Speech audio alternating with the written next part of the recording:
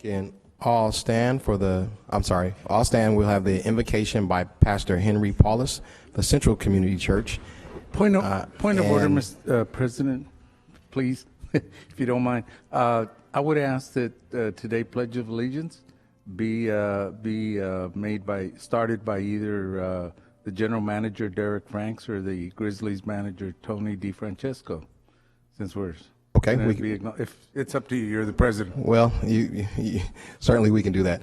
We're going to have the invocation by Pastor Henry Paulus of Central Community Church, and then remain standing, because immediately following we will do the Pledge of Allegiance, and if we can have General Manager Derek Franks come down and lead us in the pledge.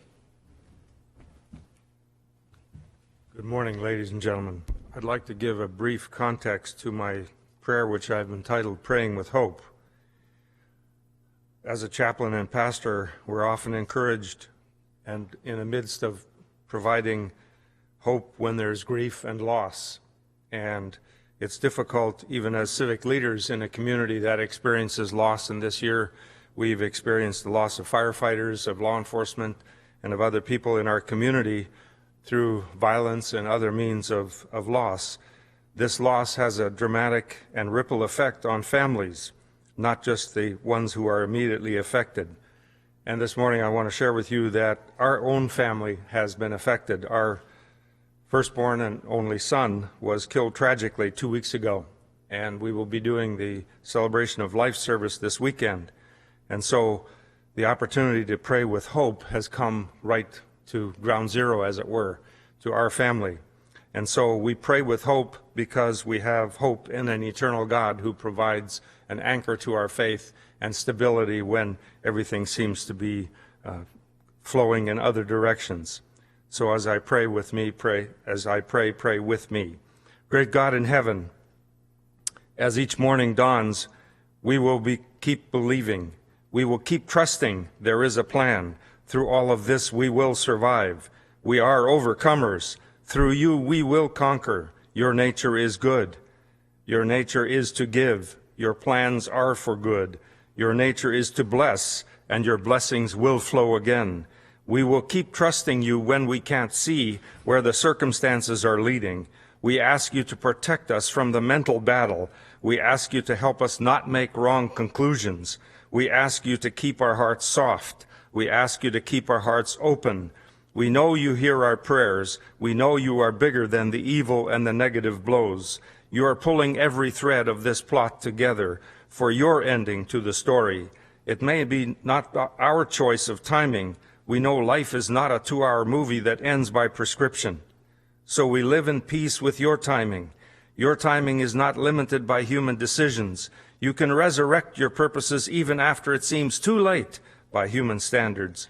Yet we will keep seeking your purposes because our understanding can be twisted by our dashed hopes. Our gratitude opens a window that you can pour your love and your soothing peace through. God, you will prevail. We know you are at work to answer our prayers, even though the circumstances have not yet changed. We choose to face the right direction and take steps to align with you, merciful and compassionate God. We rely on you for the courage to face the new day. You enable us to grieve with eternal hope. Thank you. Amen. God bless you all.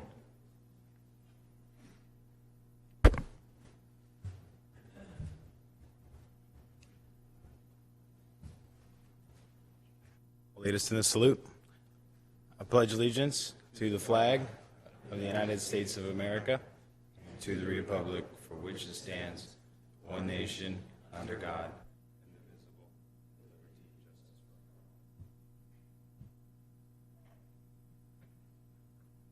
justice for all. All right, thank you. All right, we have a couple of ceremonial presentations this morning, a major one. So as all of us in here know, we're very, very proud of our Fresno Grizzlies, who won the national championship just a couple of days ago.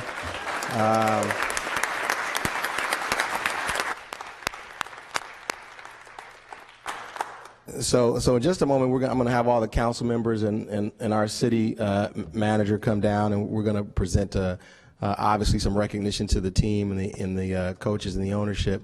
But I've just got to say, I've got to say this because I'm the president and I get to say it because I have the microphone right now. You know, there was a lot of anxiety, you know, in the not too distant past, and a lot of us here remember because we were moving to a different franchise, a different. We were going from the San Francisco Giants to the Houston Astro League, our team. And we had a lot of anxiety about that in this building and in the city. But I can remember Derek Franks telling me that we're going to be okay.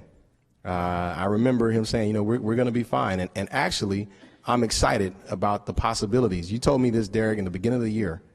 We had breakfast. And you told me you were excited about the possibilities of this team and excited about what you thought could come out of this for the city.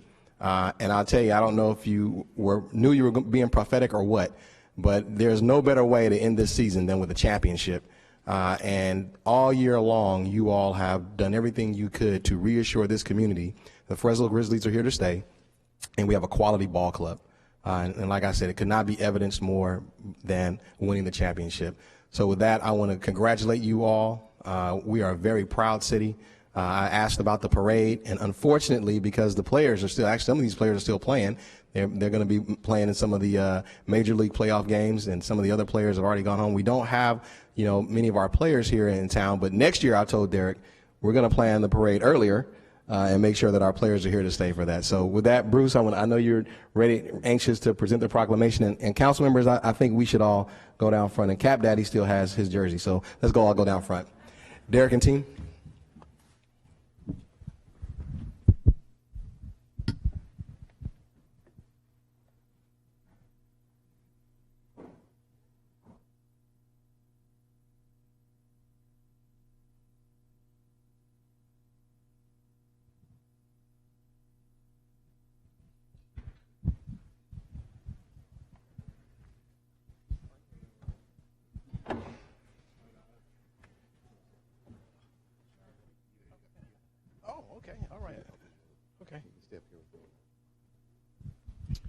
Well, listen, so we have our Grizzlies organization here, and you know, Cap really is the council member with the most team spirit. I can say that for sure. But we're all so very. I'm standing in front of Parker. Cap, can I stand right here? Yeah, let me squeeze in here because we can't block Parker. But kind of like I said a few moments ago, we're all so very proud of what this organization accomplished this past season.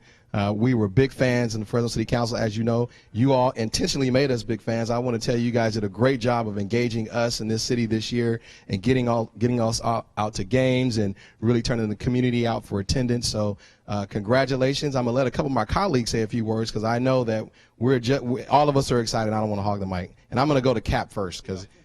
Well, thank you. Congratulations. This has been a really, really exciting season, and I enjoyed every game. And you know, Matt Duffy's up in the bigs, and I watched John Singleton last night, and he's up there, so it's quite a team. But you know what? There's so many players of quality on this team. They're going to do this again next year. They're going to do it again next year. So congratulations to everyone, and I wanted to add one thing that I don't know that everyone knows. The man standing right to my right here, this general manager, he is the executive of the year of the entire league, right here. Congratulations. Congratulations. All right. Do I have any other count? I can't. Yes, I know my friend Clint Olivier. All right. Thanks, Oliver, very much. You know, and this is a story that's been going around the community, and if you haven't heard it, it's very important to hear. It was about, what, a year and 2 weeks ago that this organization switched affiliation. It switched affiliates. The San Francisco Giants went elsewhere, and we got the Houston Astros. And there were those in the community that counted these folks out. There were people in the community that said, you know what, I'm here for the Giants, forget it, I'm out of here. But this organization, led by Chris Cummings and by Derek Franks and everyone else here, said, absolutely not. They fought so hard. They won the award for what it was, promotions of the year. They got out of the entire Pacific Coast League. This organization was recognized for doing the best promotions. The Fresno Tacos promotion packed that stadium. We had 17,000, broke records this year. And you know what? we don't miss that other organization. We're happy that the Astros have sent us players. We are winners. We are national champions because of the people in this room and because they wouldn't give up and they wouldn't quit. So thank you so much to all of you for making Fresno proud.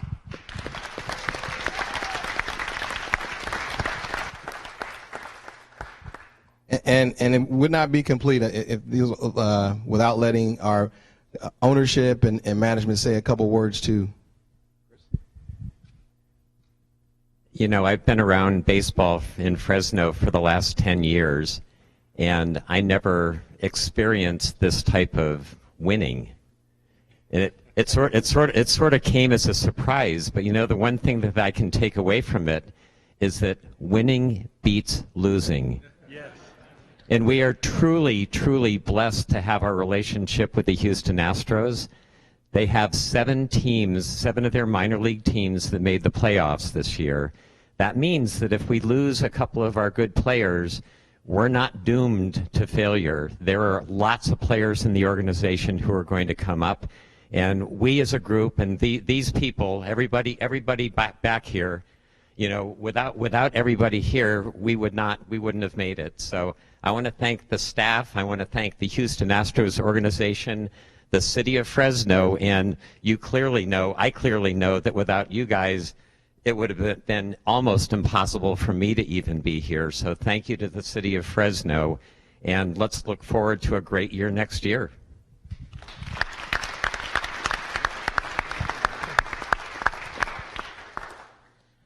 This has been an amazing year. We've talked about where we were a year ago, and actually at the national championship game last year, we go to all those games because we have league meetings, and it was that game was the day before we had the ability to go out and figure out who our affiliate was going to be. So a year ago at the national championship game in Charlotte, we were there watching as spectators, and it was a long night wondering what was going to happen the next day. And you know, we had our mind set on the Houston Astros for a number of reasons that we've talked a lot about.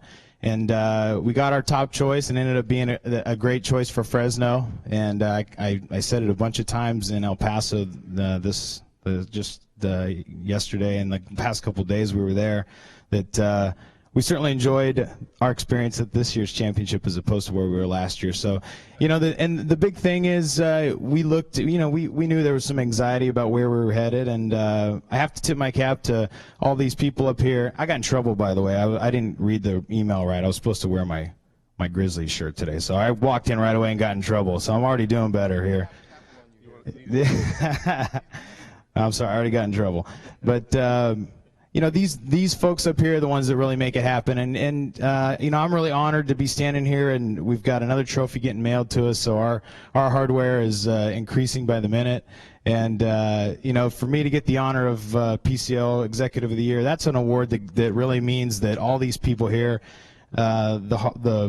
the long nights and the anxiety and all of the stuff that these guys do to really make it happen. I'm fortunate enough to be able to be the guy who gets to really sort of be the face of that. But that award means that that's an award for our team more than anything, and it's a real testament to these guys' hard work and dedication. And, you know, a year ago with a lot of anxiety, we got together and we said, all right, where are we going to go from here as a team? And this group in front of you decided that we were going to believe in the power of positivity, and we were going to set out to be the best minor league franchise in the country. And standing here today, it's proof that if you set goals and you can picture yourself in a positive way, you can make that reality happen. So I love all these people standing up here today. Chris, thank you for giving us the opportunity to live the dream. And now let's start working on a dynasty, Fresno.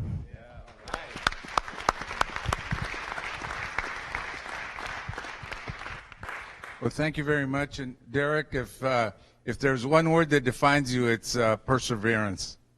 Perseverance. You've stuck with it, and congratulations for all your hard work. And Mr. Cummings, you as well. Of course, it's been a lot of heartache. I got to tell you, about 4 or 5 years ago, I collect sports memorabilia.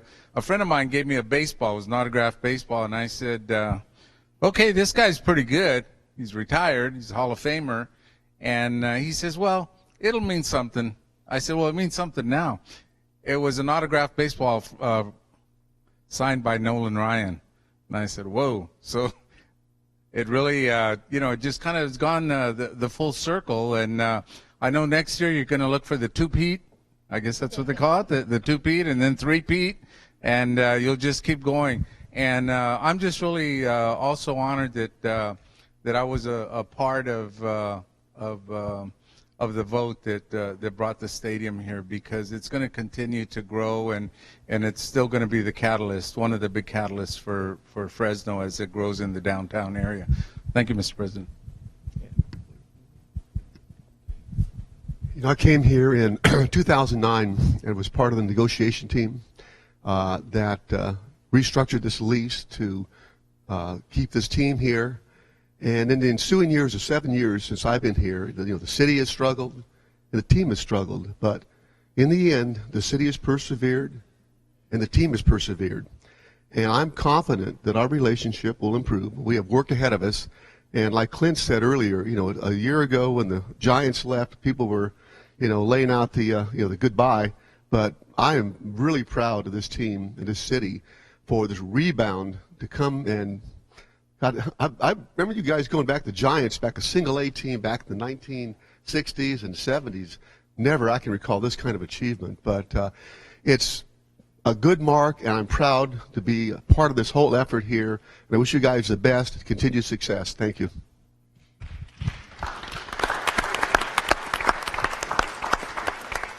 All right, all right. Well, with that, we have some official words. Yeah, we have some official words that we need to read. It's called a proclamation, and we're going to have, Madam Clerk, can we read the proclamation?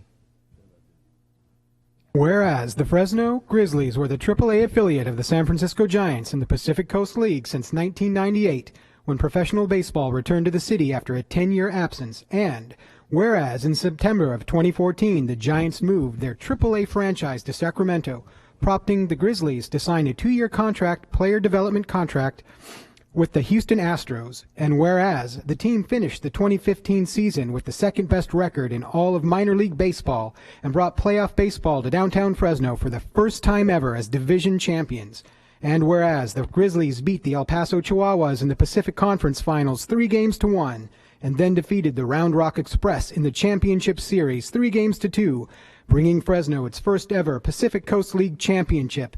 And whereas the Fresno Grizzlies advanced to the AAA title game against International League champions Columbus and shipwrecked the Clippers 7-0 to cap their magical season as national champions. Whereas the Grizzlies set several franchise marks along the way this season, including the best record in club history at 91-62 and their first ever PCL title. And whereas the team embraced its new affiliation with the Houston Astros, who in turn provided the Grizzlies with some of the best young talent in baseball, including Rookie of the Year candidate Carlos Correa and Pacific Coast League MVP Matt Duffy. And whereas the entire Fresno Grizzlies organization should be commended for their dedication to excellence, their passion for innovation, and their commitment to their hometown, resulting in a magical season that captured the hearts of our entire community. Now therefore, be it resolved that we, Mayor Ashley Swearingen, and the Fresno City Council, do hereby proclaim September 24th, 2015 to be Fresno Grizzlies National Champions Day.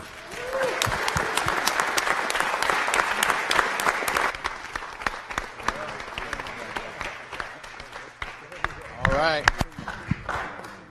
So I think outside we're going to do a flag raising. So for all of our fans here, we're going to go outside and we're going to raise the flag in just a couple of moments. So we'll meet you out front. We have a nice Growlifornia flag, and I see one right there that we're going to raise outside. So we'll meet you all outside.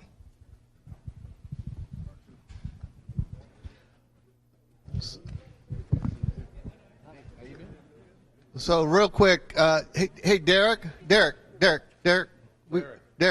we forgot something. So. All right, we'll get done with Paul taking this picture. You don't actually watch you. Yeah, I was going to say you better weigh him before he leaves. So if I could, Derek, I want from one executive to another. I want to also recognize the fact that you were, the Executive of the Year for the Pacific Coast League. There's some commonality between what you do and what we've been through kind of together as a team and as a community. When the Giants announced that they were moving, it was like, okay, the franchise is dead, put a fork in them and they're done. A couple of years ago, the city of Fresno, that was a lot of discussion, that put a fork in them, they're done, they're like Stockton, Detroit, and here we are standing today. Neither one of us are out of a job. That's the good news. But then there's also this little kind of good news, bad news thing. As with any franchise, there's the face of the franchise. In my case, I happen to have a mayor who's very intelligent, articulate, attractive. You, on the other hand, we got Easy now, easy, Bruce. yeah, well, I'll just leave it alone. I'll just leave it at that. Yeah. So, but on behalf of the mayor and the council and the community, congratulations on being Executive of the Year in the Pacific Coast League.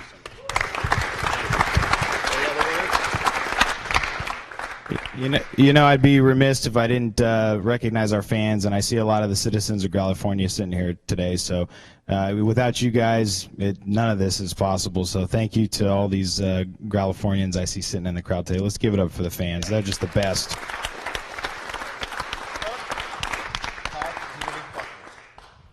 Whereas Derek Franks is the general manager of the Fresno Grizzlies, and whereas Derek grew up in Kingsburg, California, earned a degree in public relations from California State University, Fresno, and has just finished his 12th season with the Fresno Grizzlies, and whereas Franks started his career with the Grizzlies in 2004 as an intern and has worked his way up through the ranks as an inside sales representative, ticket sales manager, director of inside sales, director of sales, vice president of sales, and executive president, and whereas in March of 2015, Derek was promoted to general manager, where he now oversees the day-to-day business operation of the club, and whereas Franks has led the Fresno Grizzlies through a new major league affiliation, the enactment of new sales methods, establishment of new corporate partnerships, the branding of a Fresno-first marketing strategy, and one of the most aggressive and creative promotional calendars in all of sports. And whereas on Thursday, August 6th, Derek announced that the team would be renamed the Fresno Tacos for their popular Taco Truck Throwdown and earn national exposure from virtually every sports outlet in the country, including ESPN SportsCenter. Whereas Derek was honored for his efforts by being named Pacific Coast League Executive of the Year for the 2015 season in only his first year on the job. Whereas Derek Franks has proven himself to be uncommonly successful because of his decisive leadership, his strong relationships, and his unwavering commitment to his community. Now therefore be it resolved that we, Mayor Ashley Swearingen and the Fresno City Council, do hereby proclaim September 24th, 2015 to be Derek Franks Day in the city of Fresno.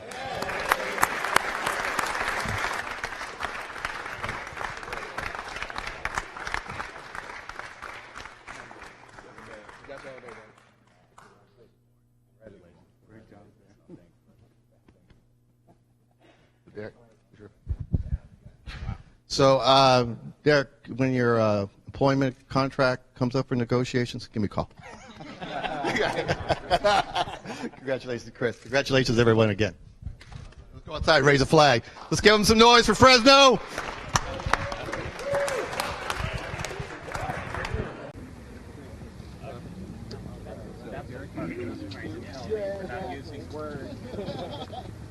All right, you get to help Paul on this thing. Just don't downspeed. So remember, the cameras are over there on that side. So. All right. Ready? All right.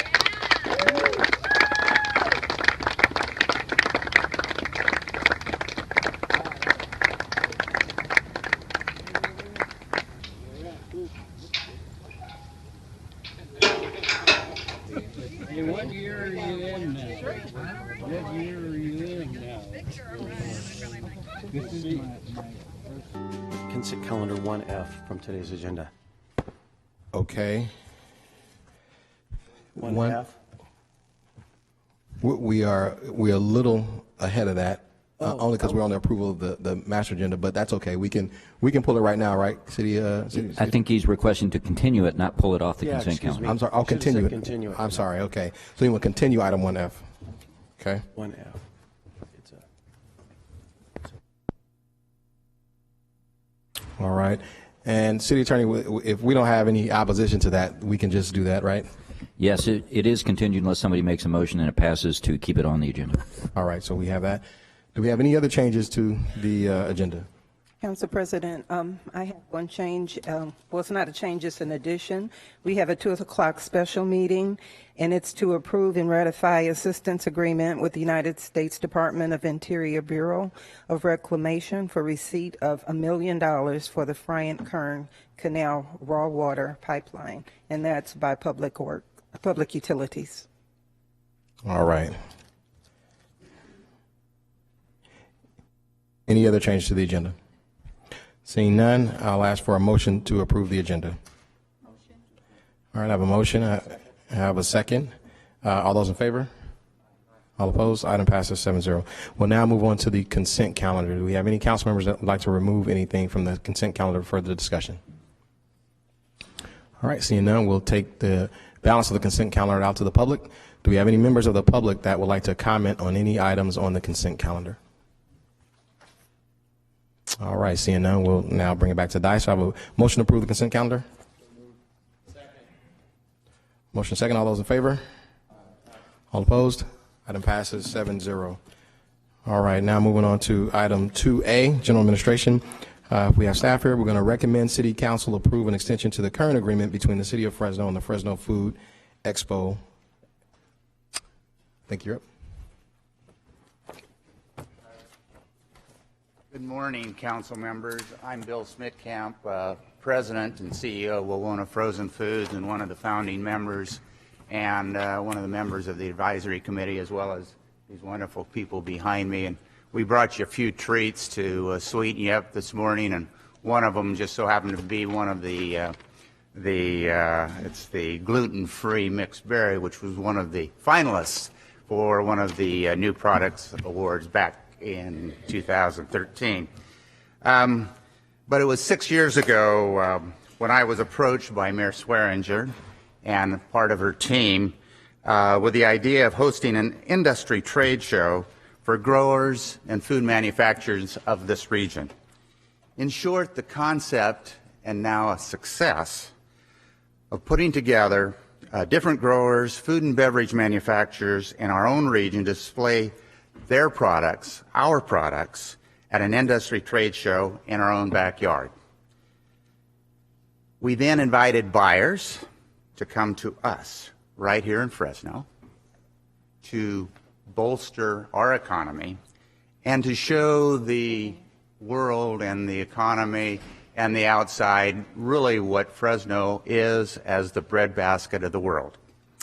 The concept not only made sense, but we knew it had a great potential for the growth and exposure of our community and products.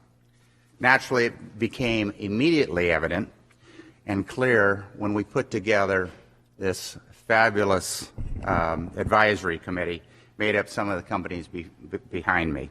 Certified Meat Products and JD Foods, Bucetto Foods, Enzo Olive Oil and PR Farms, Fowler Packing, Valley Lavash Baking Company, La Tapatia, Gorawan Farming, and Baker Peterson and Franklin, which was a broad base for us to build off of. As we started discussing which companies we would invite to the exhibit, what buyers each of us knew that we could call to bring to this wonderful event, which industry service providers would recommend to include, it became very clear that our connections in this joint effort were preeminent. The Fresno Food Expo would provide a synergistic platform for our entire industry to network and share connections that would result in tangible economic opportunities for our entire food industry, from small startups to large companies to everyone in between. Understanding that the city of Fresno and Mayor Swearinger administration would house and initiate and incubate it for a handful of years, our goal was to be able to launch a standalone nonprofit that would ensure the efforts of the Food Expo continuing throughout the years. On behalf of the Industry Advisory Committee, after 5 successful years, we are excited to announce we are ready to support this as a standalone venture, and we thank the city for their past support. We believe that a standalone nonprofit dedicated exclusively to the Fresno Food Expo is essential to ensuring our efforts to continue to be a driving economic force for years to come, just as the Tulare Farm Show has become a worldwide event. We really cannot thank the city enough for bringing this vision to reality and working with our industry to develop this platform for our companies to participate and grow. We look forward to continuing our partnership with the City of Fresno, and will continue to look for the City of Fresno's partnership as we continue to grow. Today marks one of our crucial first steps as we standalone venture, and I am hopeful we can count on you to continue your support and the agreement between the city and Fresno and the Fresno Food Expo for the use of the Fresno Convention Center for the next 5 years. I'd like to turn it over to Amy Fuentes to continue in the information on the Fresno Food Expo. Thank you.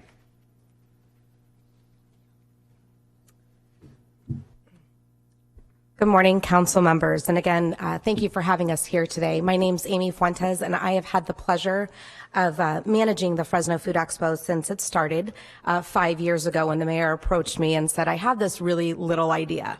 I don't know if it's going to work. It's been a pleasure over the past 5 years. And I'm just here to throw you some facts and figures to demonstrate how this effort has really grown and flourished over the past 5 years, further exemplifying why we are so very excited to take these next steps and continue to grow this economic development initiative. As Bill stated, the Fresno Food Expo was launched as an economic development initiative in 2011 by the Swearingen administration to provide food and beverage companies in the San Joaquin Valley platform to network, share industry relationships, create new business contacts, and increase their exposure to broader sales opportunities. The concept of the Fresno Food Expo was simple, and our goal was to work with industry leaders who, if the concept worked, would support the launch of the trade show as its own economic development initiative. So we reached out to our private industry partners and launched our concept, asking not only for their participation, but their insight on how to develop a trade show that would attract their peers and real decision-making buyers. And furthermore, if this works, how do we make this sustainable? For the past 5 years, we have leaned on our industry advisory committee, made up of the presidents and CEOs of the companies you see before you, many of which are here today to help prove this concept. At our first annual Fresno Food Expo, we brought together 65 food and beverage companies, welcomed 198 buyers, and gathered 476 members from our community to join us in this celebration. The first annual Fresno Food Expo provided to be much more than a trade show. It served as a platform for 2 companies to launch their business, and for the first time really exhibited the many assets that make our region the breadbasket of the world. Fast forward 5 years, and at the 5th annual Fresno Food Expo this past July, we brought together 121 exhibitors, welcomed 914 buyers, and over 1,100 of members from the public. Over the past 5 years, we have grown substantially in every category. The number of San Joaquin Valley-based food companies who have participated in the Fresno Food Expo has increased by 186%. And in total, over the years, we have engaged over 250 different companies from the San Joaquin Valley to participate. Of those participating companies, 65% of exhibitors who have participated for 2 or more years have seen their sales increase, with 30% of those seeing an increase of over 30%. At the most recent Fresno Food Expo, we welcomed 914 buyers. That's a 460% increase since our first expo in 2011. We've welcomed local, regional, national, and international buyers to the show over the years, coming in from Taiwan, Japan, South Korea, and national decision-making buyers from Costco, Walmart, Trader Joe's, among others. At this year's Expo, 81% of all buyers attending had decision-making authority, and 98% of all buyers who attended found producers that they plan to follow up with to actually purchase products. The Fresno Food Expo public event, which I must admit was really an afterthought in our original concept, has proven to be an outstanding success, and it has evolved into an opportunity to engage our larger community and educate them on the many of foods that are grown and manufactured right here in our own backyard. Since we started limiting the number of attendees at the public event 3 years ago, we have sold out every show. The results? Here are just a few. Deb's Gourmet launched their business at the 2011 Fresno Food Expo. She's now in approximately 400 retail stores in 6 states and sold over 80,000 jars of her products. Dairy Goddess started participating in 2012, where they met the Whole Foods buyer. They are now in 35 Northern California Whole Foods stores, resulting in a 35% increase to their overall company sales. Rosa Brothers started participating in 2013 after being in business for only 6 months. After meeting Save Mart, Safeway, and Vons, they are now in over 100 large retail and independent retail stores. Hartridge Farms started participating in 2015 with a new line of organic flavored almonds and met buyers from Vallarta, Whole Foods, and Costco, all of which they are already in discussions with to purchase their product merely 2 months after their first time at the show. They were also able to meet a number of export companies who are interested in exporting their products to China, Japan, and Korea. The successes we have experienced over the past 5 years indicate that we have a proven track record with our efforts thus far, and it is in our best interest to continue growing this economic development initiative. Our vision is to become a leading food industry trade show, exhibiting products from the breadbasket of the world and positioning the San Joaquin Valley as the richest food region in the world. With the industry's pledge to support the launch of the Fresno Food Expo as a standalone nonprofit and the City of Fresno's continued support, I have no doubt that we can continue to build the efforts of the Fresno Food Expo to be something as prestigious as the World Ag Expo in Tulare and continue to create tangible economic opportunities for our region's most viable industry. I thank you again for having us here today and very much appreciate the opportunity the City of Fresno has provided to create such great economic opportunities for so many food and beverage companies within the San Joaquin Valley. I'm happy to answer any questions at this time, as well as Bill, I'm sure, will help me answer as well. Thank you. All right. Thank you for that presentation. Do you have any further comments? Okay. We will now take this item out to the public. Do we have any members of the public wishing to comment on this item? All right. Seeing none, we'll bring it back to the dais. I have a few council members that want to make a couple comments. Councilmember Brandow. Bill, can I ask you a couple questions? So, starters, what are these things called again? Well, the ones that are a little darker colored, are the peach-filled ones are peach jewels, and the ones that are a little lighter are gluten-free triple berry gems. No, you've already had 4. Please. No, give me the tray. Okay. Well, really, this is about the whole team. I understand. We thought we'd sweeten you up a little bit. And I think it worked. Yeah. These are fantastic. But I wanted to say thanks for your presentation. You've been there. I was actually camping in Yosemite this Expo, so it was the first one that I couldn't make in a long time. But I have noticed over the years just the quality of not just Wawona, but the quality of everybody involved, all the products. And it's just visually, when you walk in the room, you can tell that it's growing on an annual basis. So you definitely have my support. Amy, I want to thank you for doing a good job, not just this year, but over the years. This has been a fantastic vision by Mayor Swearingen and her whole administration and staff. It is just outstanding for our community to display these products. And so I'm going to make a motion to approve this item. All right.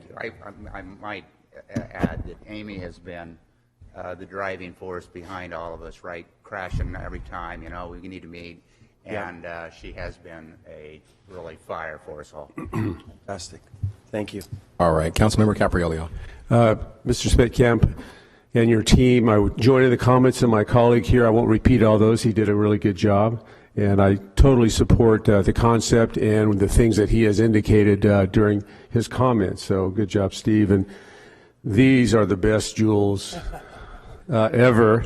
And I want to thank you, your family of businesses, Lions Magnus, Wawona, the whole thing, and your family in particular for being so supportive of Fresno and being the key ingredient, if you will, for the Fresno Food Expo. So thank you and your team. You're fabulous. This is also an area that I think the whole advisory committee agrees on, that this helps a lot of the smaller businesses across our valley, to give them an opportunity to show. We show plenty of food shows across the nation, and we don't need to be doing another one, but it does give us an opportunity, and we believe it gives back to the community.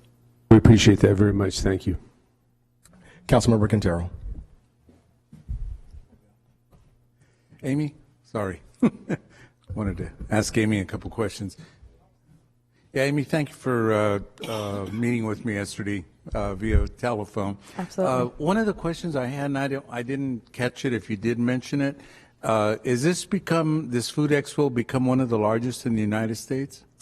To what we have found so far, for it being a regional trade show. So there's a lot of industry trade shows who exhibit a certain type of product, but we have not found another one in the U.S. that exhibits just regional products. Okay. So we're very unique. Okay. Well, I've had the opportunity to go to about 3 or 4 of the shows, and you've really done a great job. I know it's also a labor of love for you. It's your baby, and you've done a really great job. I'm going to support it because the logo on the word food, it's a sideways S. So that's one reason I'm supporting it. Well, thank you. But I really believe, though, Bill and Dan, that helps make this really a successful event that I've noticed is that even on the day when the public goes, the second day,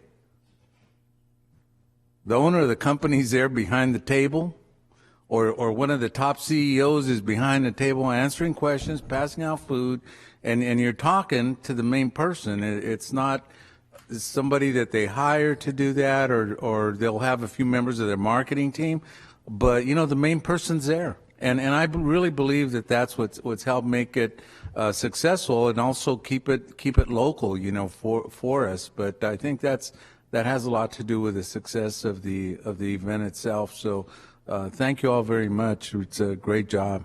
Thank you. Yeah. Councilmember Olivier. Thank you, Council President. Just to kind of echo what my colleagues had to say, thank you so much for taking part in this. Thank you so much for growing this. It's really a source of pride. And Sal also stole my thunder. I mean, it just kind of, it goes back to the kind of individual that Bill Smitkamp is, because he works the convention floor, and he hands out these things, and he talks to people about his company. And so that's a heck of an endorsement, and thank you all so much for participating. I'm happy to support today. Thank you. Councilmember Brand.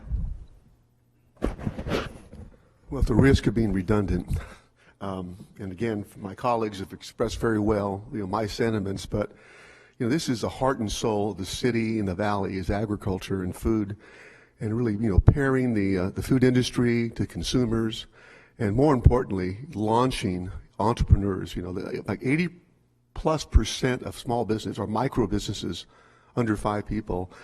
And this event epitomizes, what this nation's about, what this valley's about. And I want to thank all, Mr. Smitkamp, Amy, and everybody involved from the inception of what a very, very successful event, and really a great thing for the city of Fresno. Thanks. Councilmember Quintero. Well, and I'd also be remiss if I didn't mention one of the best businesses in Southeast Fresno is JD Foods, Jimmy and Mark, and I know that you fellas were there at the last Food Expo, and I believe that that's also helped in your growth as a company. So, and I know you were both there. You're the owners, and so it was just it was great to see you and great to see the growth that you're experiencing as well. So, thank you very much. All right, those are. I think all of my colleagues have had a chance to say a couple words, and I will really just echo all of their sentiment again. A couple of us have been here since the beginning. I'm one of those, so I've had an opportunity to know where it has started and know where it is. I think it's a fantastic project. It's much larger than an event, and I'm so glad that you highlighted the business success that comes out of this event, because that's really what it's all about. A lot of times we as on the city side of the agricultural discussion have a very hard time participating. The county, it's a little bit easier, but for us it's a little more difficult, and I really applaud the vision of the mayor and the staff for figuring out a way for the city to be involved in our very robust ag business economy. And this is really, one of the ways that we can participate. Not saying this is the only way, but this is certainly a way that we can participate. So great job, I'm fully supportive like my colleagues. And I think we have a motion. We have an appropriate second. All those in favor? All opposed? Item passes 7-0. Thank you. Thank you guys very much. Next up, we will have item 2B, actions related to Granite Park and Council District 4. We have staff for that.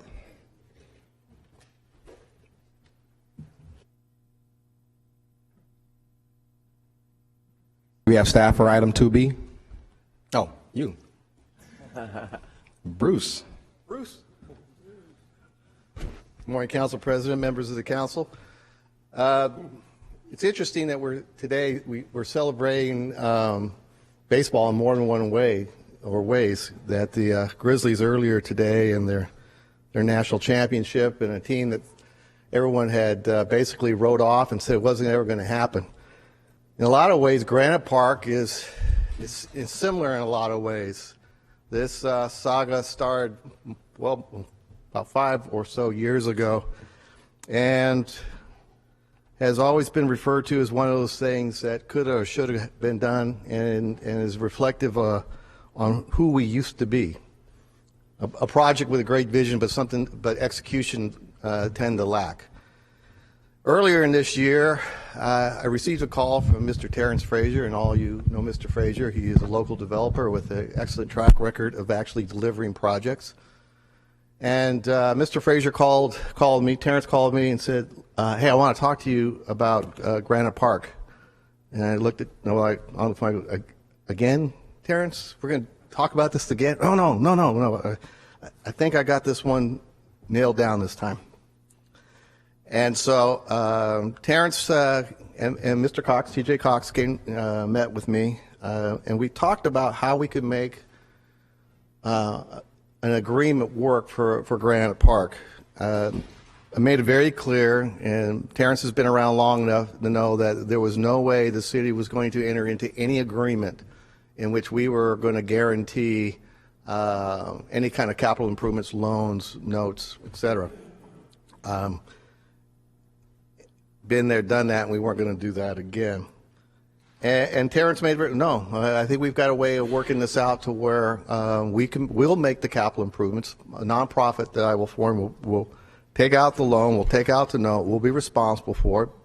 But in order for me to do that, I need some kind of security that this agreement, this partnership, is going to last long enough for me at least be able to break even, as Terrence puts it.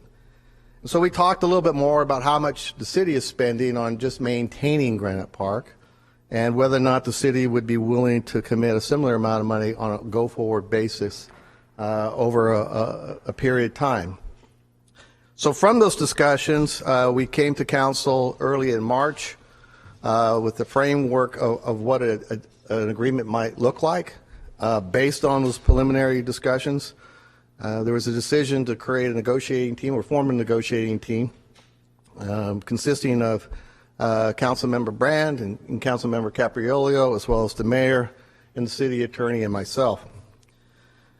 We shortly thereafter executed an exclusive negotiating agreement with Central Valley Community Sports Foundation, because there were certain due diligence that we needed to conduct in order to see whether or not this was going to be feasible. And everyone was highly sensitive to the legacy of Granite Park. So one of the very first things that had to be accomplished was actual construction estimates. Terrence had hired a local contractor to go out and give him an idea of what would be needed. But we actually, and I warned him, I said, I think you're being a little bit optimistic with your estimates. I don't think it's in as good a shape as you think it is. And fortunately, he listened, because he came back and goes, "You're right. It is in a lot worse shape from an infrastructure standpoint than what it appeared to be when you just do a walk around. The other thing, so based on that assessment, it was determined that in order to renovate the ball fields, that the investment was going to be close to $2.7 million. Some of which is associated with a small restaurant and volleyball courts, and the addition of a fourth ball field, which is not out there right now. But in order for the model to work, to hold tournaments and things like that, you really need at least 4 ball fields. The next part, or the next step, was to conduct a market or an economic feasibility study to determine whether or not there was enough demand and enough revenue could be generated to cover the operating, capital, and debt repayment. The study came back and concluded that there was sufficient market demand, provided the city would continue to contribute a similar amount of funding towards Granite Park, and based on our discussions, for a period not to exceed 10 years. It also assumed that there would be at least $60,000 generated from a ground lease in which either Granite, the nonprofit, and or the city would allow digital billboard to be placed along the 168 corridor at Granite Park. So once we completed that part of the work, we were also looking at, and Councilmember Brand and Capriolo and the mayor made it very clear, we need to know what we're really spending out at Granite Park. And I'm going to show you some pictures to give you an idea about what $100,000 a year actually gets you. Right now, in FY15, we spent $124,000 on Granite Park, of which about $22,000 are CAM fees, common area maintenance fees. The other is just basically security guards, trying to knock down some weeds, remove the homeless once in a while, things like that. Previous years, those costs were probably higher. A couple of years ago, we had to spend almost a month trying to get some homeless individuals off the property. And so it depends on, in a lot of ways, the level of illegal dumping, vandalism, graffiti, and things like that occur. The other thing I requested was for us to conduct our own analysis as to what it costs us to operate, well, not so much operate, but just to maintain similar green spaces in the city of Fresno. So I had Public Works, the Parks Department, with the leadership from our budget division, go out and evaluate similar facilities that we currently maintain ourselves. Facilities such as Quigley, the South West Sports Complex, Einstein. These are facilities that have baseball fields, lighted baseball fields, and small buildings. The average cost per acre for us just to water the grass, cut the grass, and turn the lights on is over $12,500 per acre. So for the city of Fresno, a 15-acre site is being proposed with Granite Park would cost the city well in excess of $188,000, almost $190,000, without staffing. And I will tell you that that cost does not include depreciation life cycle costs. And you guys have heard me on more than one occasion talk about life cycle costs or depreciation. The deal that we had tentatively struck with Mr. Frazier and Mr. Cox, I made it very clear that part of the operating expense had to include a sinking fund, a depreciation account. So when you're looking at these costs and you're doing an apples to apples comparison, recognize we don't fund that, they do. So their $188,000 just to keep the grass green includes depreciation, ours doesn't. So based on that due diligence and based on the information we had, the parties got together and started negotiating the terms and conditions of what are 2 agreements before you today. One is a recommended ground lease. It's a 25-year ground lease. There are extensions in this ground lease provided at the end of the term.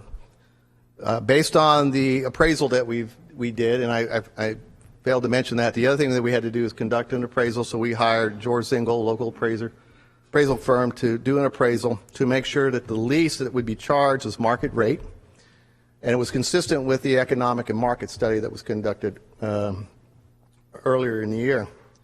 Mr. Zingle came back and evaluated the property. It was included in the council's packet.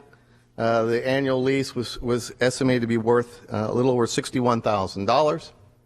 So the lease is for $61,000 and some change. It's actually $62,500 with a 2.5% escalator.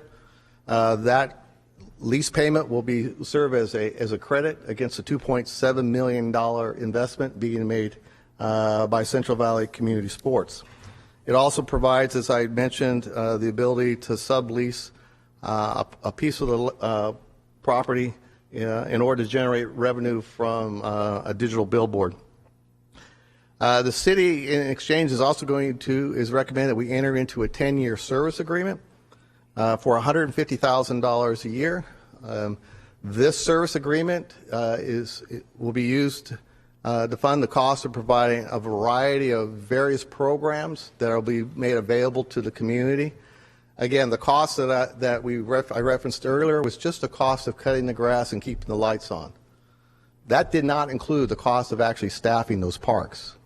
So for $150,000, we are essentially getting 15 acres of new green space and staffing and depreciation for 10 years. So as I mentioned, I wanted to give you an example or show you very quickly what $104,000 a year gets us as far as the level of maintenance that's currently occurring out at Granite Park. These photos were taken a couple of days ago, so this will give you a point in time reference to look at. So this is the entry into the facility. As you can see, I didn't color or Photoshop this. This is pretty much the color of the grass out there right now, as Councilmember Capriolio can attest to.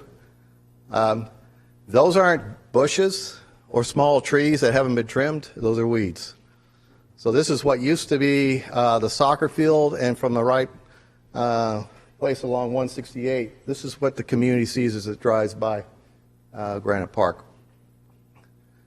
This is just a small example of the trash and debris that is out there. I believe this is the first field as you come into the complex.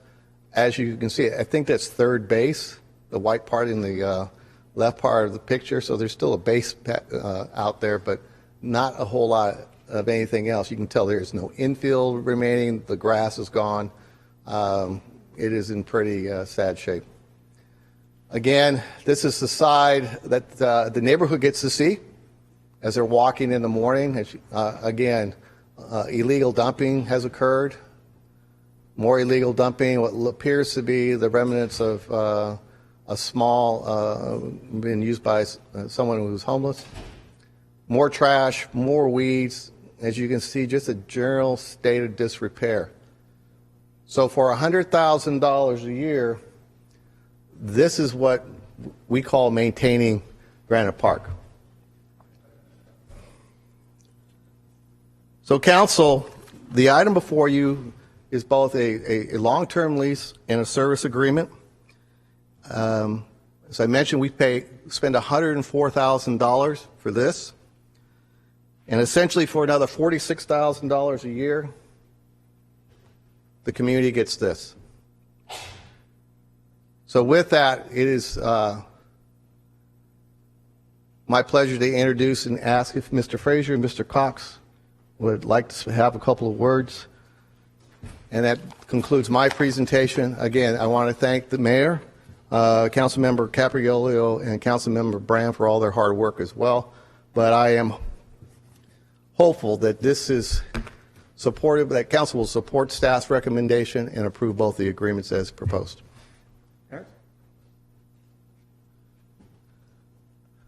Thank you for allowing us to come up here and speak today. I don't really have too much to say about it. I think the picture kind of spoke for itself.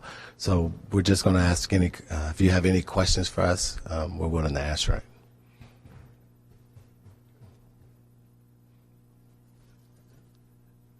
All right, thank you, Bruce. That concludes our presentation. We'll answer any questions you may have. City Attorney? Yes, we would just recommend a small ADA disclosure be added to the contract and be considered with that as well when we run that by Terrence too. Okay, so you're going to need to you're going to ask that we amend the motion that way. Yes, that the lease include the ADA disclosure. Okay, so for Councilmember Capriolio, if you would make the motion, Yes. Okay, I'm going to now take this item out to the public. Do we have any members of the public that would like to comment on this item? Okay, seeing none, I'll bring it back to the dais. This is in Councilmember Capriolio's district. Thank you, Council President. Thank you, Bruce, the team, all the people that were involved in this, our city attorney. We've thoroughly vetted this whole process, and there's many people that were involved with it, and I want to thank them all. This is a moment we've been working toward for many years, and it's finally here. It's finally here for Fresno, and through the hard work of all these people and the collaboration of all the people in the mayor's office, we've been able to reach this point. And Granite Park has new beginnings. Like the Phoenix, this area will come back to life. And through the hard work of our administration and this team, this is a partnership of private, public, and nonprofit. And it's remarkable that we're able to come to that conclusion. And it's going to be great for the city of Fresno. During my campaign for election, I told the voters of District 4 I would really work my tail off to get Granite Park back on the map, so to speak. And today is the day. It's remarkable. It's historic. So we're in the heart of District 4 is where this park is, and I can guarantee that families, children, seniors, entire neighborhoods will enjoy this facility every single day. So with that, I'd like to make a motion for this historic moment that not only for District 4, but for the entire city of Fresno. And my constituents in that area, this is a great place for them to come and recreate and have fun and enjoy and be proud. And as people drive down 168, they can look over toward Granite Park and say, wow, Fresno, another remarkable achievement for the city of Fresno. So with that, I'd like to make a motion to approve the item with the addition of the ADA needs that were negotiated earlier. And I know my colleagues have some great things to say about it too, so thank you. All right, we have a motion by Councilmember Capriolo and a second by Councilmember Brand. Councilmember Brand, you're up. I started in 2009, and within 6 months we had, I think it was the first 12 months, we had the Met Museum, Granite Park, internal borrowing of $36 million. So not exactly a great start. But in that ensuing 7 years, I've seen so many proposals come by. A lot of them come by me. Okay, Lee, you're the numbers guy. I've seen, soccer fields, indoor, outdoor, rebuilding the baseball fields. We had a wakeboard park. I remember we're going to bring in the ponding basin and bring in the overhead cables to take people around. And just a variety of offers. But there was one common theme. And that common theme in all these different offers was, city, you pay for it. City, you guarantee it. Well, we made that mistake in 2008. We're not going to repeat that mistake in 2015. So I looked at this thing, and this was not an easy transaction. There were some major challenges we faced to put this thing together. Just for the council's sake, if you look at, and city manager's already been over the numbers, but basically, we're paying the equivalent of $126,000 a year, counting the CAM cost. We're going to continue to pay the CAM cost of $26,000, so that's $103,000. We're going to pay $150,000 a year for these nonprofit group to run the operation, and this is not just a private venture. These guys making money. This is a service contract to the city of Fresno to provide services citywide for baseball, soccer, volleyball, other activities. So we are getting a service in return, and nobody here is going to dispute at all the need for additional parks, active parks. This is a regional park, not just a local park. So the net impact is roughly $46,000 to the general fund. That's our net cost. Although I'm going to get later, I think we'll make up the difference. But You know, to look at what we have today, and we got to go back to what we had in 2008, because I was on KMJ last week, and somebody calls in, hey, it's the same old thing. Well, you know, you guys can't keep your existing parks going. Why are you doing this? Well, if somebody came to me and said, I'm going to spend $3 million in Woodward Park and maintain it, I would say, let's sign today, right? That's pretty much what we have here. This group, Terrence and TJ and their organization, they're going to spend $2.7 million on city property. And they're going to build 4 baseball diamonds, a restaurant, and future expansions. We originally were going to offer $1 a year on a ground lease. And we ran into problems with 2 problems. 1, potentially a prevailing wage because you're below market level. And 2, it invoked the Better Business Act that I wrote because the subsidy over 10 years would exceed $1 million. So we all got together and we decided to get an appraisal. What is the fair market value of a ground lease in this location under these circumstances? And it came back, and I believe it's $61,000 per year. And this group is going to pay us $61,000 per year. So we are doing a market level transaction. The original deal was actually set up in 2 phases. There was the private phase that's still there today, and there was the nonprofit phase that had the ballparks, and that's where the city made a mistake, didn't do its due diligence, and did a guarantee of $5.5 million.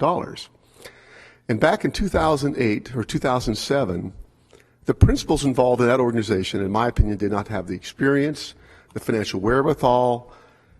There's about a 100-page market study that I'm sure cost a lot of money that this group spent to analyze and understand what the marketability and what the market was. This was not done. So having a unproven track record, questionable experience, questionable financing, this was doomed from the beginning. In contrast, we have 2 people with Terrence and TJ have a demonstrated track record in the city of Fresno in business, and I can't recall too many, if any, failures by either party. And they are putting their money where their mouth is, and they're willing to guarantee this loan. So if worst case scenario, somewhere down the line, they can't keep the mortgage payment, well, the city of Fresno has a $2.7 million improvement on the city property. And in addition, they're putting aside $80,000 a year, is what city manager had mentioned, for capital improvements, because we found that out with the Grizzly Stadium that you get a major asset like that. If you don't put money aside to cover, you know, the irrigation system, the roof, the fences, the scoreboard, over time, there's going to be a huge amount of money. So $80,000 a year will be about, you know, in the first 10 years, $800,000.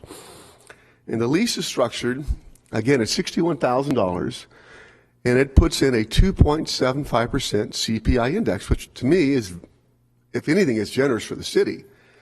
And I did the numbers. That'll add up to about roughly $708,000 over the first 10 years. And we've got $800,000 set aside in this capital reserve. It's $1.5 million, you know. So if this $2.7 million asset has any kind of depreciation, there's $1.5 or $800,000 set aside for the city. The benefit is also not only direct, because at the very worst, the city is losing $46,000. If you look at this asset right now and say, what do we do? Because this is what always happens in the city of Fresno. We have a major problem. This is one of our albatrosses. You know, you put Granite Park, city of Fresno, oh, I don't want to talk about that. But you have to find a solution. We can't let this, our responsibility as a city is to find a solution for something. And this is the best effort I've seen to find that solution. And it's a redemption for a mistake that was made, that in the perseverance of the city, and member Caprioli on his district, and he's been with me in all these different proposals and ideas, and we went through every one, gave it a serious review, and this is, you know, redressing that error that was made, you know, back about 7-8 years ago. The benefits go beyond simply these direct benefits. Anytime you put a local industry in, it's going to generate jobs, and it's going to help all those existing tenants that were struggling for a long time without having the benefit of this. I think 150,000 people a year are projected to come in. So the Victory Grill, the Granite Falls, all those nightclubs, those people are all going to benefit. They're going to benefit. Their sales are going to go up. So you're going to generate sales tax. The property values will elevate because of the increased activity, property taxes, TOT taxes for hotel taxes, because anybody who knows the baseball business and the soccer business knows this is a big business. There's people that are dedicated and spend hours and hours and dollars getting their kids and adults to participate in these things. This is a viable business. And this multiplier is indirect and it's induced. It rolls across the economy here. So whatever the $46,000 I mentioned earlier, I believe will be more than offset many times over down the road by the benefits this is going to provide the entire area. And one of the proposals I failed to mention that I heard at least 2 or 3 times was putting a hotel on this location. And there may be restrictions, city manager or city attorney, on the height of a hotel given the fight, but you could put one at 2 stories, 3 stories, or whatever. I think that's a possibility down the road too. So I've looked at this thing in every way I can to try to make sure that this is a safe investment for the city. And there's never, ever 100% on anything. But my threshold has always been 90%.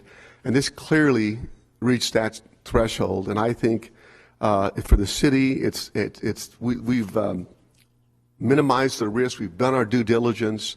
I think this will, down the road, be a very successful project. And I'm urging my council colleagues to support this project today, and I'll support it. Thank you. Councilmember Brandow. All right, Bruce, I think I just might have a couple questions. So Granite Park is almost like one of those buzzwords, especially when you're running for this office. You know, we all have to deal with past votes and stuff like that. So I'm going to ask a couple questions, just kind of oversimplify.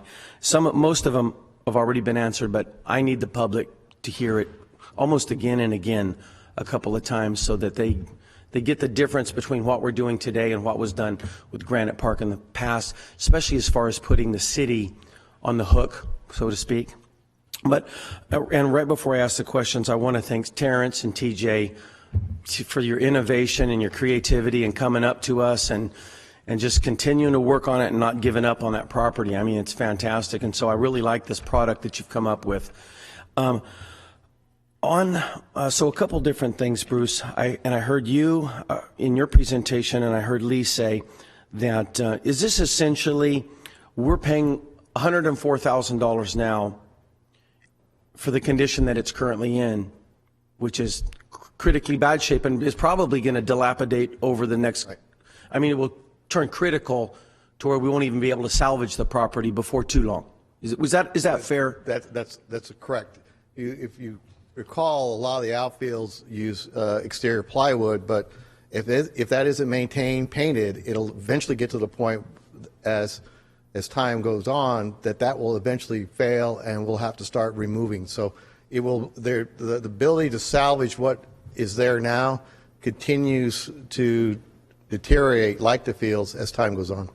Okay, and so that's annually, $104,000 annually, right? Correct. And so to boost that by $46,000 to $150,000 annually, the city of Fresno essentially turns over the responsibility for the maintenance and the upkeep of the facility. But then we get a lot more on top of that. We get the services that are included and the personnel. And it's a net increase of only 46, because we're currently paying about 104 for what you saw. We are going to stop paying the 104, but in turn pay 150 for a service agreement. So the net increase is 46. And if I could touch upon a point that Councilmember Brand was making, in the feasibility study, and I didn't include that as part of the assumptions, but it also assumed that this facility will generate another $27,000 in new TOT tax. Oh, right. So we could subtract that off of. So you could say for a net $19,000 a year, we have 15 acres of renovated and expanded green space south of Shaw, and that $15,000 a year is for 10 years. So you're a net investment of $150,000 over 10 years. You get 15 acres of new green space that is managed and providing services to the community. We can't do it for that kind of money. Do it for that. Okay, and then has there been, and I might have missed it, has there been any studies done on, getting these facilities back up and running, the income or the tax that comes back into the city for the different, things that'll be up and running that currently are not up and running? Has that been a part? We didn't go as far as trying to see what the impact would be on the retail or commercial side. We're just solely looking at whether or not this could stand on its own 2 feet without trying to do things like bringing in assumptions related to additional sales tax being generated at one of the restaurants or additional office spaces. We just wanted to be as conservative as we could with our estimates because of the legacy and because of the scrutiny that comes with this particular property with Granite Park. But there will be tax revenue to the city of Fresno for the different functions that go in. They'll generate sales tax. There'll be additional sales tax being generated from them. And property tax as well? Property taxes, everything, all boats float. Okay, yep. And so I envision, all of those businesses in that area really being benefited. So that's fantastic. A couple of kind of goofy to me side questions, but I wanted to ask them. What about the water for this green space? Our parks are currently suffering. So talk to me about water and relationship. So one of the other discussions that I've been having is that for a period of time they will continue like any other park. They will be using our water system, but I'm hoping that within the next couple of months, within maybe 30 to 60 days, this is for 15 acres. That leaves us about 3.7 acres left. I've been working with the Department of Public Utilities, and we are finalizing the scope and engineers' work to build a water recycling facility on the remaining 3.7 acres at Granite Park. Once that facility is up and running, we will use that water to supply a number of areas, potentially Fresno State, Einstein, other green spaces within that part of the community, as well as Granite Park. Granite Park would then kind of be a showcase for how you can use recycled water to support a green space. And so we believe we'll be back within the next 60 days with a ground lease with DPU, who will then construct a facility on the southern end. So that's going to take its own facility rather than just have kind of the Purple Pipes program run out to it? Right. We will build a facility at Granite Park, and then the water will run out from that facility throughout that part of the community, up to including potentially Fresno State. But one of the immediate usage will be Granite Park, because they will construct their irrigation system in anticipation of being able to use recycled water in the future. And then, okay, so we would be, that grass would be being watered and the trees would be watered from treated water rather than potable water. Correct. At that point. Well, I would like to see that expedited, and I have a good spot in District 2 for one of those treatment facilities as well. I'm sure I can find 7 spots. Because, the sooner we can start watering our golf courses and our parks and our school, these types of things, that's very, very helpful. Yes. So I'm glad that you've already looked into it for this green space, because we can always just say, hey, we're going to add 15 acres of green space, but then keeping it green is part of the deal. Then the billboard situation. So this will be, is this the first billboard that's going to be up on 168, or there's one more up there, right?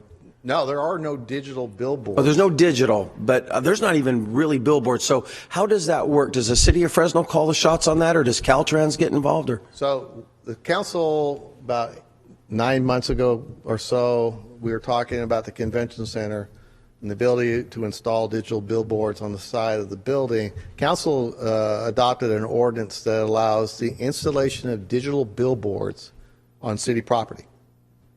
And so when almost concurrently, we, the administration, have been working on a request for proposals, and we believe that probably be out in the street within the next 30 days, in which we are going to offer to the outside advertising companies an opportunity to enter into a revenue sharing agreement with the city of Fresno, where we will put up property most likely adjacent to freeways, and they would enter in, and they would, it's kind of what I did, I don't want to say 15 or 20 years ago, but with bus advertising, put out a proposal to determine what the value, how much income could be generated from these revenue sharing agreements where someone would erect a digital billboard. The other thought that comes with that is that they would also remove X number of static billboards throughout other parts of the community. That should be coming to council in 30 days, but I will tell you, I'm very hopeful because in the city of Sacramento, 4 digital billboards is generating $1 million in new revenue to the general fund. What we've done with Mr. Frazier and with this agreement, we're giving them the opportunity to either enter into an agreement to do just what we're going to do, or look at how much revenue would be generated, because the way I envision laying out the request for proposal is that each site would be listed, and then the vendor would tell us how much revenue would be generated from each site. So then council can decide whether this one is good or this one just doesn't generate enough revenue. What this agreement calls for is allows them to pick either one. If they go out and enter into a lease, they look at the number, but our number is a little bit better, then they'll just simply piggyback off of ours, and those revenues would be allocated. We have language that says that anything above $60,000 a year is split 50-50, with their half going back in to accelerate the payment of the debt. Okay. So there's a mutual benefit to the billboard aspect, is that correct? Absolutely. So is the billboard specifically advertising for the businesses at Granite Park, or it could be used to advertise other Fresno-related businesses? And that's where you mentioned the city of Sacramento has reaped in $1 million from something similar to this, right? Yes. Okay. I just wanted to connect with that billboard aspect of it, because I knew that we had talked about billboards and electronic billboards a couple months ago, and this is going to be a first for sure on 168. So Caltrans doesn't have to give us a stamp of approval? There are certain standards that Caltrans requires, but our understanding is that provided that we meet all the Caltrans standards as far as the brightness of the lights and everything else, these will be more like a big, as this is, an oversized PowerPoint where every number of seconds a new picture comes up. So it's not like at Save Mart where it's LED. It's more just a big PowerPoint presentation. But again, they're doing it in Sacramento and they've done it in other communities. It's going to be a first for ours, but I'm hoping that the results are very positive in it, that it generates net new revenue to the general fund. All right. My last question then is the $61,000 lease. Where did we get that number? Who did that study? We got that from a local appraising company. We hired Zingle and Associates to go out and update the appraisal. They did the appraisal for Granite Park about 1.5 years, 2 years ago. Wanted to find out whether or not market conditions had changed. They did an assessment of the property, appraisal of the property, and then what I also asked them to do is conduct an assessment of what a fair market lease would be, ground lease, and that's where the number came from. Okay, so it wasn't just our opinion or the city of Fresno's opinion or somebody on your staff. We had professionals go out and do that part of it for us. So, yes. You know, it sounds like a really well put together deal. I appreciate your involvement for a long time. And then, of course, TJ and Terrence for coming up with the game plan and an idea and doggedly getting something across the finish line. Councilman Capriolio for fulfilling his promise to his community and our community, really in the bigger picture.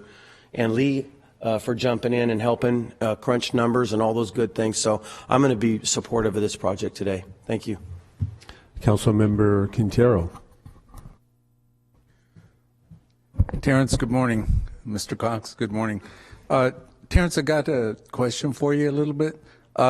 You know, I know you had mentioned to me last year that you were working on this Granite Park and kind of what your vision was in getting it together. And one of the couple things I just wanted to go over is you're going to have Little League as well, of course. We have Little League, softball. Anybody that want to play out there, we're going to make it easier access for them to play there. Okay, so you'll have a regular Little League going on out there. Regular Little League, yes. And also, it will be helping out your district, too, because we're going to be putting some of the kids, the overflow, over at Al Raqqa. Oh, great. Yeah, that's good. So you'll be able to move them around and that type of thing. And I notice in the drawings here, it's what, 4 fields? Yes. Are you going to, and these are just little details I'm asking because most of the council has already asked the financial part and that's been presented. Are you going to name each one differently or something? Well, we're going to go out there and try to get naming rights for each one of the fields to kind of support the debt service that we have to cover. So right now we don't have naming rights, but we're going to go out there and get sponsorship for them. Okay. Well, I just wanted to mention to you, I did get a phone call from a big baseball fan in Southeastern and asked that you consider one of the parks be named after a Fresno native, Frank Chance. Frank Chance. He's one of the few people that's won a World Series as a player and as a manager. Back in the day, he had 20 acres. There was a park in Southeast Fresno, Cedar and Ventura, 20-acre park. It was named Frank Chance Field, and he's one of the great ones from the 20s, 30s. I'm sure if we could find someone to put up the money. Well, we did. The reason I know is we dedicated a monument for him in Southeast Fresno with his history, and his nephew showed up, who's in his 90s, and he brought the World Series gift that was given to him back in the day, and it was a watch that said World Series. So they still have that. But he's, if you look him up on the internet, you may be surprised at how much he's actually really done. But he said, you know, if they could really give him some consideration on that, I'm open to all suggestions. And you know, just wanted to tell you that it appears you're going to get the support, and congratulations, because as Councilmember Brandt said, it's one of the best proposals, you know, that's been offered for the many years, as Councilmember Capriolo said, that it's just been sitting there. So, and it's great to see that it's local guys doing it. And with that, there's just a couple things I wanted to share with you that yogiisms. And one of them was that Little League Baseball is a good thing because it keeps the parents off the streets and the kids out of the house. So I know that that's going to make it successful, and you're going to have a lot of people there. His other yogiism was that nobody goes there anymore. It's too crowded. And his final one for today that looks like it's going to be council approved is that we want to thank you for making this day necessary. So they were all yogiisms. So I love it. Yeah. Thank you, Mr. President. All right. I don't have any other council members punched up. You can sit down, Terrence. And so I'll just make a couple comments.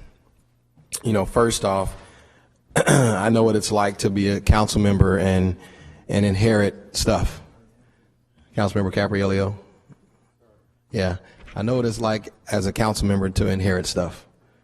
Yes. And I wanted to start my comments for thanking you for your leadership on this, because I have a pretty good idea of what it takes behind the scenes, and it doesn't work unless they have the cooperation of the council member in the district. So I want to start off by thanking you for leadership and fixing some of the past ills that came with your job here.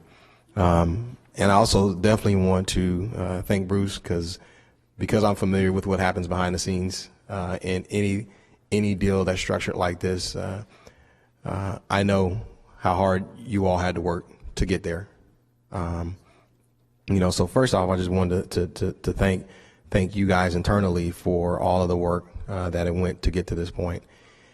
And for me, this has been an interesting ride for Granite Park. And I can remember in the not too distant past where we wanted to have Big League Dreams come here. And I can remember Steve Odekirk, I think it was, Rick Odekirk, there we go, making motions from the lectern right there, for us to do things. It was quite a show. But the concept was always sound. And I can remember, and I'm going to embarrass Terrence a little bit, Terrence has always believed in this concept for Granite Park.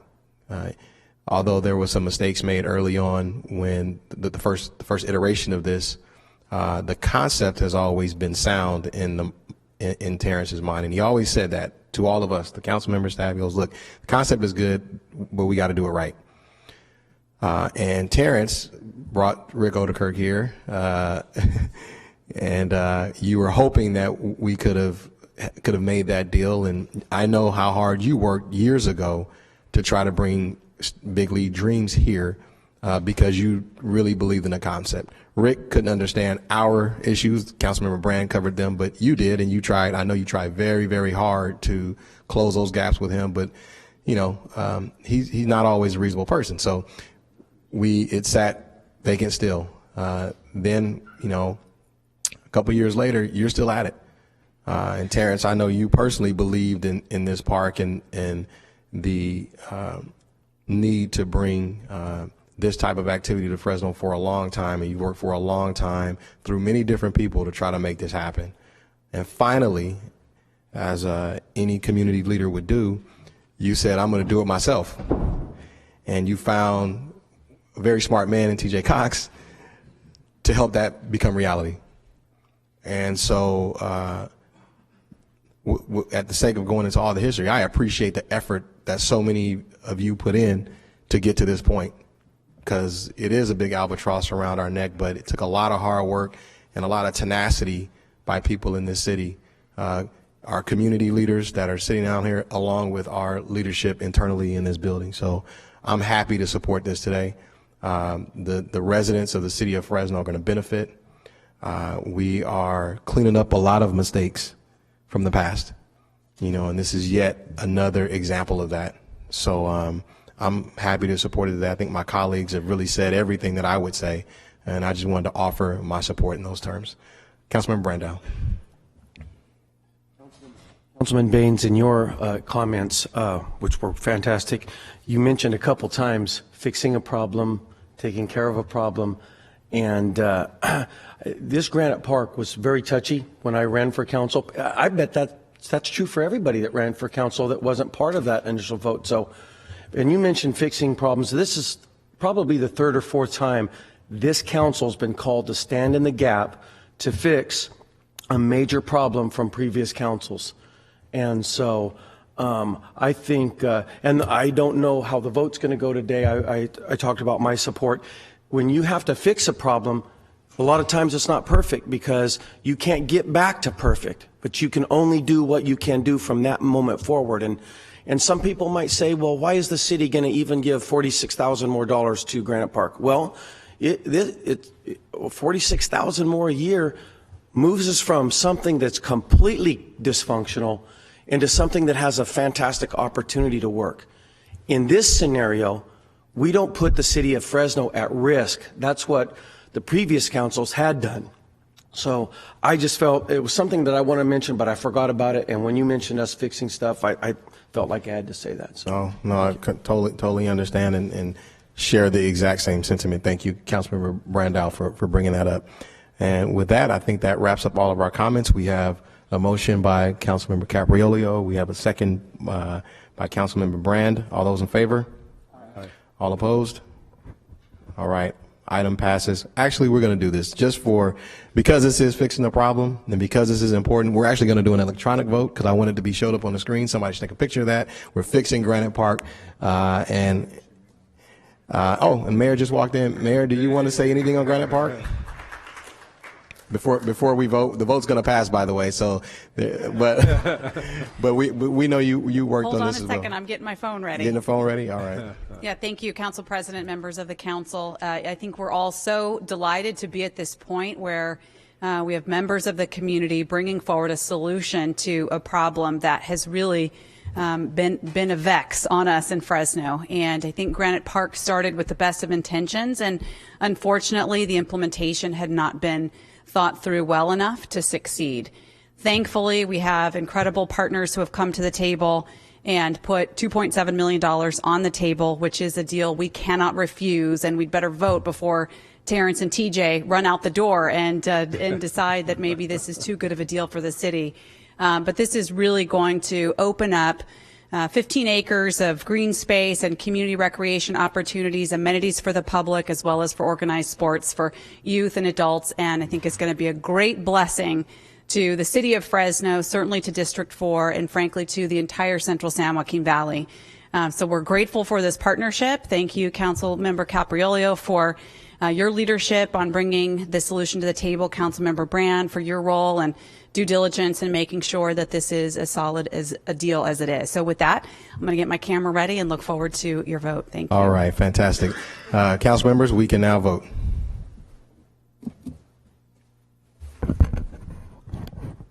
All right, the vote passes 6-0 with Councilmember Soria absent. Thank you, council members and mayor and staff and all those involved. This is historic, and I'm almost ready to cry. It's fantastic. This is a long time coming. Thank you all so much. All right. Thanks, Cap. All right. We're moving right along. We're going to go to our timed items now. We have a couple 10 o'clock items that we're going to move to on our agenda. The first one, our 10 a.m. item number 1, is a hearing to adopt resolutions and an ordinance to annex territory and levy a special tax regarding the City of Fresno Community Facilities District number 11. Do we have staff here for that? Great. Morning, Council President Baines, members of City Council. I'm Andrew Bonelli with Public Works Department. On August 27th, the Council of the City adopted Resolution 2015-161 with the intent to annex territory to Community Facilities District number 11 at the request of the landowner of Final Tract Map 6103. This is a noticed public hearing to consider annexing the Final Tract Map as Annex number 62 into CFD number 11, and to provide funding for the operation and reserves for maintenance pertaining to the paved alley and the street lights. The cost of the services is $53.34 per lot annually, which will generate a total of $1,600 per year if approved. And it concludes my staff report. I'd be glad to answer any questions. All right, I'll now take this item out to the public. Do we have any members of the public wishing to comment on this item? All right, seeing none, I'll bring it back to the dais and Councilmember Quintero's district. Motion to approve. All right, we have a motion and a second. All those in favor? All opposed? Item passes 5-0 with Councilmembers Soria and Capriolio absent. Next, we'll move on to our 10 a.m. item number 2, which is a workshop and updated on the blighted vacant building ordinance. We have staff here for that.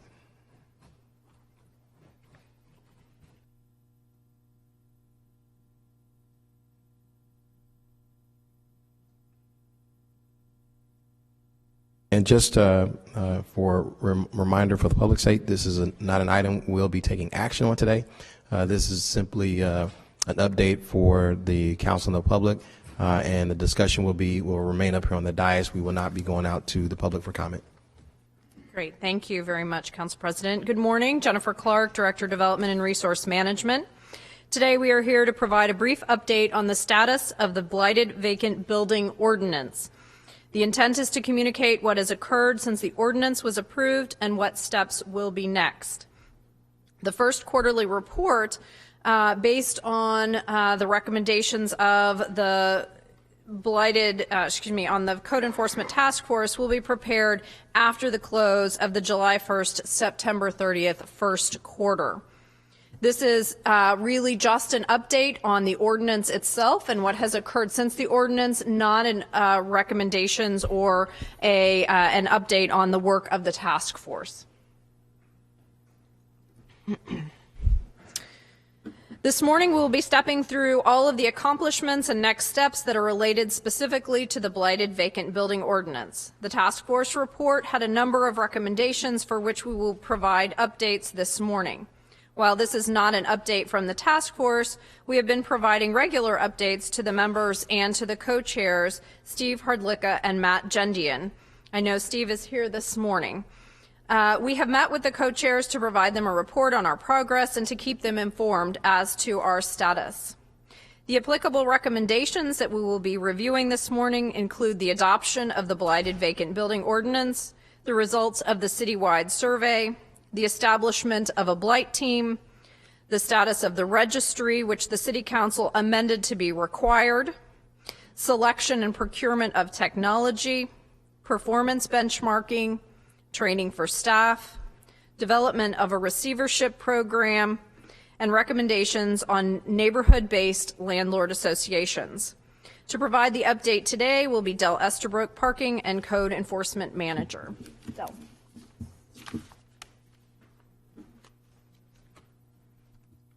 Council President and council members, good morning. Del Estabrook from Code Enforcement. There's an old adage that goes something like, some people aren't meant to walk and chew gum. I can talk, but I can't push the button to move the slide along, and where else could you get the director to volunteer to help you? So thank you very, very much, boss. Okay, so key dates up there, out with the old and in with the new. This council voted to get rid of the old ordinance, which was cumbersome. It didn't work well for us, and got the new one approved on the May 19th of this year and became effective on June 20th. The new ordinance requires maintenance of vacant properties and levies fines on those who do not comply, and it provides clearly defined exterior property standards. The windshield tour. I started a team with one supervisor and 4 temporary employees who canvassed the city, and we started on July 20th and finished on August 18th. Approximately 2,000 homes were identified as vacant or vacant and blighted. Properties not meeting the new standards were provided a courtesy notice as an opportunity to comply before any action or punitive action is taken. You'll see in a map in a few slides, this is going to be our baseline as we move forward. And we were able to send out almost 2,000 courtesy notices on the 20th of August. That's a map, and you can see it bleeds together with the amounts of them. About half are vacant and maintained, and about half were found to be vacant and blighted per our new ordinance. And again, this map will serve as our future baseline. Okay, so when established a vacant blighted residential property enforcement team, as I said, I have one supervisor already identified and is assigned. He is currently working with 4 temporary. The main objectives are identifying vacant and blighted residential properties, evaluating current building cases and transitioning them according to the new standards with the new ordinance, and resolving new cases. And we are also in the process of qualifying 4 permanent employees to this team.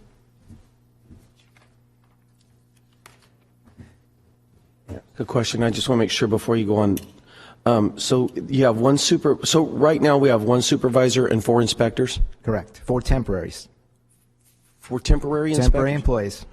Oh, temporary employees? Yes, sir. They're not part of our current staff. We went. Right. Okay. Right. All right. I might come back to that. So, okay. but 4 inspectors and 1 supervisor. And the supervisor is a full-time employee. Okay. Cool. Okay. Thank you. Okay. So, create a voluntary contact list for property owners. Okay, while the task force recommendation was to create a voluntary contact list, the City Council amended the ordinance to require registration of all properties that are vacant longer than 30 days. This registry is scheduled to be ready for use in November, as promised. Currently, the registry is undergoing internal tests and beta tests by landlords who are members of the task force. Technology and equipment. This will really improve our efficiencies. The tablets that we're talking about here are Microsoft Surface Pro units that are being ordered through a lease. The upgrades include GIS, the neighborhood program, Navaline, Wi-Fi, and photo capability. If you're a fan of the National Football League, any game that you watch, you see that those little tablets in the blue case that the NFL is contracted for, and there's a 360-pound lineman pounding on it in his finger and not breaking him. That's what we need. So that's what we're going with. Okay. And we're also, with the tablets, we're going to be upgrading our telephones, giving them better Wi-Fi capability, field access. When they have this tablet fully operation in the field, they never have to come back to City Hall during the course of their workday. So they can set up a route, the GIS to go from point A to point B to point C. They can review histories of what's going on with previous cases, see if the house has any permits, land use information. And again, we want this easy for everyone. If they roll by a house that maybe there's something wrong with it, it is vacant, that vacant property registry, they can click on it, find out who the property owner is, and make one phone call instead of spending hours out there. So it's going to be a great tool for us in the future.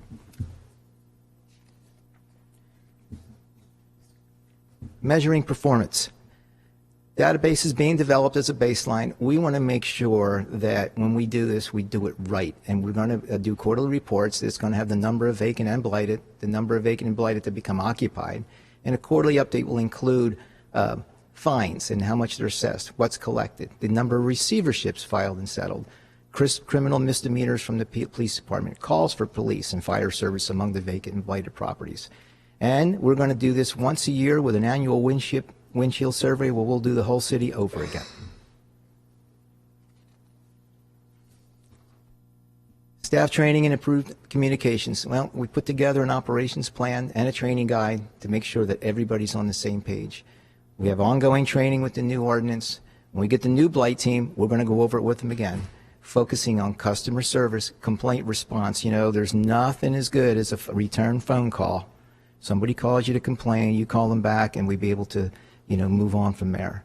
Evaluation of complaints, performance metrics, we just talked about that, how we're going to measure it, and what this does for the neighborhoods. I mean, the effort being made to minimize blight is going to drive the value of our properties up. And we have weekly meetings to discuss our goals, specific case management and techniques. And this goes to not just the blight team, but this will also be housing and our code teams as well. The city attorney's office is going to be working on a receivership program. I think I have a first meeting scheduled next week to discuss, but we have already done some preliminary work on it. This is to handle those properties that cannot or will not come into compliance with the new ordinance. We hope to have a draft prepared and ready to go by November. And we understand that there's some private attorneys in the city of Fresno that have experience with receivership, so we're going to bring them into as a partner.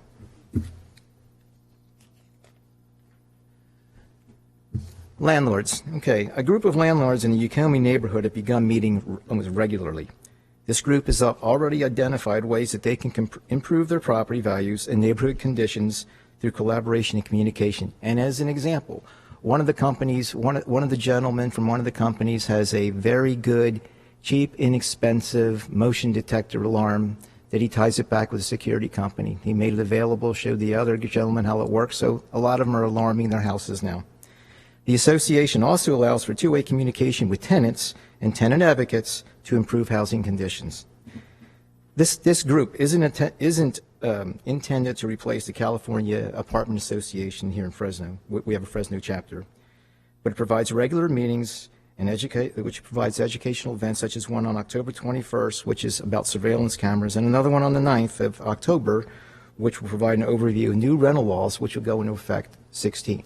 So that group does something a little bit different from what our landowners and land managers are doing.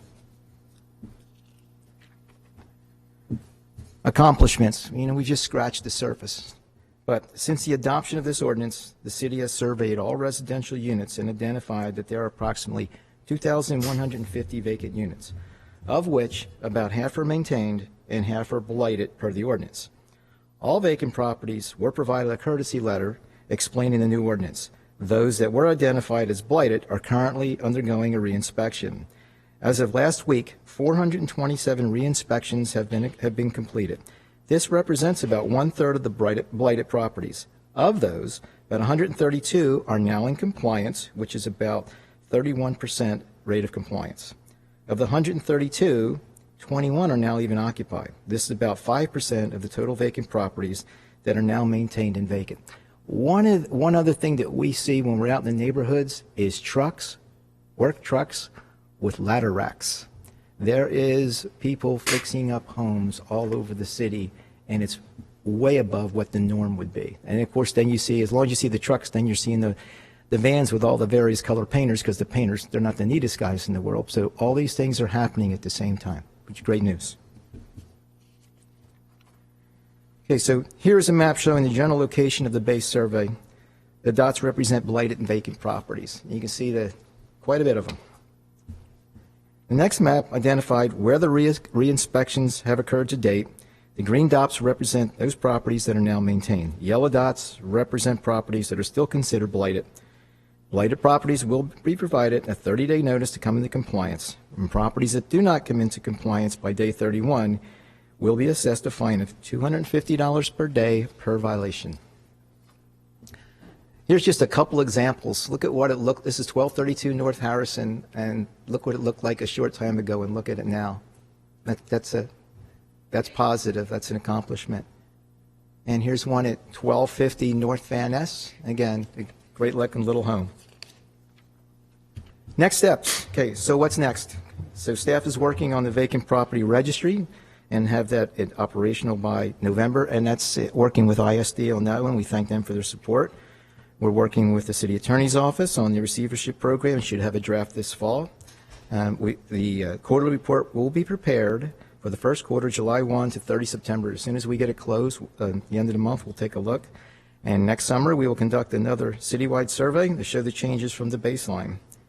That concludes our update, and we're prepared to answer any questions. Thank you, Bill.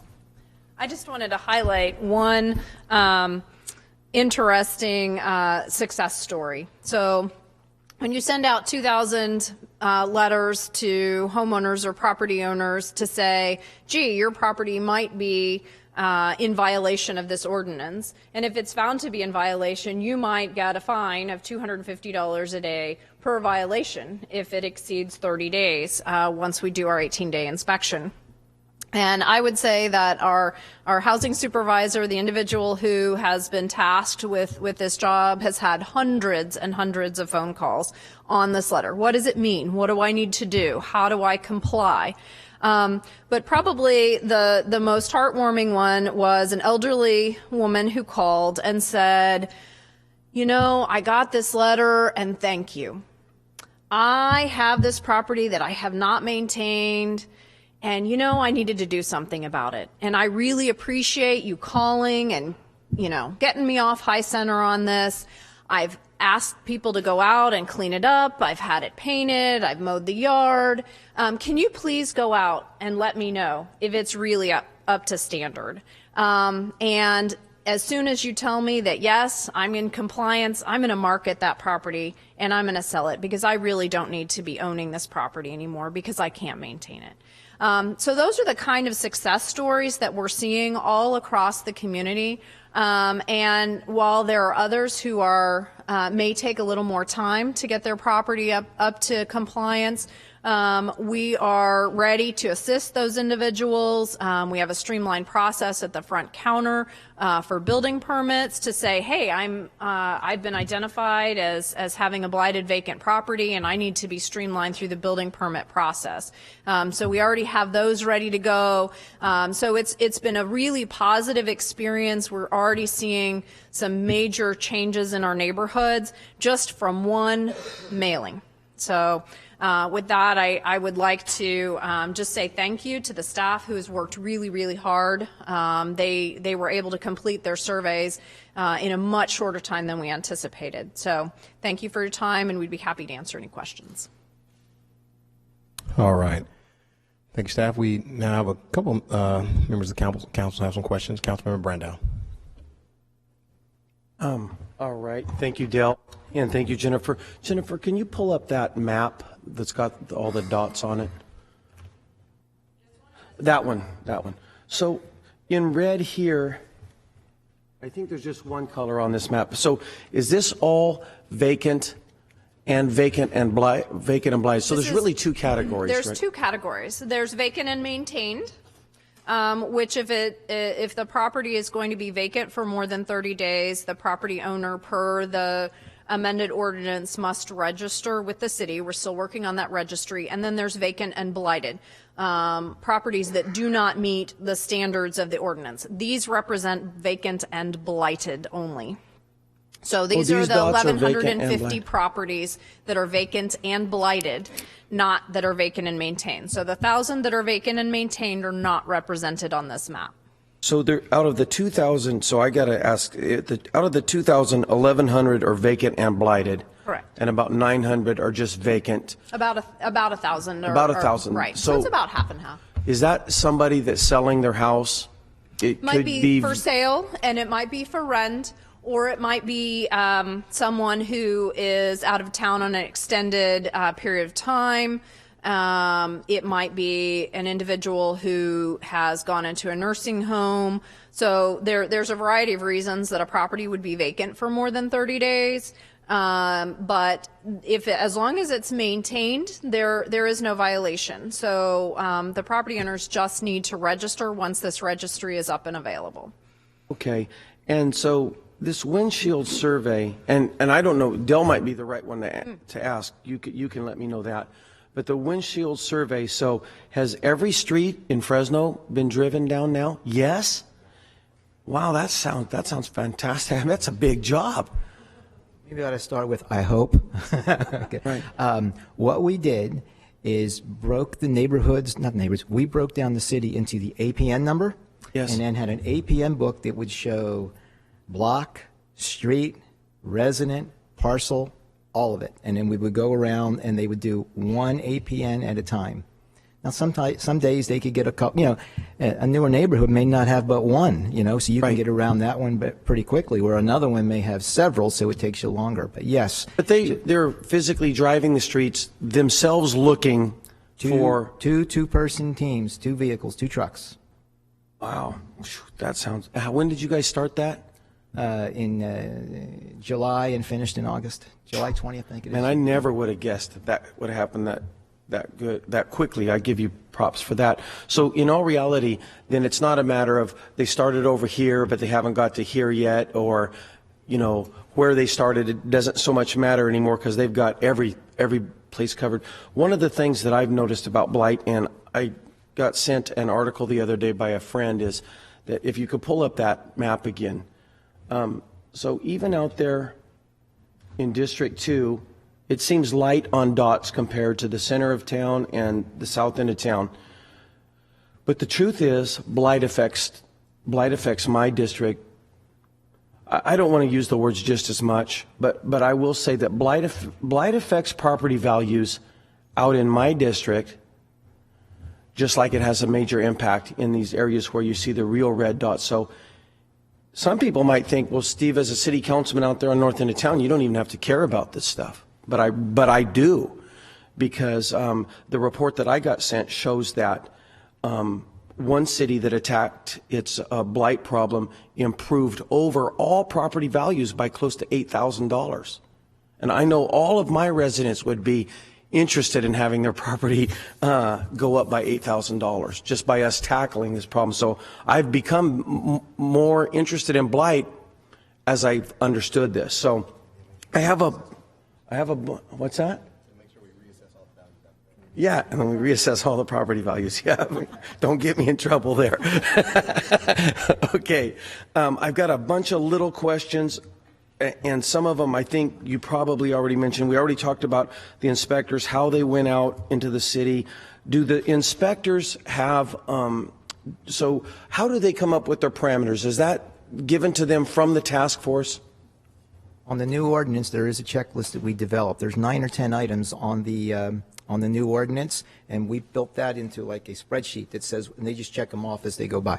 So it could be roof, no windows, boards, weeds, dead cars on front lawns, that type of thing. So they would go down and check. Okay, and they have, and so Yes. If they see just, if there's one thing on the checklist, does that make that property blighted, or where it gets to that level where we call? Yes, it does. Okay. But that's one thing. It's pretty easy to clear up one thing. So, yeah. Right. So that'll get into compliance real quick. Okay, good. And we've already seen that a lot of people have already responded. Okay. So now, you mentioned the tablets, but you mentioned it almost like that's coming in the future. We don't have those now? I think I finished placing the order yesterday. Okay. So they are coming. But right now, we have our own cameras. We have a database that we've established. We've localized it. We're basically doing on a string, but we're making it work.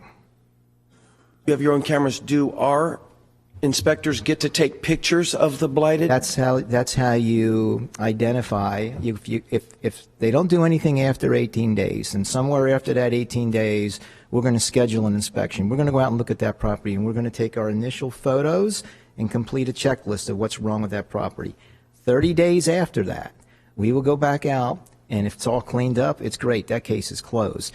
If nothing has happened, we're going to take another set of pictures. They're time date photos that mirror exactly what you took the first time. Now you have a case, and you have a number of violations. Okay, and then so all of those photos and that data is collected and put in a database for you guys to continually update. That's right? correct. That's correct. Is that database available to us as council members, or the public, or interested parties, or? We have a working template right now. It's not completed yet. We're working with ISD, just like we are in the registry. We're going to have two of them that are going to coexist, and they're going to interface. Council. So I would defer to the city attorney on what is publicly available in terms of information on the cases. Obviously, the quarterly reports will report on the specific information that we talked about in the task force recommendation, but the data that's in the code database, which is the same as our code enforcement database. So we've just created a new category of citation within our existing system that we use right now. But in terms of whether or not that is available to you with each individual case and the data that's associated with that, I would defer to the city attorney. Okay. My thought, okay, so like even this map, will this map be accessible to people that want to follow blight in our community? Oh, absolutely. So a map like this will be part of the quarterly report. The quarterly report will tell you how many properties throughout the city were identified new that quarter as blighted, how many were identified as maintained, so were cleared off of the blight list, and how many registered in the registry, how many became occupied. All of that data will be part of this quarterly report that will be produced, and you'll start seeing that.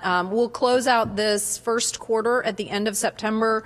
I'm not sure how quickly we'll get you that first quarterly report. The anticipation is within 30 days of the end of each quarter, we'll have that quarterly report up. The first one may take a little bit longer, but after that, those will be all updated. Those will go on the website. Those will come to the city council so that people can know where is blight happening in our community and where is it being cleaned up. So that will make it to the website so people can check on that quarterly report. Okay. In one of the presentations, I thought I heard that 5 to 10% of our residences are either vacant and blighted, and that there were like 191,000 residences. So I was expecting many more than just 2,000. So did I hear wrong the first time, or? So in general, a normal vacancy rate for a city our size ranges anywhere from 5 to 10%. Councilmember Brand probably can tell us what the exact vacancy rate is right now. I don't know that. But that's a kind of a normal average of a housing market. We have approximately 191,000 housing units in the city of Fresno. And so at any given time, you would estimate somewhere between 9,000 and 18,000 or 9 and 19,000 would be vacant. Right. Now, this this program for an apartment complex, it is not vacant unless more than half of the units are vacant. So if an apartment complex is half vacant or more vacant, then it would be considered vacant. But if you have an apartment complex with 100 units and you have maybe 5 that are being made ready for the next occupant, that's not vacant. That isn't even, yeah. Right. Okay, so of the 191,000 residences that we have, or people, dwelling places, were we expecting somewhere between 9 and 18,000 to fall on one of these lists, and they didn't? Or no, really what we were anticipating was somewhere in the 900 to 1,800 category, because we were looking at what percentage, what is the normal percentage across the country? What's the average of blighted properties across the country? So if 10% of your units are vacant and 5 to 10% of those are blighted, then you would have somewhere in the 900 or 1,000 to 2,000 range that would be vacant and blighted. So we're really at a fairly low end. So 5% of our vacancies are blighted. So that it's pretty much in standard with the rest of the country. Okay, all right, cool. Because I was kind of expecting a little bit more on the numbers of vacant blight, but it makes sense. I mean, vacant apartments, I mean, that's just part of life. So it's a lot different than some of the actual problems that we're, I think, trying to get to. Okay, so how many citations have been issued so far? So citations will not be issued until after the 30-day period. So we sent out the letter, the courtesy notice in August that said, after day 18, we will come back to do a reinspection to ensure that your property is maintained. Those that are maintained, we check them off the list. Those that are not maintained, as Del mentioned, will be put into it will be started a case, a blighted vacant building case.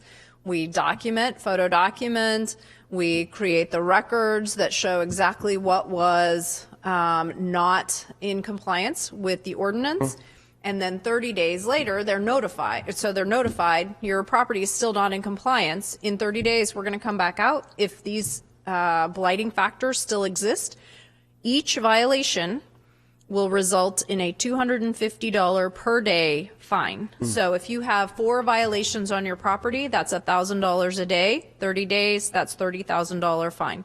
So in 30 days, we'll start going back out to see which of those properties are still in the same condition. Now, they may have cleared most of the violations and still have one that exists. And so they would only be cited on that one violation. Okay.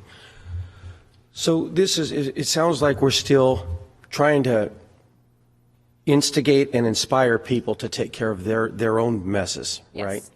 And for the people that kind of get caught trying to sell a house, that's not going to be a problem for them. A property that is for sale, that's vacant, that's being maintained, will not receive a citation. As long as it is being maintained, and after our registry is up and operational, if it's vacant for more than 30 days, they are required to register the property. But really that's for emergency contact only. That's so that we have someone to call if we see a violation, and we can get them back out there to take care of it before any of these clocks start Do ticking. the same 4 people that Del talked about and the same supervisor going to take care of all the second visits then? Yes. So it's the same group? Right. Does the same person go to the same house that they previously? No, not necessarily. So each day they'll be assigned a group of re-inspections or new inspections that will need to be completed. But they have a standardized checklist. Del didn't talk about the training, but we've put together a training manual to identify with pictures what exactly defines each one of the violations that have been identified in the ordinance. So what does a roof that needs to be replaced look like? And there are some variations on that. What does paint that needs to be repaired or repainted, what does that look like? What do structural issues look like? What do high weeds, trash, vehicle on the lawn? What does that look like? So that there's really no question. It's very objective. It either meets this criteria or it does not. Okay, on the checklist that you've given your inspectors, how many items are they looking for? What is it? 9 or 10. And do we have a list of those items? They're all in the ordinance, and I can get those for you. But they weren't in the presentation today, right? We didn't list those out, no. Okay, and are they all $250 per day per? Correct. Per item? Yes. Okay, so there's no things that are heavier weighted than others as far as things we want to see fixed? Correct. Okay, and then my final set of questions is about the funding. So how are we funding the ordinance and the rollout and the 4 inspectors and the supervisor? How does that get funded? Through general fund. So in the budget process this year, one of the things that our department requested after the code enforcement task force completed their initial phase of work and presented their recommendation, we said we would like to add a supervisor and 4 blight inspectors to code enforcement to specifically manage this program, and the City Council approved that as part of this year's budget. Okay, so, all right, is it all? I thought part of this from our conversations was CDBG or HUD funding through another HUD grant or program? No. So HUD dollars don't roll into this operation? Correct. Oh, wow. I kind of misunderstood then, because I thought it was a partial, some of this was getting partially paid for. The neighborhood revitalization team is funded through Community Development Block Grant, and that is completely different work. Which team? Neighborhood revitalization. Okay. Maybe that's what I was getting those two groups mixed up. Now, here's something that I'm interested in as far as, does this, so we're hitting the general fund right now, which is our taxpayers. Does this thing ever get to the point where it pays for itself through the fines, or is that a goal, or could it hypothetically pay for itself? So if we do a great job, a year from now, there won't be the need for us to do blight team. We'll be working on another high priority code enforcement activity.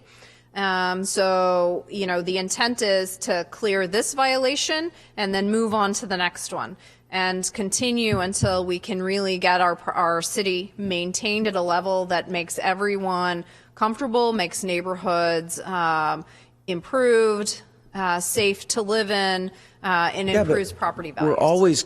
There'll always be new blighted buildings coming online. Absolutely. Unfortunately, the way it works. So there's always going to be some team. There's always going to be need for a small amount. Nationally, code enforcement revenues only account for about 13% of the cost of code enforcement. So it is very rare that code enforcement pays for itself. Code enforcement in the bigger picture, I get that.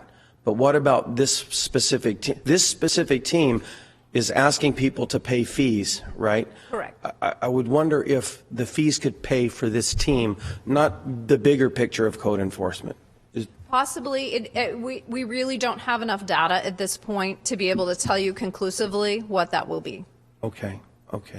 Can you email me a copy of this presentation, or? Sure. Okay. It was sent as a supplement, but we can send it to you again. Yeah, I appreciate it. Hey, thank you very much, Del. Thank you. I appreciate it.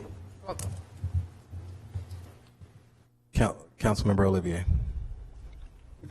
Thank you, President Baines. Just a couple of quick questions, and I'm not sure if I missed it or not. Is there a breakdown by district of the problem properties, and then there is a map in the packet then? So this map is in the packet. We can always drop in the council boundaries behind this map That would be and great. provide that to you. Yeah, I mean, I would also like perhaps an offline meeting with the two of you, just in the interest of time, to talk about the challenges. I mean, the neighbors that I represent are very, very concerned about these fires, and that's why I was happy to participate with the task force to bring their voices to the public forum, because we absolutely in the 7th District have so many of these, and they're so concerned, and it really is a topic of conversation. As I'm out with my neighbors, they talk about it because it's that pressing of an issue. And then recently we had that fire at First and Olive right there in the heart of the 7th District that I believe was an abandoned church. And then with the people running away from the location as the fire started, that was a massive fire that threatened some of the other homes. So obviously it's something that is very near and dear to my heart, that this is a success and that it continues to be successful and has the support of my colleagues. I know the administration's working very hard on it. So we'd like to get a meeting scheduled so that we can go over just the particulars of the area that I represent. I think that we're off to a great start, and I'm so happy to see, because I remember one of the concerns I had was, how's this going to be rolled out? Is it going to be successful? Do we have the resources to do it? But I think we have the right people in place, and I'm very encouraged by what I've seen. So thank you. Councilmember Brand. Let me first say that I did support this ordinance, and for being here 7 years and being in the industry, property management, I can say there was a huge problem in Fresno with vacant buildings, blighting neighborhoods, and even it's not just south. I know they're concentrated southeast and southwest Fresno, but I remember when I was walking precincts in 2008. These are these gated communities with $1 million homes, and there were foreclosures. There was lawn dying. Of course, a lot of lawns are dying nowadays, but boarded up. And people don't like it anywhere. It affects your neighborhood. It's an attractive nuisance. It attracts crime. So I'm all for doing this. It's basically the execution. And we did get some notices, some of the properties we had, and I've talked to Dale about it, and at least 2 or 3 I looked at did not, in my opinion, warrant getting a notice, because one was a rental house we just had rented out, and it was lawnless mowed, everything was done, it's the way it's supposed to be. But I understand, 2,000 went out, so I can see that. And my main concern as we go forward is that there's clearly a definition, I know there is, of what's a blighted property, and I think we said it would be, 4 or less apartment units and single-family homes, is that correct? Because I know if we had a 100-unit apartment complex and you had 2 units, you're not going to go out and, right? Correct. To be vacant, considered vacant in an apartment complex, it must be more than half of the units must be vacant. Okay, realistically then you're dealing with smaller units. And one of the issues too, I noticed the email exchange was the potential informal landlord associations, and being a member of the apartment association, which has over 50,000 units here, we'd like to be part of that, and that we hopefully get more people engaged as responsible property owners, so you don't have these kind of problems. And the same thing with realtors too, when they get houses out there for sale. So I think that for me at least, as we go forward and we get the registration process, if we make it really easy for people to register properties, where it's either on the internet, or if they don't have a computer, they can make a phone call and make it so that they're on the list, they're not getting the letters by mistake, they're not getting fines by mistake. And that can't be that difficult. I think we can achieve that. And again, I agree with the concept of what we're doing. And really, and in response to Member Brandell's concerns about the costs, I know there was discussion on having a receiver come in on the properties, which I think is a good idea. The problem, however, I'm still trying to figure out is how do you fund the receiver? Because in a normal situation, there's a lender who has a lien on the property, has a financial interest, and so they're going to fund a court-appointed receiver.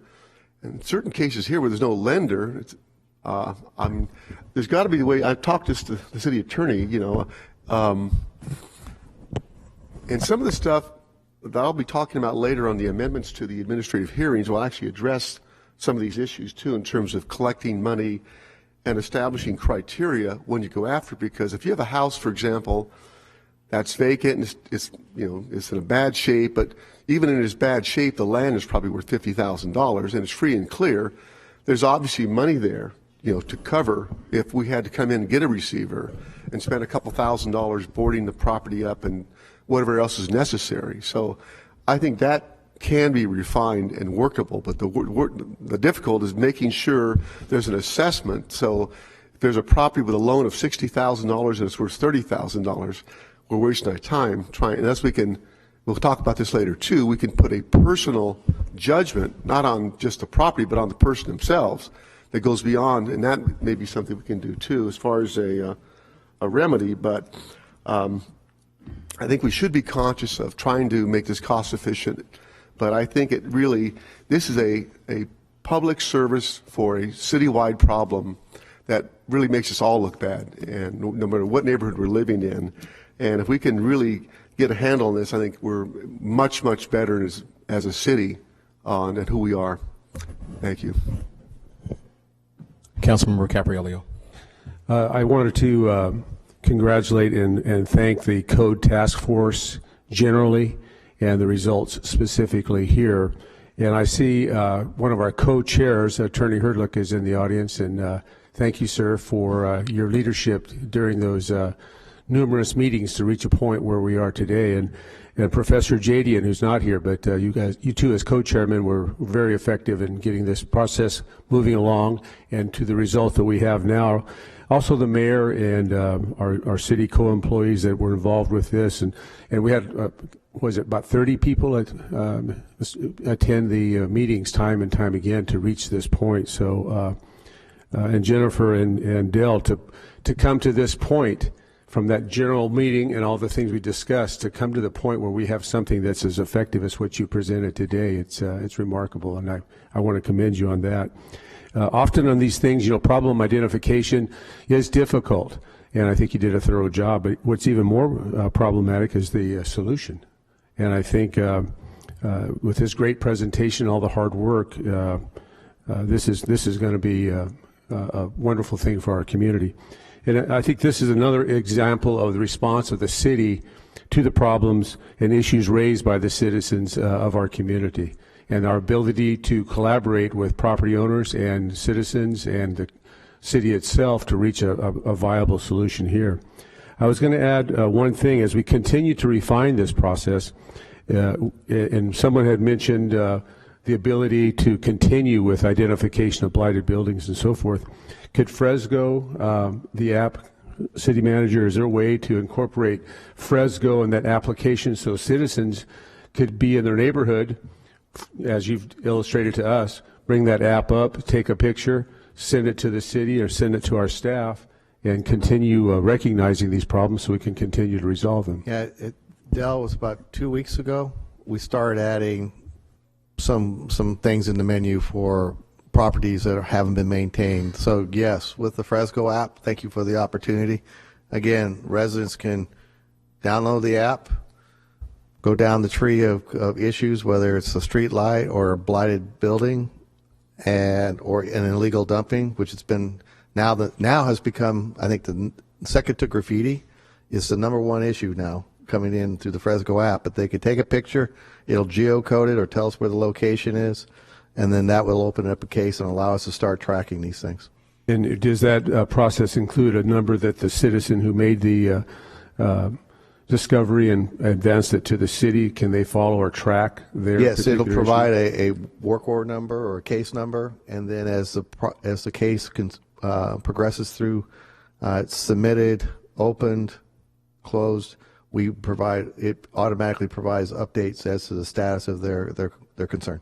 I can't think of a better way to be responsive to the citizens who are concerned about their neighborhoods, as all of our districts are, that they can produce this type of a feature so quickly. Saves time, energy, staff time, and we put that all into the dashboard. I think you referred to it. And then can you explain how that works on the dashboard in our? So on the Fresno, you guys are probably going, this guy's in his dashboards. the back end of the application, there is a series of reports or dashboards that will outline, as I just indicated, the number one issue by a period of time. We can segment it down by council districts. We can look at how long certain cases or concerns are taking to resolve. So all this data that's is available on a dashboard for all the directors, the assistant directors, and then as well as myself. And part of our weekly director meeting, I'm going over the dashboard or the data with my directors, and I can tell you that already we're bearing some fruit out of these conversations that have been very positive. Real quickly, while it's not per se blighted vacant residential buildings, illegal dumping has created an opportunity for us in which we are now, I'm more than happy to let the public know that we're doing this. We're mounting cameras in areas where we've seen a high concentration of illegal dumping, and we've had 30 individuals that we've been able to go to their house, knock on their door, and go, we think you were over here in the other part of town, dumping a bunch of stuff, a couch and whatever. Oh, no, it wasn't me. This isn't you? Oh, well, yeah. So what do you want me to do? Well, sign here, because here's your first citation. And if you're willing to go out and clean up your mess, then we won't issue you the second citation. So this application and the dashboard, not only with blighted vacant buildings, but a number of other issues facing our communities, is becoming a very effective tool. Well, I think Fresno is ahead of the technology world on this particular app and how we're handling these issues and taking care of our citizens. And thank you, and thank the team again, and Dell and Jennifer, you guys are on top of it. It's we're doing great. Fresno is rolling. This is fantastic, so thank you.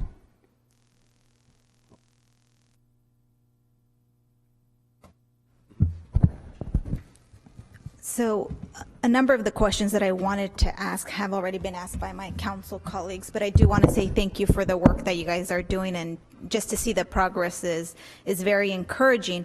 I do have a couple just clarification questions for either of you. I know that we talked about briefly about the apartments and how you guys decide whether an apartment complex is vacant or not, and you said by a 50% occupancy rate. So the process of determining if a house or even apartment is vacant, at least as I understand, you guys drive around, right? And kind of, that's how you guys spot them. Right. So a windshield survey is defined as in the car, you look, does it meet any of these standards that were identified in the code? And then we have different ways of identifying whether or not the property is vacant. Does it have utilities on? Are the utilities being utilized?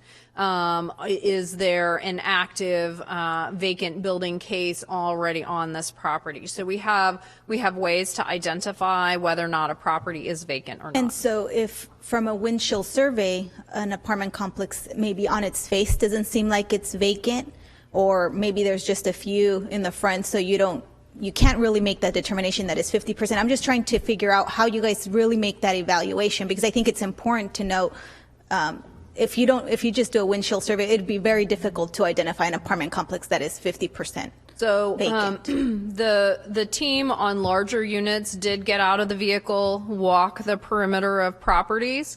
But again, what we're looking for is the blight. So if the blight doesn't exist, so if there aren't boarded windows, if there isn't weeds and trash, there aren't vehicles parked in the lawn, there isn't visible deterioration of the structures themselves, the property does not fail the test, whether it's vacant or not, of the vacant blighted building ordinance. So an entire apartment complex could be vacant.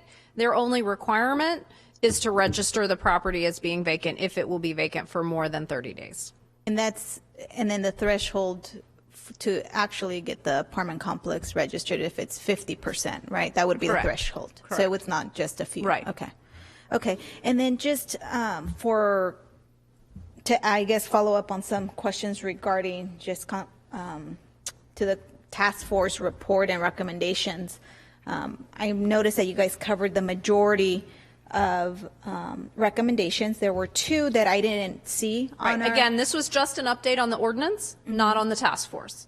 So there will be a... Well, can I ask you then a couple questions? Sure, absolutely. Okay, so just maybe for purposes of my knowledge and wanting to know where we're at, there is number 10 and number 11, so you may not be giving me, but I would still like some answers.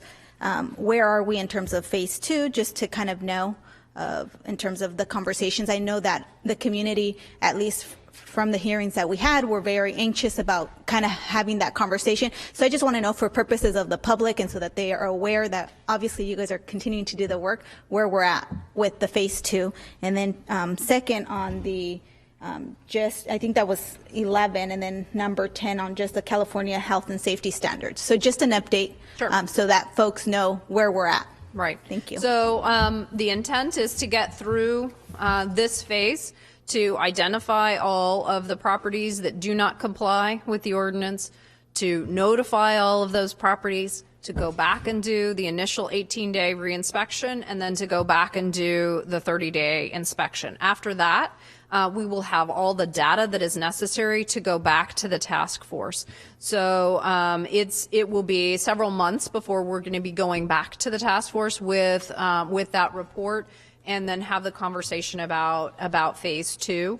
At that time, it is our intent to work with the city attorney's office to work on a workshop with the task force regarding the state of California occupancy standards, and then bring that report back to the city council. So you say several months. Can you give me kind of a time frame or a goal as to where kind of what we're looking at? Is it next year? Is it before December? Can you guys just kind of give us some target? Based on the amount of properties that are that will need a 30-day inspection, it will not be before December.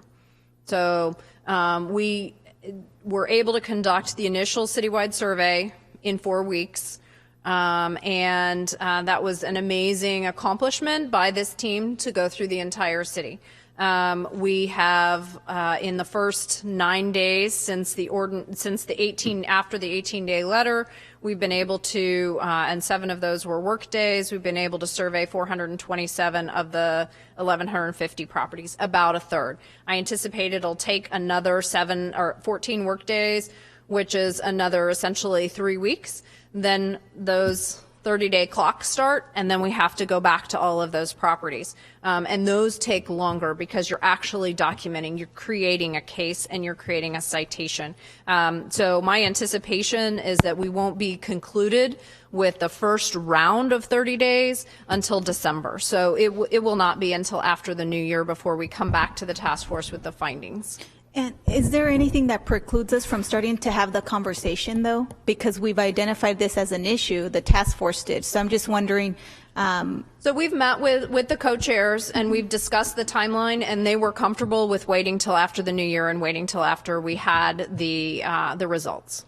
So spring, just kind of, some target so that we know when to expect that they're having some subsequent phase 2 meetings, at least for purposes. We will probably convene the task force, January, February. Okay. Thank you. And I believe those are all the questions, so thank you again for the work that you guys are doing.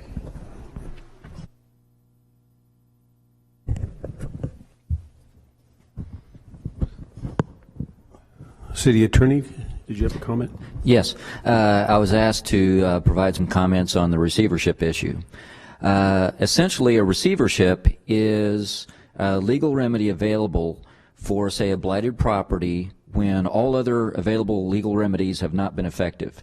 And the court can order a private person to then take control of the property and cause it to be maintained and potentially sold.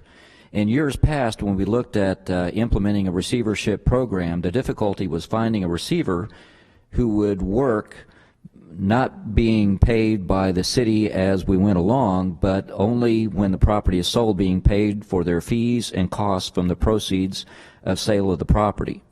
But recently, we've had some other thoughts on how we might be able to do that. One, during the task force meetings, we were talking to the Housing Authority, just very initial discussions about them possibly serving as a receiver to take control of certain blighted properties.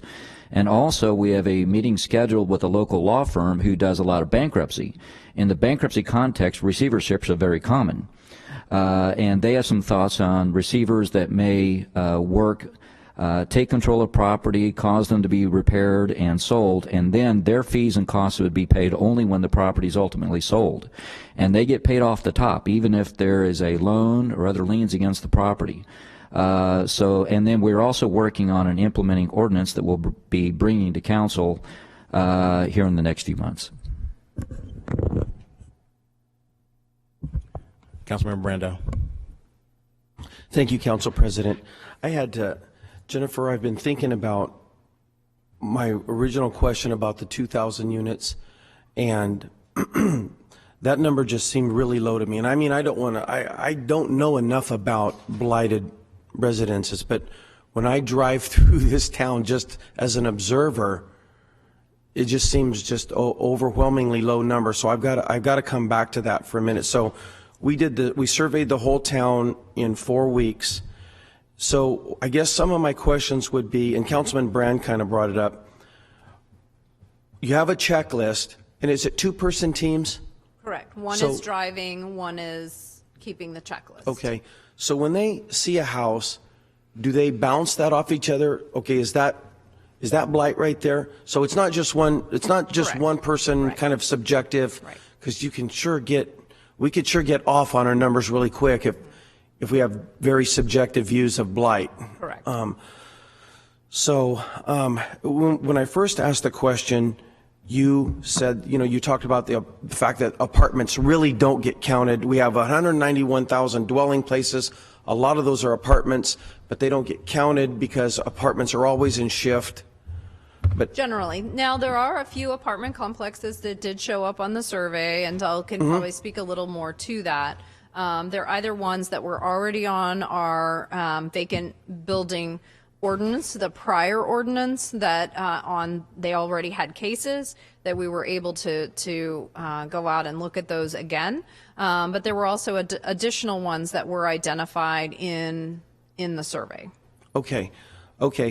But as I was thinking about it after I first asked some questions, I don't think that apartment units make up the difference between the 5 to 10% that cities find are blighted or blighted and vacant and the numbers that we're finding. So although they could make up a portion of that number, it just seems to me, 2,000 is shockingly low. The majority of these properties are single family and duplex units. Say that again? The majority of these properties are single family and duplex units. We'd have to get some more statistics on that. But yes, the majority are going to be single unit occupancy dwellings. But there are a few larger complexes that are included. Well, out of the 191,000, how many of those are single family? I don't have that statistic in my head. Because we're about these numbers that you're reporting today are only then saying that the city of Fresno's blight problem is about 1%, and that just doesn't seem right to me.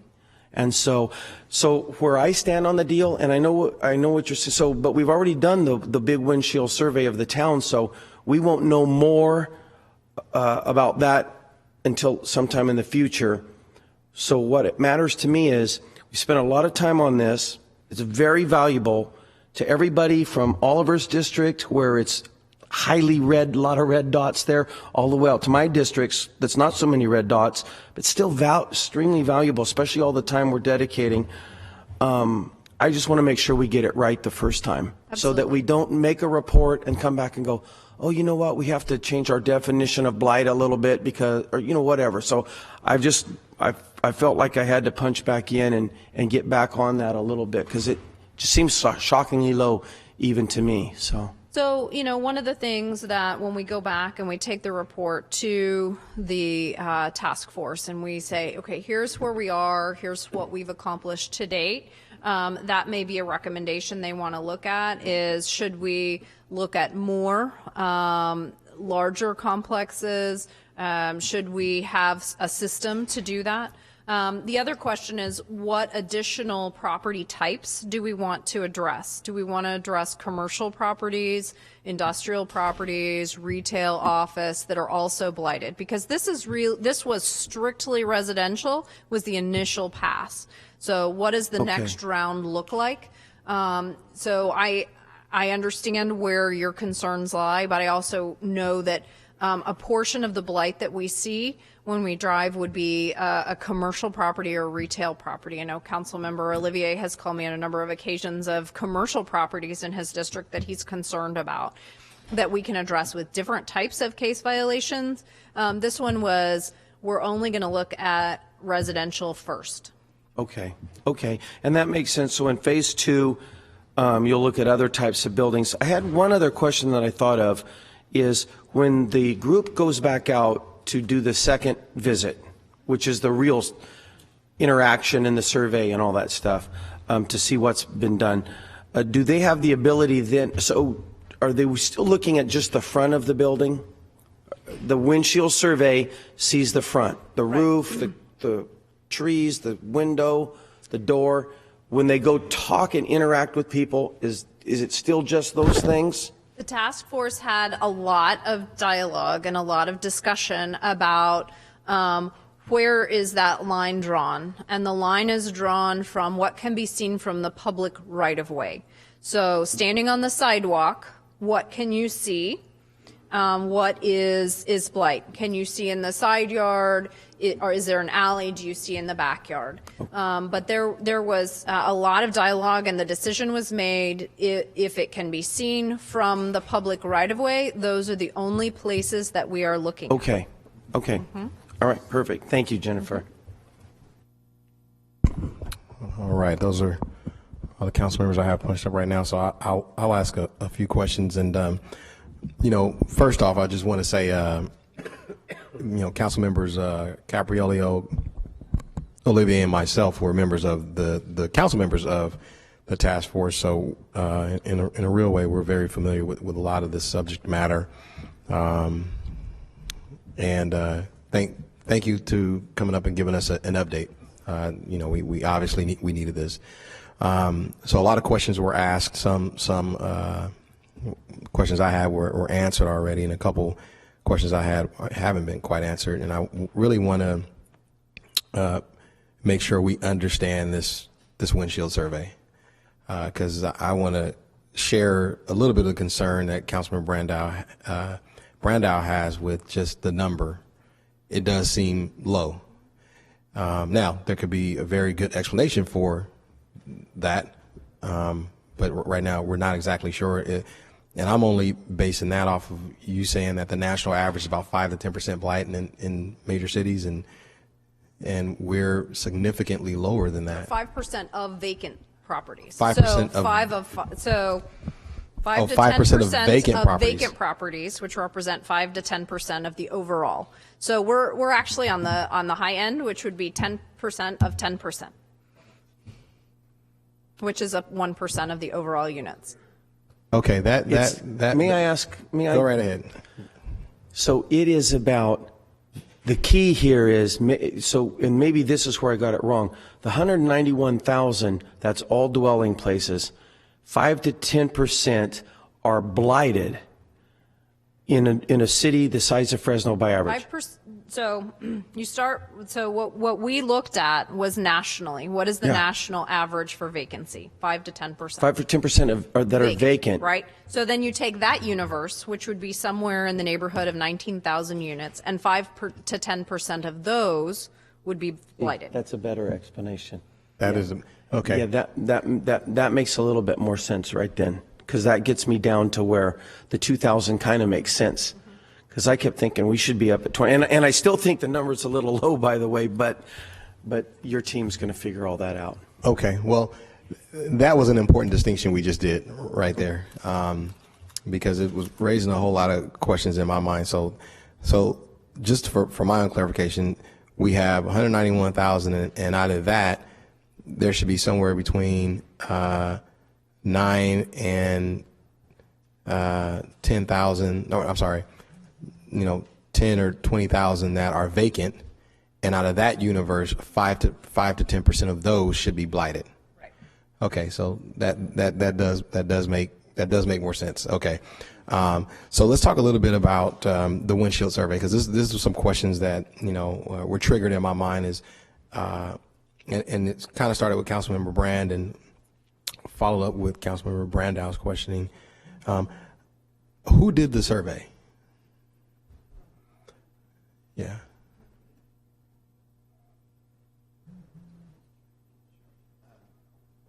What I did was we brought on 4 temporary employees from the city of Fresno temporary list. Okay, those are the temporary, okay, Right. got it. Assigned them under Howard Lacey. Howard does a couple of specialty teams for me, like CUPs, tire abatement teams, things like that. So he's a natural fit for this. So we took a look at the new ordinance, and took the ordinance, and there's 9 or 10 items on there that we focus on. So we trained them on what to look for. We actually did a windshield tour with them before we started the windshield tour. Took them out, showed them what we looked at, 40 to 50 different homes, so they got a real good idea. And then we did very slow the first couple of days, just taking them around, riding with the 2-person teams, looking at this stuff, and so that they knew exactly what to look for. And from there, we and a lot of questions. They drove Howard positively crazy on the phone, just making sure that they got it right. We did it by APM. And you can look at our APM books, and that's the function of just so that people know where they are and know what they're looking at. And we didn't assign them a new task until each of the APM books were completed. Now, please remember, this is a moving target. I mean, I can go out tomorrow and maybe I can find a couple more. No. It's never going to go away. We're going to do what we can. So there may be, what I found today, and I go out and inspect it, and I get it cleared up, and the next one's blighted. Now, and let me ask this: was there a report generated out of that? Like, for instance, and I'll just use my district for example. You kind of rode through obviously some of my neighborhoods. Did you guys say, okay, I'm on Kearney, and 123 Kearney Boulevard is a blighted house, and mark that on the list? And I mean, did we do something like that? How do we do that? What I created was a spreadsheet that they could work without having computers. I created a book, and it sits this way so they could actually write. While one's driving and you're bouncing on the other one, could write APN, address, and then it listed out all the violations of the new ordinance, and they would check them. They'd pull up to the house and say, okay, rain gutter, roof, 4-foot weeds, dead car on the lawn, etc. That's old school.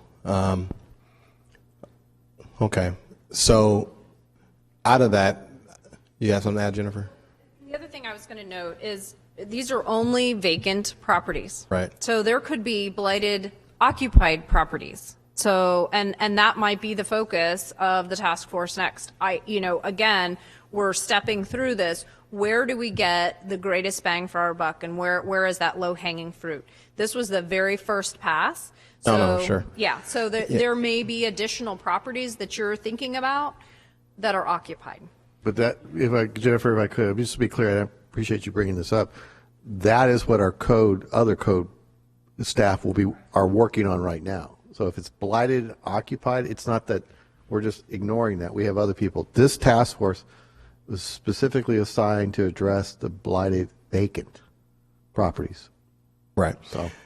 So just to be clear, Del, we do have a report that was generated out of that, or no? Yes, I have a spreadsheet of all of them. That's where this map comes from. It'd be good, and I already know that Councilmember Olivier asked to see what that list looks like by district. So I'm assuming that you're probably going to do some further analysis to kind of break those numbers out. I would just recommend that all the council members kind of get a copy of that. Obviously, we just want to know for our own benefit where those what you all came up with. And a lot of our staffs, I can just speak for my own, and I know I'm not the only council member staff that does this. It kind of drives around, and we do our own surveys too. You know, not quite a windshield survey, but we're certainly kind of keeping track of where we see problem homes at, as you all know. Now, what about the boarded up properties with the plywood? So there was a pretty rich discussion with the task force about how we were going to handle these, you know, quote unquote boarded up vacant properties. And obviously, if a property's boarded, you know, I would just venture to say that, you know, almost 100% of the time that property's vacant, right? So we know if we see boards around a property, more than likely no one's legally living there. How are we with that? And I may have missed that in the presentation as far as the success that we're having with removing the boards. Well, number one, I'd like the market on used plywood. Okay, plywood is coming down very quickly. I had to do a tour with Fresno B and George a couple of weeks ago, and the first house I went to, 3/4 of the windows had been replaced, brand new windows and fresh paint and real decorative wrought iron around the windows. And you know, this would have been boarded up for years, and here it is. You know, somebody's going to be, I'd say by Christmas that will want to be rentable. So we're seeing this, as I commented earlier, we see work trucks all over, yanking the things down and yanking the boards off and putting new windows in and then securing them. So the owners of the property, the big ones, they've gotten the message to get this stuff fixed. When we haven't started putting any plastic up, we haven't. When we get to the second inspection and nobody's done anything, there will be a time where we'll have to have our contractors do it, and of course we'll lien the property. But right now, it seems like peer pressure or whatever you want to call it is working. And what out of because obviously the boarded up properties, in my opinion, were one of the driving forces behind the entire discussion, because it's probably the most visible aspect of blight. You know, when you drive through a neighborhood, it may be, you know, other than really, you know, unkept front yards, it may be the thing that catches your eye the most as this neighborhood, you know, being blighted. I can share with you that some of the property owners are getting very innovative. They will replace the board-up window with a window and then have painted black plywood behind the window. You can't see in. So they haven't gotten the inside done, but the outside looks gorgeous, and you would never notice. Some of them have actually painted Venetian blinds on the plywood. Well, that is There quite creative. So what percentage of, and you may or may not have this number, and this may be too detailed of a question, but would you roughly be able to have a percentage of where we are with the boarded up properties as far as the boards coming down? Do we have any idea? I know we have you said 31% of all homes have complied, but I don't know if you broke it out by just the boarded up No, we haven't. residents. No, we haven't done that. Okay.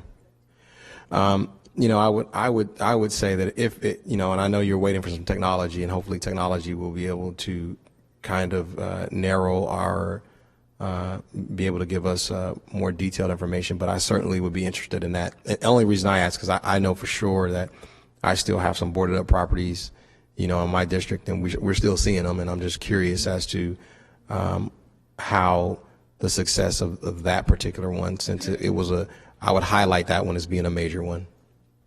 And lastly, you know, and I don't know if this was covered, I stepped out and a couple of people spoke, but I certainly wanted to, just being a member of the task force, just, you know, we covered a lot of information, a couple items we left out, you know, and it really surrounded, in my mind, and Jennifer and Dale, you were both here, we had really, really rich discussion, lively discussion over the interior standards.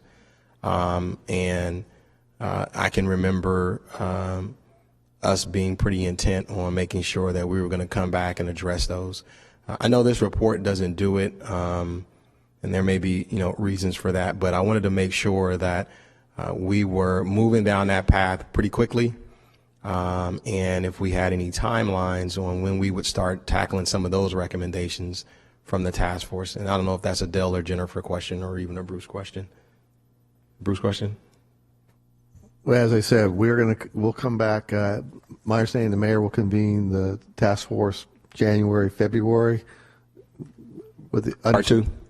For part two, for phase two? Yes. Okay. Yeah, I mean, we've got a lot of things to deal with, like general plan implementation, development code. Those are going to be that's going to take up a lot of our time over the next 3 months. So that's when we'll come back with phase 2, is after we get past the general plan implementation and the development code.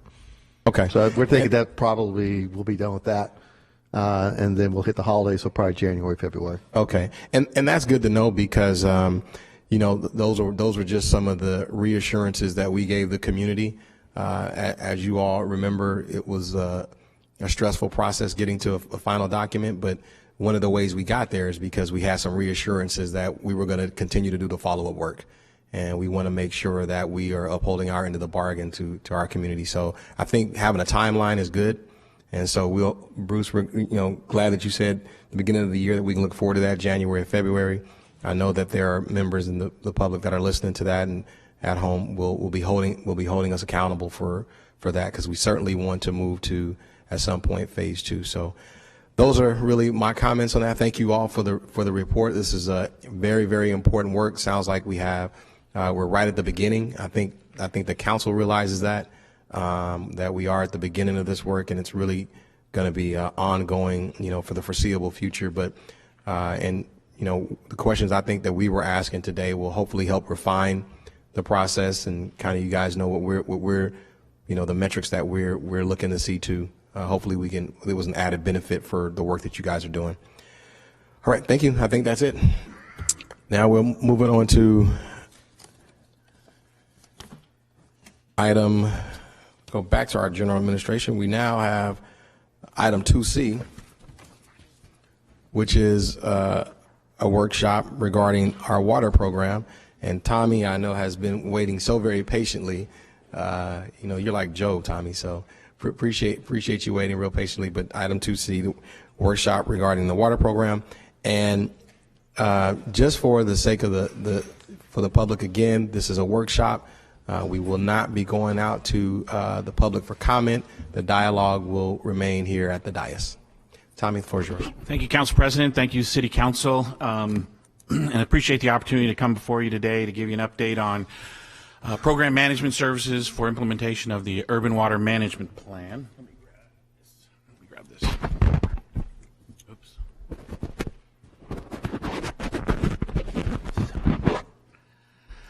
So to give you an update on kind of where we've been, where we are, and where we're headed on a major capital investment program that the city has launched forward for providing a resilient, reliable, and sustainable water supply for the community. Let's see, this one. Which one?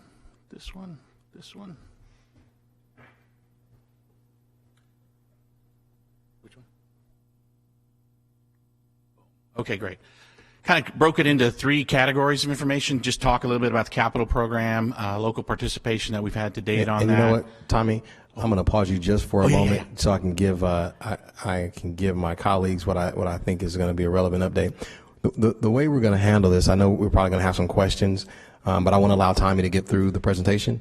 So, Tommy, you can go through the presentation, take what time you need, but after that, I'm going to ask that we hold our questions till after we come back from our noon break. Everybody got cool with that? All right, perfect. Floor is yours. And then talk about the upcoming construction projects that we'll be advancing and bringing to the council the next 11 months. So let's talk a little bit of the capital program. The Metropolitan Water Resources Management Plan and also our Urban Water Management Plan, we had to present information to the community, the state, and to financing agencies on how we're going to provide water supply to the community. In that plan, we've identified this chart here, which talks about how we are going to use surface water, groundwater, and recycled water to meet the future water demands of the city out to a period of 2025 and then 2035 with the general plan update. That program has a total value of $570 million for just new facilities. This is not changing out to fixing a sewer line, replacing a well, doing a water line. We're still going to be doing that work, but we have to add this program as well. The beauty of this program that we're about to launch is that we really got 2 things going on. We've got the one major program is to bring water from the west side of the city out into the wastewater treatment plant. We're going to build treatment facilities, pipelines, and booster pump stations and storage reservoirs to move water from the west into the east to provide water supply demands and get it to properties on the west side throughout the community. Parallel with that and concurrently, we're going to be building pipelines, treatment plants, and other finished water transmission mains to move water from the east side out in the mountains and bring that water into town and deliver that. So it's really kind of a pincer movement that we're running at the same time to bring water from the east and the west to the urban core to meet our future water supply needs. And this is how it'll pretty much play out over the next 3 years and 9 months. This sequence shows you how it's currently programmed for these projects to come online throughout the city. They'll be going on all over the city. We will, as I continue to meet with community groups and citizens and contractors and labor trades, I always apologize immediately for the dust that we are about to create with this program, because there will be a lot of construction activity. There will be some disruption to residences, to businesses, but it's all intended to improve our water supply for the long term. And over the course of this period of time, the other thing we'll have to do, other responsibility we'll take on, is that we've got to support the high-speed rail project. That's another $900 million program occurring in the city. We have water and sewer infrastructure that we'll be participating on with that. Fulton Mall will have a secondary role in that. We have water and sewer infrastructure in and around that area that we'll be supporting. And then the bus rapid transit, just coordinating some of the utility conflicts that may occur. So this is the list of projects it'll take to bring water from the west to the urban core, from the east to the urban core, while we're also supporting the urban water, the Fulton Mall, high-speed rail, lots of activity.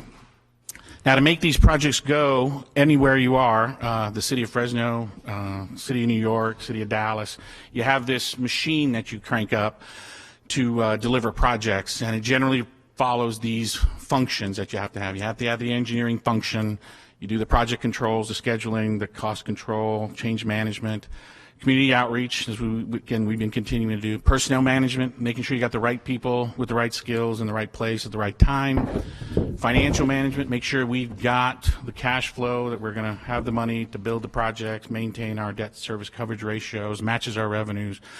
And then finally, it's game day is construction. That's where we will spend 80 to 90% of the $570 million I've talked to you about.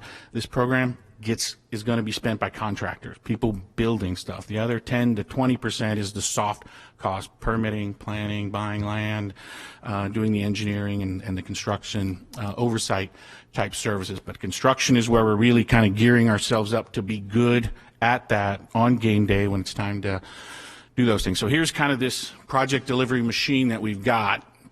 Now, right now in the city of Fresno, in the Department of Public Utilities, we have these programs and systems in place.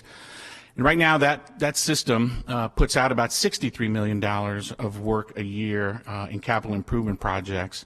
And so what somebody here, my predecessor, had identified. Hey, Tommy, real quick, that's an interesting. So on average, we, from 2015 on, we do about $63 million in average expenditure just in regular up maintenance. Just maintenance projects in and around the city at the treatment plants. We do about $63 million a year in capital improvement spending. And so we have the machine. Our machine is sized right now for $63 million a year. Somebody and you'll see the timing, probably it looks like about this time in 2012, so about 3 years ago, somebody saw this curve that was about to happen in the city that identified that to make this water metro plan get it advanced, it was going to be an average of $145 million increase in annual spending over that 4-year period. 2 of the years, as you can see, are at $200 million. Our machine, like I said, our project delivery machine is currently sized to put out about $63 million. So we've got a program, so we had a challenge to try and come up with how do we get $145 million out of it. So what that creates is a staff capacity gap. Again, we've got a machine that's built around $63 million. We got to double that, so really do triple the work with that. We have some expertise gaps. We're building and designing and constructing things here that we don't have in the city right now. So we have a staff expertise gap on how to deliver those items. And again, our project management systems are built around $63 million, a project here, get that done, a project here, get that done. Doing this program, as I showed in the previous map, we've got projects happening all over the city simultaneously in various phases of planning, permitting, design, construction, land acquisition, all going at the same time. So our PM systems aren't set up really to deliver that work, this at this capacity. So again, somebody in about 2012, it appears, identified here in the city, my predecessors identified this gap, and the decision was made to bring on a program manager. And the reason you bring on a program manager is to bring structure, discipline, capacity, and expertise to the delivery of these projects. There are program management projects. It's a very common, well-established method. San Francisco's got 2 going right now. They have a wastewater program manager. They have a water program manager. San Diego's got a water program manager. San Jose's got a wastewater program manager. Whenever you come across a curve like this where you've got this gap in staff, project management systems, and capacity, expertise, program manager is typically the route that's taken. The beauty of this is that when we come out and you look at 2020, is that right now we're doing $63 million a year. Once we come out of this exercise, our staff will be trained. They'll be educated on how to manage projects at this scale and these schedules. And we'll have these project management systems that will remain after everyone's gone. So that 63 with our existing staff, we could probably push to $75, $80 million because we will have been that much. The muscle building exercise is what we'll go through the next 4 years. We will get a graduate degree over the next 4 years in project management delivery. So the decision was made to come up with a program manager, and that process played out pretty much like this. RFQs were due in March of 2013. So the RFQs were probably advertised in January. Decision was probably made in December. So it was that last quarter of 2012, we're going to go with a program manager. And in the RFQ and in the contract that got signed, it talked about to assist the city with the overall management of the Metro Plan. Again, the Metro Plan is groundwater, surface water, recycled water.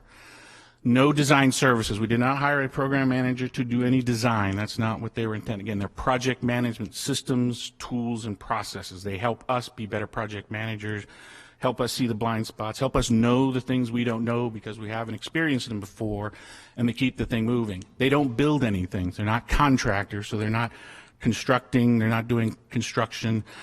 They're just strictly consulting services. Interviews were held in May of 2013, so we went from 5 in a competitive selection process, 5 submitted, 2 were selected for interviews. In June, a firm was selected, and then it was awarded in July 2013. The way that contract got negotiated, it was 3-year base term, and then 2 at our option 1-year extensions. The timing was probably pretty good how that laid out because we're in the 3rd year now. So FY 2014 was the 1st year. 2015 was the 2nd year. We're in 2016 now, so that's the 3rd year. In June, we will come back to you and ask you make a recommendation to extend the contract. I'll just take you through the phase 1, these contracts, whether or not to extend it for that 4th year. That 4th year, that's at our option. The beauty of that decision will be pretty easy pass-fail. Are we on schedule? Are we on budget? And are the projects of the quality that we demand for the system? Those are the criteria we'll use before we come back to you with a recommendation to award a 4th year if a 4th year is necessary. But it's pretty much pass-fail. And the beauty of this, again, is that this is out there for everybody to see. Everybody in the community will see. We've got trenches, we've got backhoes and excavators, we got everything running. So this is all for everybody to see whether or not we're on time, on schedule, and getting the quality that we need with the and in the budget that we've identified. So that'll be the decision. Will come to you in May or June of next year. Now, the key to moving this much program, these many dollars, is the systems and tools by which you do that. And so we have as part of this program, we've devised a program delivery portal. Land acquisition goes through this, permitting goes through this, design goes through this. We have one project under construction right now, and that is the T4 tank.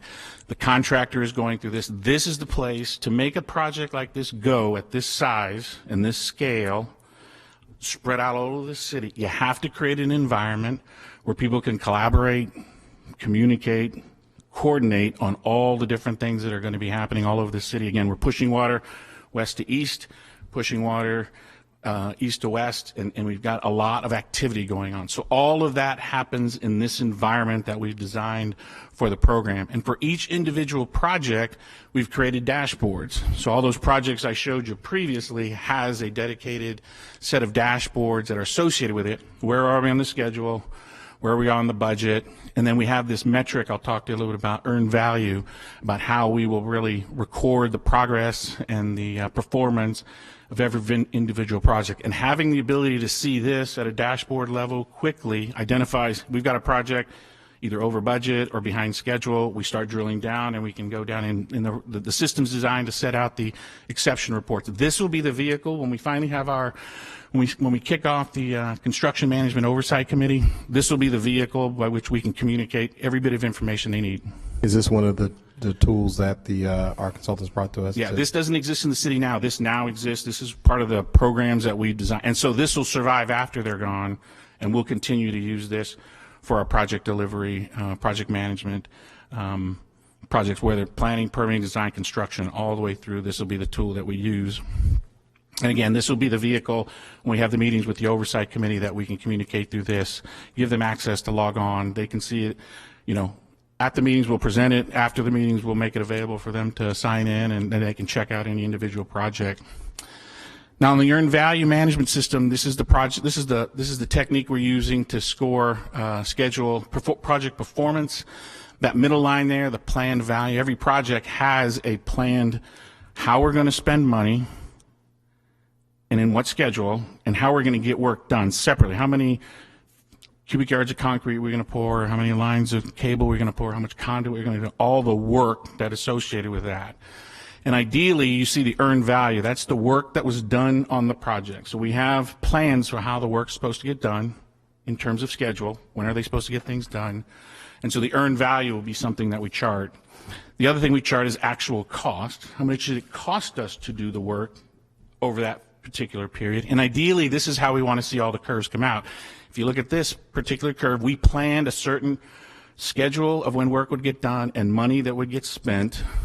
The actual cost at that time when we mark it is below the line. That's good. We're under budget on that project. It's performing well.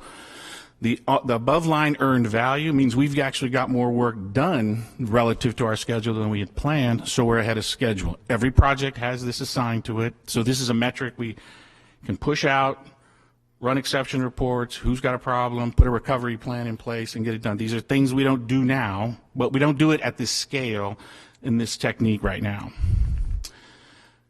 The other thing that we've done to set this up is that we have this portal we designed to move all these dollars through the system, and we've also created we've reconfigured the Recharge Fresno website, so now it is a place where the community can go and see the exact progress of any project. Where is it on its budget? Where is it on its schedule? And whatever things are going on with that project. So we will push data from that portal into the Recharge Fresno website. People can click on Southeast Surface Water Treatment Plant, and they'll see here it is on the schedule, here it is on budget, here's some other things that happened this month, here's some things we're planning to do, so that the community can stay informed and be advised how we spend the money and where we are on progress. Again, that's part of the beauty of the way the contract got set up. This is really I would call it the free agent year for the program management services contract. We got a 3-year base. The only way you get that 4th year, stay on schedule, stay on budget, and give us the quality that we need. And so the 3rd year is that year where we're going to have all that construction activity going on. We will make the call, is it value there? Let's go to the next year. Is the value the next year? Let's go. So this is a big year for program management. This is a big year for the Director of Public Utilities. If I can't do this, then you would call into question, is he the guy to get $570 million out the door? That's the kind of reporting and progress that we will make available to you in that May, June, July, when it comes time to make the call on do we want to extend the contract another year. So again, I want to emphasize where we are on the project right now. So again, of the $570 million for new stuff we're going to build in the next 3 years and 9 months that we're going to build, 80 to 90% of that money is going to go to contractors. to build stuff. The other stuff is soft cost, planning, permitting, construction oversight, special inspections, but 80 to 90% of it is going to contract. This is where we know, this is game day. We practiced all this stuff here's how we wanted to get built, here's the sequence we wanted to get built, these are the techniques, these are the methods, these are the equipment. If we made the right decision, construction will go well, and that's what we've been focused on, is construction. While we've been going through all these individual pieces, we begin with the end in mind. In our mind, the end is construction, getting it built on time, on budget, the quality that we want. How do you get that done? Discipline, structure, capacity, and expertise, and that's what the program manager has brought to us, is that discipline, structure, capacity, and expertise to get ready for construction. This is all, everything else, the 10 to 20% we spent to this point has been, getting ready for that. We've got a lot of risks out there because pipeline projects are a difficult thing for the city of Fresno. Since I've been here, I've been invited to a couple of meetings related to pipeline projects that had some problems during design, had some problems during construction. We wind up having to revisit the schedule. We wind up having to revisit the budget. So we're really trying to get ready for this. The things are utility conflicts, the traffic control, business impacts, inclement weather. We're planning for El Nino. That's kind of baked into our thinking, is how do we get ready for that if we do get a monsoon and we've got a trench open with a 72-inch pipeline in the middle of Belmont. What's our recovery plan or our protection plan to make sure that work doesn't get has to get thrown away, or that we can salvage it and keep the thing moving. So, a little bit on the local participation. One of the requirements that the previous that my predecessors identified was that we wanted this to be heavy on local participation. So right now we have 20 local companies involved in the project. They'll probably take in about $17 million in fees as part of this program locally here. 52% of the engineering has been designed by local firms here in town. 40% of the construction management will be local firms. Currently right now with the T4 is the only one we have. Actually, we got 48% of that is local construction companies. And these are all the teams that are on the program management team. These are the teams that are actually, so we have the program manager, and then the program manager is using these folks to do the design. They'll do the construction, they'll do inspections, they'll do all of those services. Construction manager, again, is structure, discipline, capacity, expertise. That's what they're giving us as part of this program. And again, it's something that survives, lives past, that we then take advantage of so that we can do future projects using this structure and discipline that we've been provided with. So here's what the next 11 months looks like. 2 weeks ago, you did the recycled water 1A, and over the course of the next 11 months, we will bring you 2 more recycled water packages, B, C, and D. Southeast Surface Water Treatment Plant will be brought to you in November. Frank Kern Pipeline, you have an agenda item today. The USBR has granted us $1 million for that project. So that project is scheduled to be awarded in December. Kings River Pipeline in April. All the water to get the water out of the treatment plant into the city from the new treatment plant will come to you in June and July. And that's next year. 2017, we'll have a similar list of other projects that we'll be bringing to you to approve to get that water from the west into the east, water from the east into the west, and bring it to the center of the city for our water supply needs. So here's the Metro plan, the projects we're looking at: mission, reliable, resilient, sustainable water supply. Again, the way the contract is structured, it was the Metro plan, groundwater, surface water, recycled water. We are now at the point where we're ready to start the construction to bring the water from the east and the west to the city center. And so that was so the timing is right now to expand that, to bring in the program manager to make an assistance with us on that west side to bring that water into the east. And with that, you want to take a break and then we'll come back? Okay, great. And so here's what we're going to do, Tommy. We're going to take a break. I already got council members punched up, of course. But when we come back, we're going to go to closed session. Okay. At 1:30, and so we'll finish closed session. I'll make sure you kind of have a heads up on when we'll be back to kind of finish this item. So just for the benefit of my colleagues, When we come back, we'll return to closed session at 1:30, and then after we're done with closed session, we'll come back out and pick this item up where we left off. Perfect. All right. Thank you very much. Okay. So right before we break for lunch, we have a couple of unscheduled communication that we want to get in. So I have Rebecca. You want to come on up? And then you'll have 3 minutes and just state your name and address for the record. Perfect. Thank you very much, President Bain, City Council members. I'm sorry that Mr. Brandon Olivier are not with us because I wanted this to be shared with all of you. And Steve's gone too, so what's that about? Rebecca Rangel, 130 East Harvard Avenue. I'd like to reiterate, I'm disappointed that you're not all here. I'm here today because 2 weeks ago, our independent auditor made a presentation that was incomplete. He was nervous. I talked to him on Monday when we met with Jackie Parks and some others, and I asked him, you know, why did you leave out XYZ? And he said, because I didn't want to ruffle any feathers. So I'm a truth teller. I don't play any games. I don't have an agenda or anything like that, but I love providing you with information that you don't have, because that's what I do. And so on that note, I'd like to share 3 pieces of information that were omitted, not on purpose. There was no devious thoughts behind it.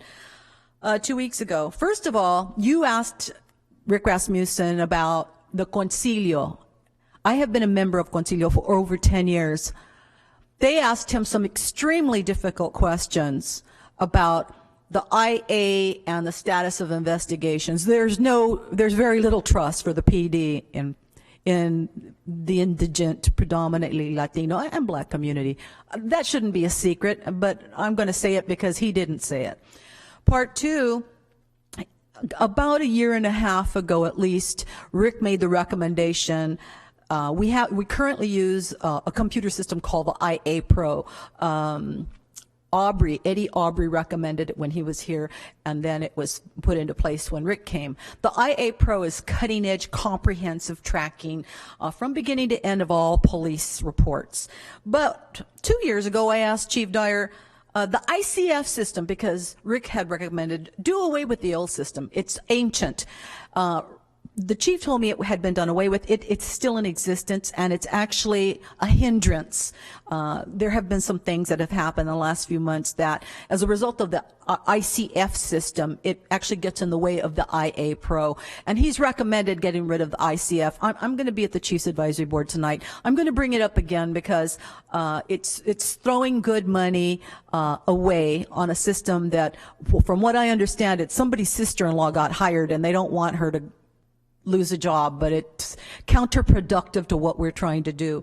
Finally, the mediation system that was approved by City Council unanimously when Larry Westerlin was on City Council. Phenomenal system, spent a lot of years researching it through the NACOL system. It was presented. Larry put together an unbelievable, you were on City Council, Oliver, at that time, PowerPoint presentation. It was approved. And what does Jackie tell me at our meeting last week? Oh, well, the reason that we're not using it, even though we have it in place, is that police don't trust it because people have to sign a disclosure document saying they will abide by the agreement. I'm just giving you this information by way of saying we could save a lot of money on lawsuits if we had that mediation system in place. All right. Thanks, Rebecca. Your time is up. Appreciate you coming back and sharing that with us. Thank you. You're very welcome. Next, we have Joel Flugrath. All right. And next, we have Rick Morse.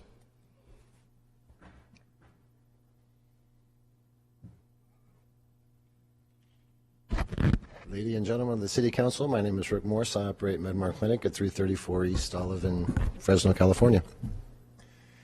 You had mentioned earlier this day about inheriting problems from previous city councils, and for 20 years the Fresno City Council has been inheriting the medical marijuana problem. More specifically, since 2004, when I became an advocate, that's when the previous shop that had been in Fresno had been shut down. And I had been an advocate for several years before I came to Fresno, and I believed that I would not establish a medical marijuana collective in a city that did not want that type of business. So whenever I got approval to open up MedMar Clinic in Fresno, I was believing that was a genuine miracle from God. When we started the Homeward projects in 2009, it seemed like the city of Fresno could solve two problems with one solution, and we were quite effective in the work that we were doing. Unfortunately, the medical marijuana issue has become a head-butting contest between the people in the city and the people in the medical marijuana community, and that was something that I had never intended it to be. I was speaking to Mr. Barfield earlier today, and I explained to him that when we came to Fresno, we were supposed to be not only good for the city, but good for the neighborhood. And it's gotten to be where everybody is going to let the next city council inherit this problem, because it is too controversial to make a decision saying that we are going to regulate it because it appears that you approve of it. Now we're at the point where the state of California is coming in and they're having to force these regulations on the cities and the different local communities. That was really never my intention either. What I see is happening in the medical marijuana community in the city of Fresno, there are a number of organizations that are poised, just waiting for the right moment to come in and sue the city to force them to allow them to establish collectives. I thought I had the right idea when I came to the city of Fresno with trying to establish a nonprofit through working with the homeless people in the city of Fresno. We would not have done that if we had not gotten cooperation and approval through the city, and Mr. Barfield can attest to you that we asked his permission and we coordinated with him our services so we didn't duplicate what the city did for the homeless out at the tent city in front of the Poverello house. You have a choice. You can either let the state dictate every aspect of it, or you can work with the medical marijuana community in the meantime to try to set the example. This is the reason why I came to Fresno. I knew it would be the toughest jurisdiction to establish a medical marijuana collective, and I expected that the people on the city council would want to set the example for the entire state of California. That's what I'm expecting from you. I'm expecting you to be tough, but I'm expecting you to set the example for every patient in every other jurisdiction, and not wait and let somebody else or bequeath this to the next city council. And I understand that there's a wait and see until this the next series of bills are signed by the governor. Thanks, Rick. Yeah, I understand my time's over, and I thank you very much for your time. Thank you. And we'll probably see you next Thursday. Do we have any other members of the public that would like to speak at this time? All right, seeing none. Council will see you back 1:30 in closed session. Need to announce the closed sessions. Yep, go ahead. In closed session, we have existing litigation, Hold versus the city. We have city versus Chevron, city versus Shell Oil, labor negotiations concerning airport public safety officers, and a joint closed session with the successor agency concerning the city versus the state of California and Department of Finance.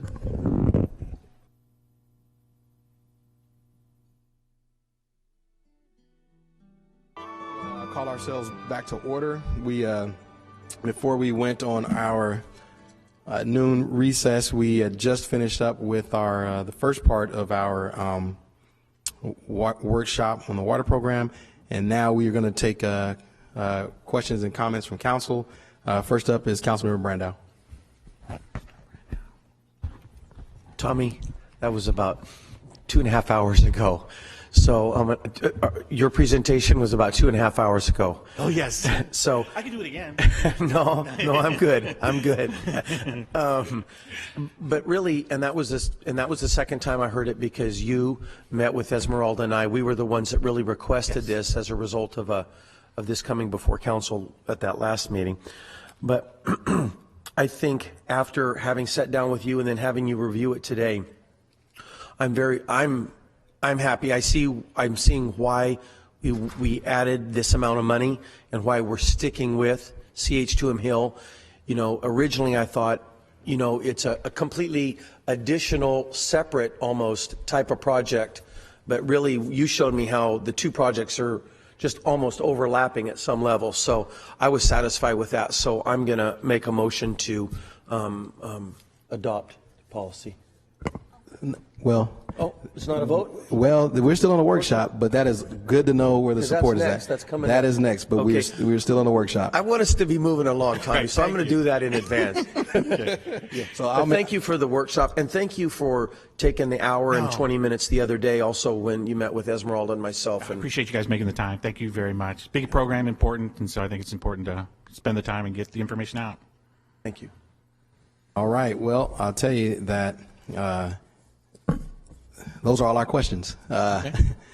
So I think we're ready to move on to item 2D, which I think because of council members Brandow and Soria, we had this workshop precisely to queue up the next couple of items so that we would be able to move on that.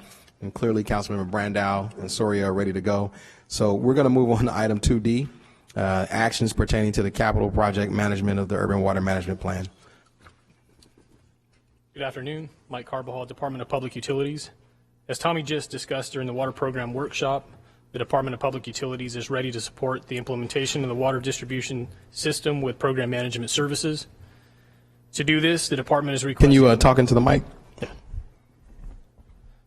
To do this, the department is requesting that City Council approve the 12th Amendment to the Annual Appropriation Resolution number 2015-104 and Amendment number 4 to the Professional Consultant Agreement with CH2M Hill for Program Management Services. The Fourth Amendment is for an amount not to exceed $1,140,000 and is in addition to the $7,100,000 authorized with Amendment number 3, which was approved by City Council on June 19, 2015.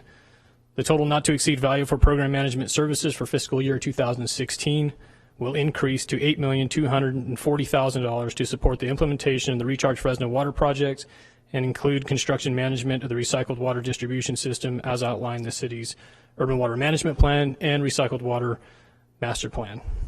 Thank you. All right, we'll now take the item out to the public. Do we have any members of the public wishing to comment on this item? All right, seeing none, Councilmember Brandow. All right, we have a motion by Councilmember Brandow. Is there a second? Second. We have a second, Councilmember Soria.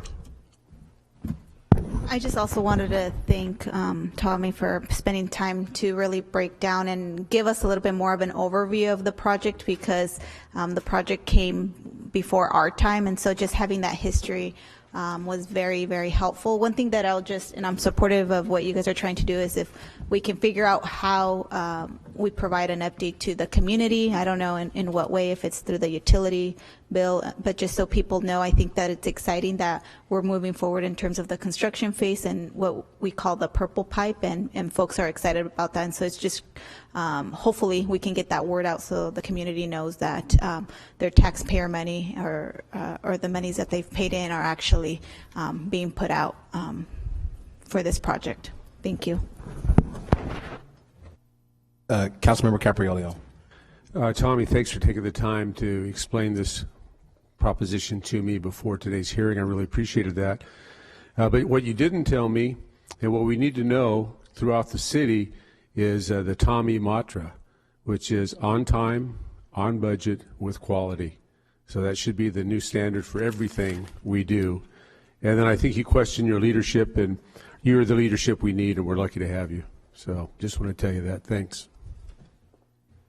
Councilmember Brand.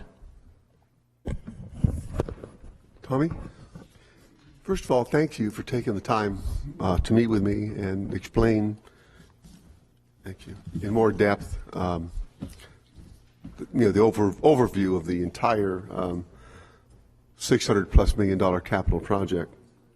And this morning was really good too in the workshop on outlining what the duties are of the program manager and and how that fits.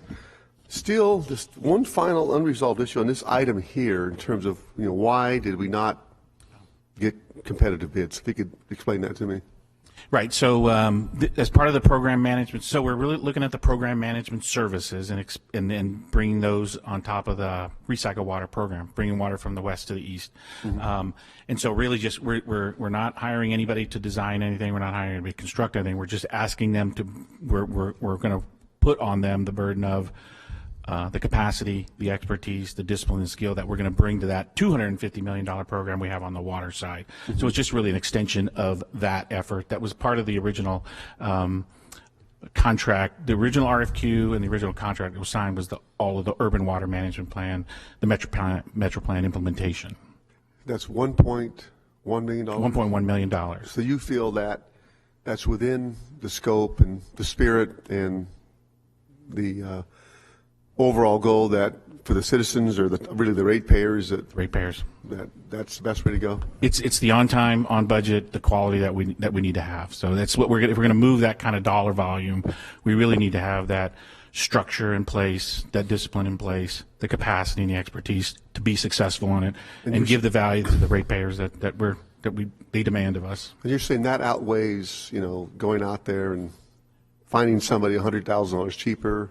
Right, and we've the city has on the water side and the wastewater side, we have a history of taking that approach without the discipline, structure, capacity, expertise, and the projects seem to have trouble during design. They seem to have trouble during construction, and budgets get lost and schedules get lost. So during the rate plan, there were two things that came up during the rate plan that just stuck with me. One was the cost, the doubling kind of comment. The second recurring theme was the accountability. You've never done this. You can't do this. It can't be done.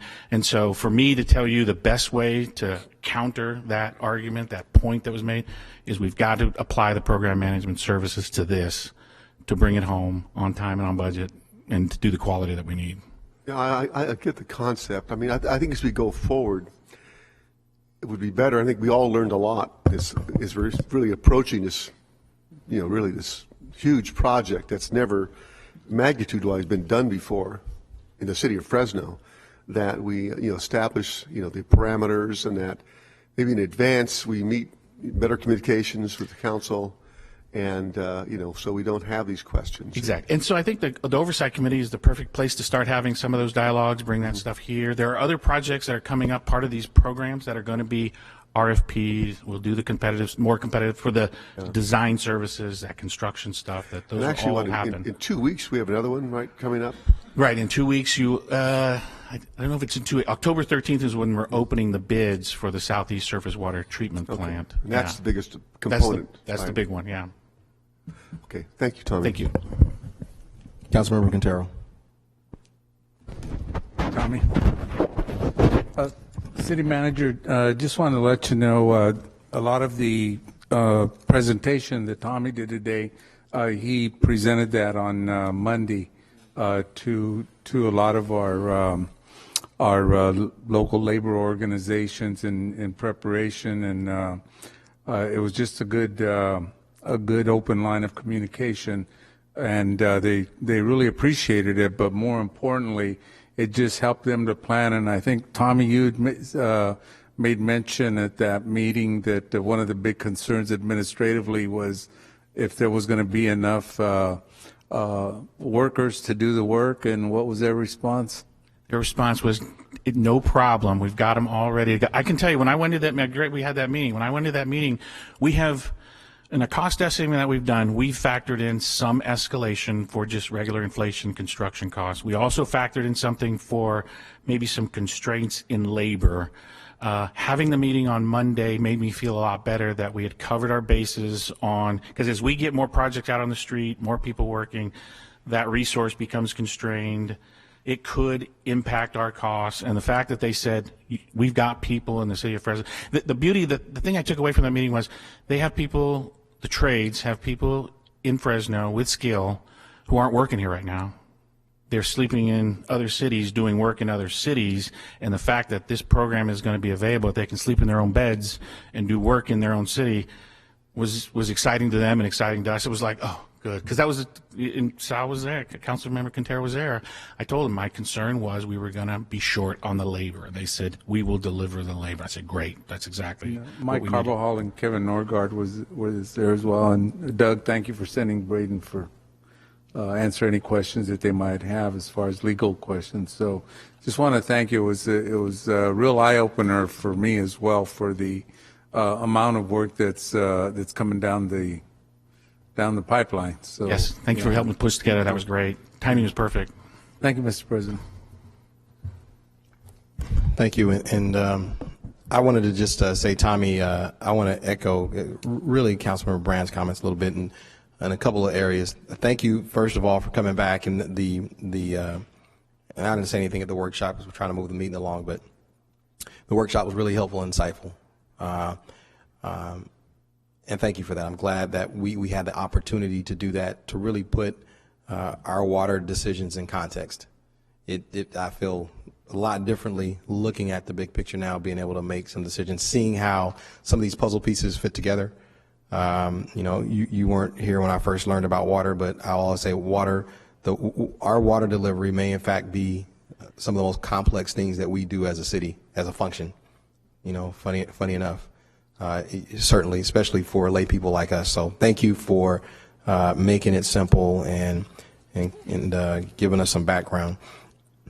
I shared the same kind of high-level concern as Councilmember Brand with the fact that it feels like we just extended CH2M Hill's contract without necessarily going out to bid. You've provided some clarity on that. And so I understand better now, but obviously, it's a sensitive issue when we're letting out, $1 million and, when we aren't going out to bid. So I think my colleagues have comfort with it, and we have a lot of faith in you. And I say that to put pressure on you. Yes. Because we think you're doing a great job collectively. I can say that. We really do appreciate the job you're doing. We appreciate the way you communicate with us. And in no small way, we have a lot of trust in you. My vote is going to be, today really off a lot of faith I have in you on this topic. So with that, we have a motion and we have a second. All those in favor? All opposed? Item passed 7-0. Thank you very much. We will continue to push this program forward. Thanks for all the support. Yep, you got it, Tommy.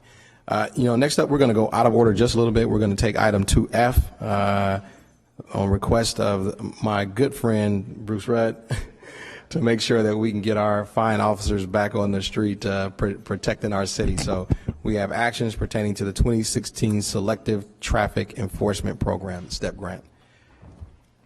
Well, I had good morning on here, but I guess it's afternoon. Good afternoon, Council President and members of the City Council.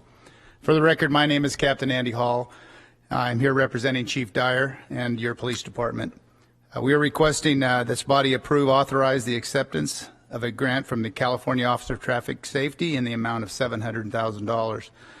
The STEP grant will provide equipment, overtime funding, and enhance our city's traffic safety program.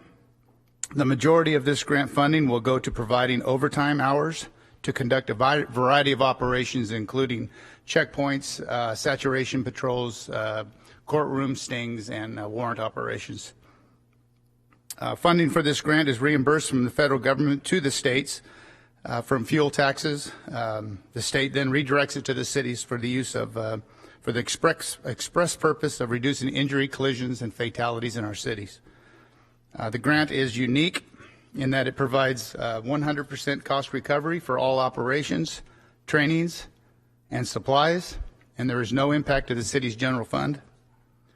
There is no in-kind requirement, nor are there any legacy costs incurred by the city. Thank you. All right, we'll now take the item out to the public. Do we have any members of the public wishing to comment on this item? Seeing none, I'll bring it back to the dais. I don't seem to have any council members that are chomping at the bit to say anything other than Councilmember Brandow. And thanks, Captain Hall. Hey, oh no, he was dropping the ball over there. Quick question. So as I went through the staff report, this is mostly about like DUI checkpoints and that type of thing? It's a complete traffic safety program. They allow us, mostly it's for DUI related reductions. We do DUI checkpoints, saturation patrols. We put out extra officers on weekends and holidays. We also go after warrants, people who don't show up for court, and we do courtroom stings, people that go to court and then choose not to obey the court order. But there's also some motorcycle safety operations we do. We do some training, motorcycle safety training. We also do some speed enforcement in this grant. All right. And then So when I see a DUI checkpoint, is it safe to assume that the officers that are working it, whether it's 10 officers or somewhere in that, they're all being paid from this? Is that's where they're paid for those checkpoints type of thing? It kind of originates in this grant. All of our checkpoints are paid through overtime Okay. from the grant.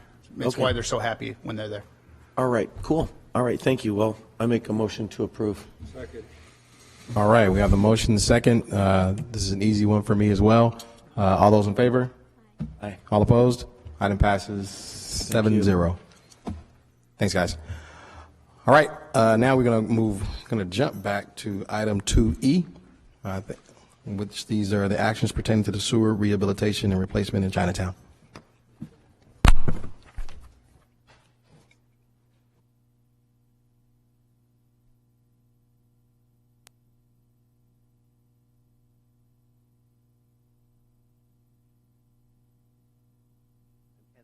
with the Department of Public Utilities Wastewater Management Division. The item before you today has to do with the rehabilitation and replacement of sewers in Chinatown. The first action item is to adopt the finding of categorical exemption for Class 1 pursuant to Section 15301D, existing facilities. And the second categorical exemption is Class 2 pursuant to Section 15302C, replacement of construction of the replacement or reconstruction of the California Environmental Quality Act. Can you talk just a little bit more to the mic? Thanks. Yeah, is it on? I'm just not talking loud enough. Okay. Nope, we got the tech guy coming in. That was okay. Oh, sorry. there we go. All right, thank you. So I'll recap. It's Chinatown. We're doing rehab repair in the sewers. The first action item is to adopt the categorical exemptions. There's 2 of them. The second action item is to award a construction contract in the amount of $1,936,204 to Emmett Excavation Inc. of Fresno, California. Basically, this project was identified when we did some CCTV inspection of all the sewers in downtown. We grouped this together. It's about 9,000 lineal feet of sewer, ranging in size from 8 inches in diameter to 24. The sewer ages range from 47 years to 125 years old. Design life is supposed to be around 75 years. So we found some structural deficiencies and some sags that need to be fixed. So that's why some of it's replaced. If there's a sag, you have to dig it up and replace it. The rest of it can be CIPP lined. Most of this work is in alleyways with a couple of sections in actual streets. So I think it's Kern and Fresno Street. There's a vicinity map on the back that shows actual where they are. That's all I have if you have any questions. All right, thanks, Kevin. We'll now take this item out to the public. Do we have any members of the public wishing to comment on this item? All right, seeing none, I'll bring it back to the dais. Councilmember Soria. I just have a couple questions. Wanting to just understand how you guys select these projects, or how did it come to your attention in terms of kind of the deficiencies or issues? In 2013, 2014, we videoed all the sewer lines in the downtown triangle between 99, 41, and 180. And we looked at the sections of town that were that area that were the worst, and we grouped them into projects. We did downtown 1 and downtown 2. This is the third grouping of projects that we're doing. So it's all been video inspected, except for one little spot. If you look at your map, it's dotted on there, and we're going to have that inspected. And is that something that we're looking at other areas that are also older areas of the city? Yeah, there's actually, I think, 3 other projects coming up that we're awarding the design. Actually, one of the things you did earlier was award a design contract for a project that's after this one. Okay. And we have a sewer system master plan that has a whole list of projects. Okay, perfect. Thank you. All right, it's in my council district, so I'll make a motion to approve the item. All right, I have a second. And all those in favor? All opposed? Councilmember, item passes 7-0. Thank you, staff. Now moving on to item 2G. These are finally something else other than public utilities. We're talking about parks now, actions relating to the Spark after-school program. Come on down, staff. Good afternoon, Mr. President, members of the council. I'm Manuel Molinero, the Director of the Parks Department. I'm here before you today asking that you approve a one-year contract with the Fresno Unified School District for $500,000 to conduct the Spark after-school program running through June 30th, 2016, and also approve a resolution adopting the 15th Amendment to the Annual Appropriations Resolution number 2015-104, appropriating $83,500 from the Fresno Unified School District to conduct the Spark after-school program. The SPARK program is an acronym for Sports, Play, Active, Recreation for Kids. The City Parks Department has been involved with this program, providing this service for the Fresno Unified School District since 2007. The funding for this program comes through the After School Education and Safety Grant, or ACES, which was awarded to the Fresno Unified School District. The school district contracts with the Parks Department to assist them in providing this after-school program at 29 school sites, and the program operates from 2 to 6 p.m. At each site, there are 6 people assigned. 5 of them are school district employees, and one of the individuals is a parks employee. The curriculum consists of snacks, homework, physical activities, class sessions, and quiet games. The reason for the increase in contract services for this year is the fact that 7 of the school sites have seen an increase in enrollment in the schools, and the school district is going to assign more staff to work, more park staff to work at 7 of the school sites. This morning I did have Teresa Melovich here, who was a supervisor of the program, but because of the lateness of the day, she ended up having to go and supervise the Spark program this afternoon. So that concludes my presentation. May I answer any questions? All right. We'll now take this item out to the public. Do we have any members of the public wishing to comment on this item? Seeing none, I'll bring it back to the dais. Councilmember Quintero.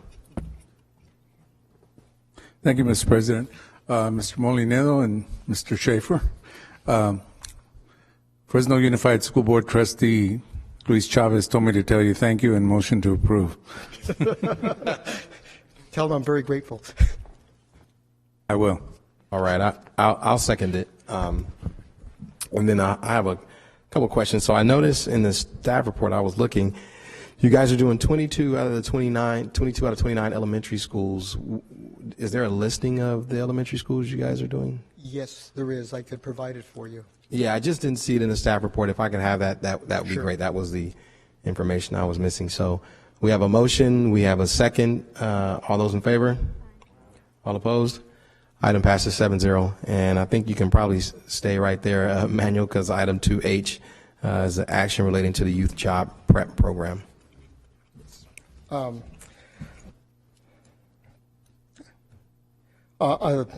this report, I'm asking to approve 2 one-year contracts with the Fresno Unified School District for $308,000 to conduct a youth jobs prep program running through June 30th, 2016, and also approve a resolution adopting the 16th Amendment to the Annual Appropriation Resolution number 2015-104, appropriating $230,500 from the Fresno Unified School District to conduct the youth job prep program. The Youth Job Prep Program, or we refer to it as the YJPP program, has been, or the Parks Department has been has been providing this program since 2006 for the Fresno Unified School District. We were providing this service at 4 school sites, but because the department has done such an exceptional job, the school district was able to receive additional funding for this jobs program, and they now want us to expand it at all 9 high school sites. So this additional funding would go to provide additional job training at the various school sites.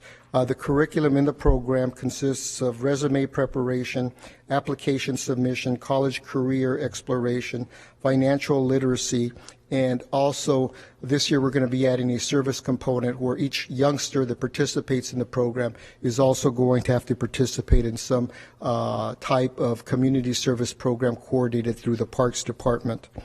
In addition to this program, we also have gone out and received additional funding from other private, from other supporters that actually pay for the job, that pay for a jobs fair, which in the past we've conducted at one of the school sites. Last year we did the job fair over at Edison High School.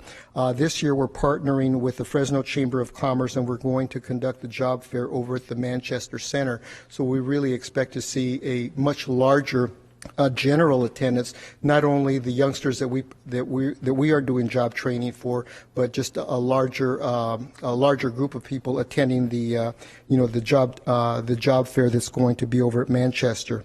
In addition to this, the youngsters that participate in our program also participate in visits to some of our universities in the state of California. Last year we went to Stanford and USC. I'm hoping that we go to USC once again, since it's probably one of the best schools in the state, but that's just a personal comment.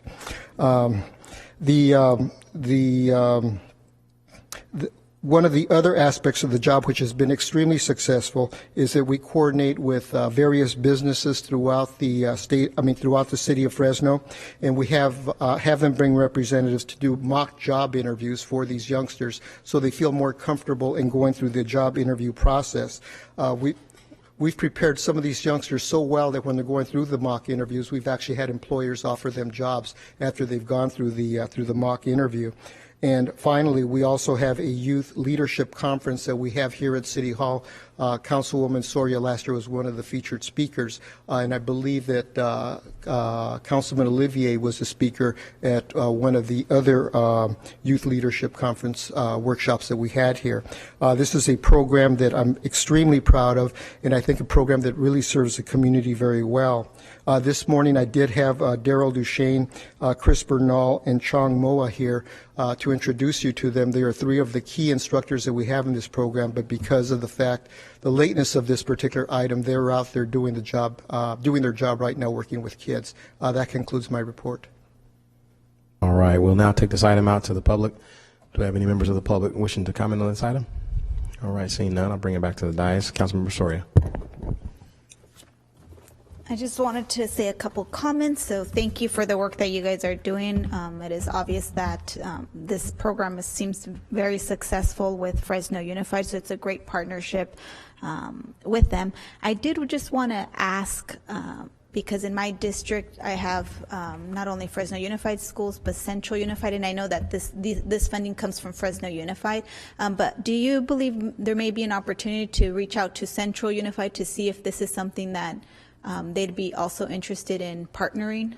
That's a good question, because that thought did cross my mind, and I am going to be meeting with the Central Unified School District Superintendent, and I was going to bring this up because I think this is a program that if he could avail himself of this money, it could really benefit the high school youngsters that are that are serviced by the Central Unified School District. And so that may be something that we could follow up. I know that myself, Council President Baines, and also my council colleague Brandow have residents that live or students that attend schools in Central Unified. So maybe something that we could explore if that's certainly an interest. But again, just thank you for the work that you guys do, and I'll make a motion to approve. I'll second. All right, we have a motion. We have a second. Councilmember Quintero.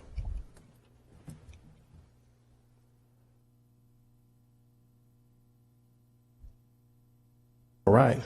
No problem. So I'll just kind of echo Councilmember Soria's comments. I think this is a good thing. I'm very familiar with the work that our Parks Department has been doing, with really job prep with our soft skills. Daryl Duchesne does great work. I know him personally.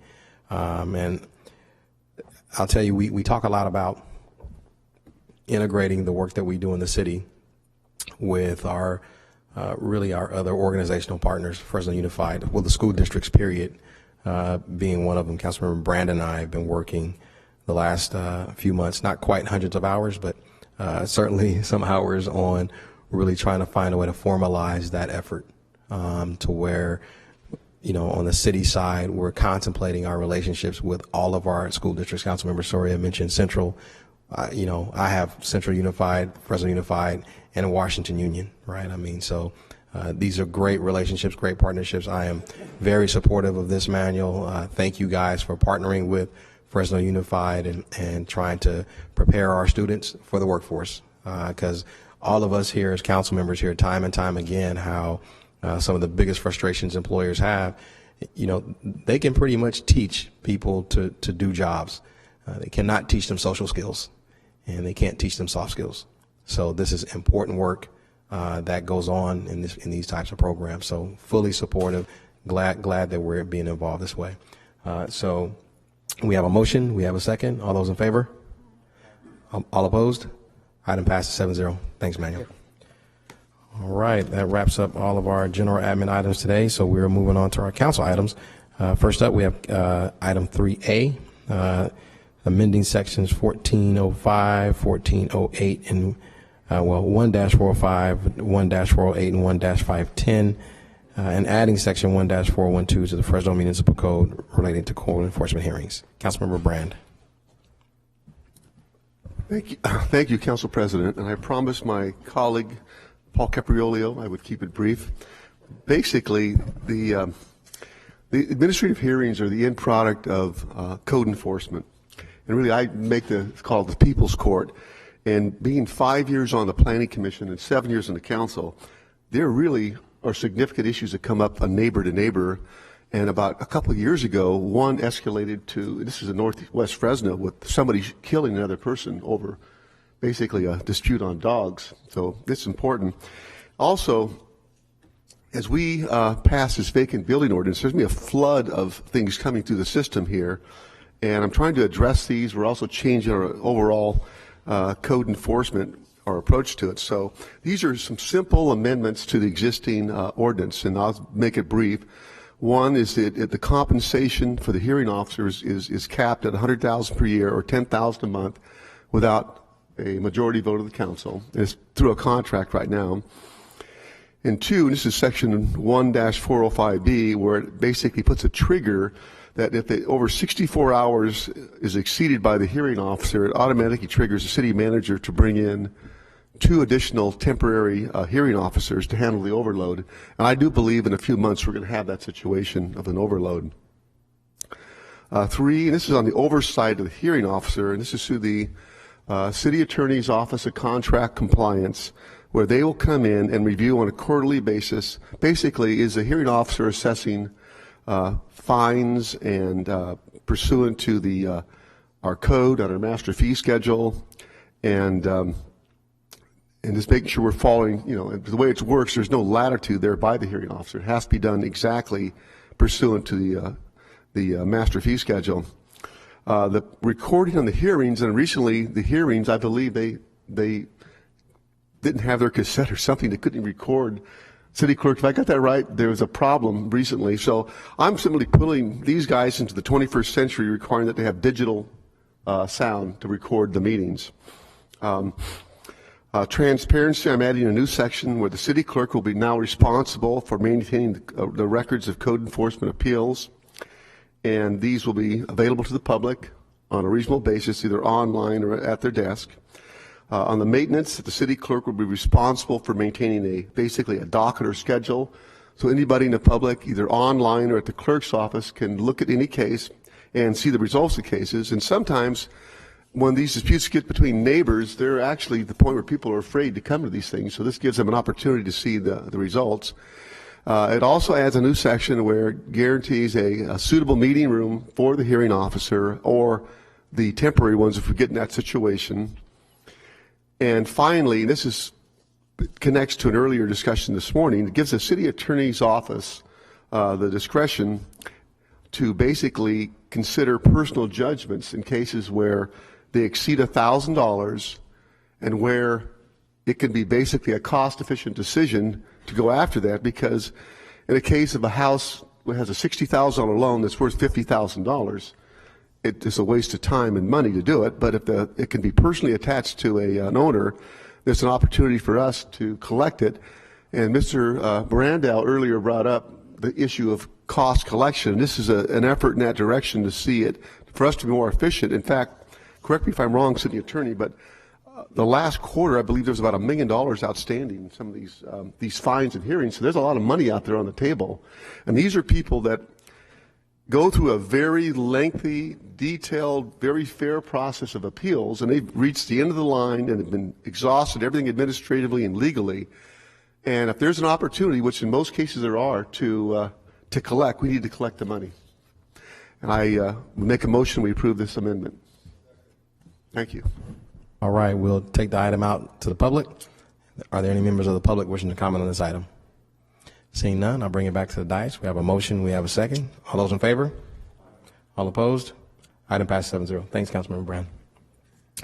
Next up, we have 3B, and we're adding section 105-.6.49 to Chapter 10, Article 5 of the Fresno Municipal Code relating to storage of tires. Councilmember Quintero.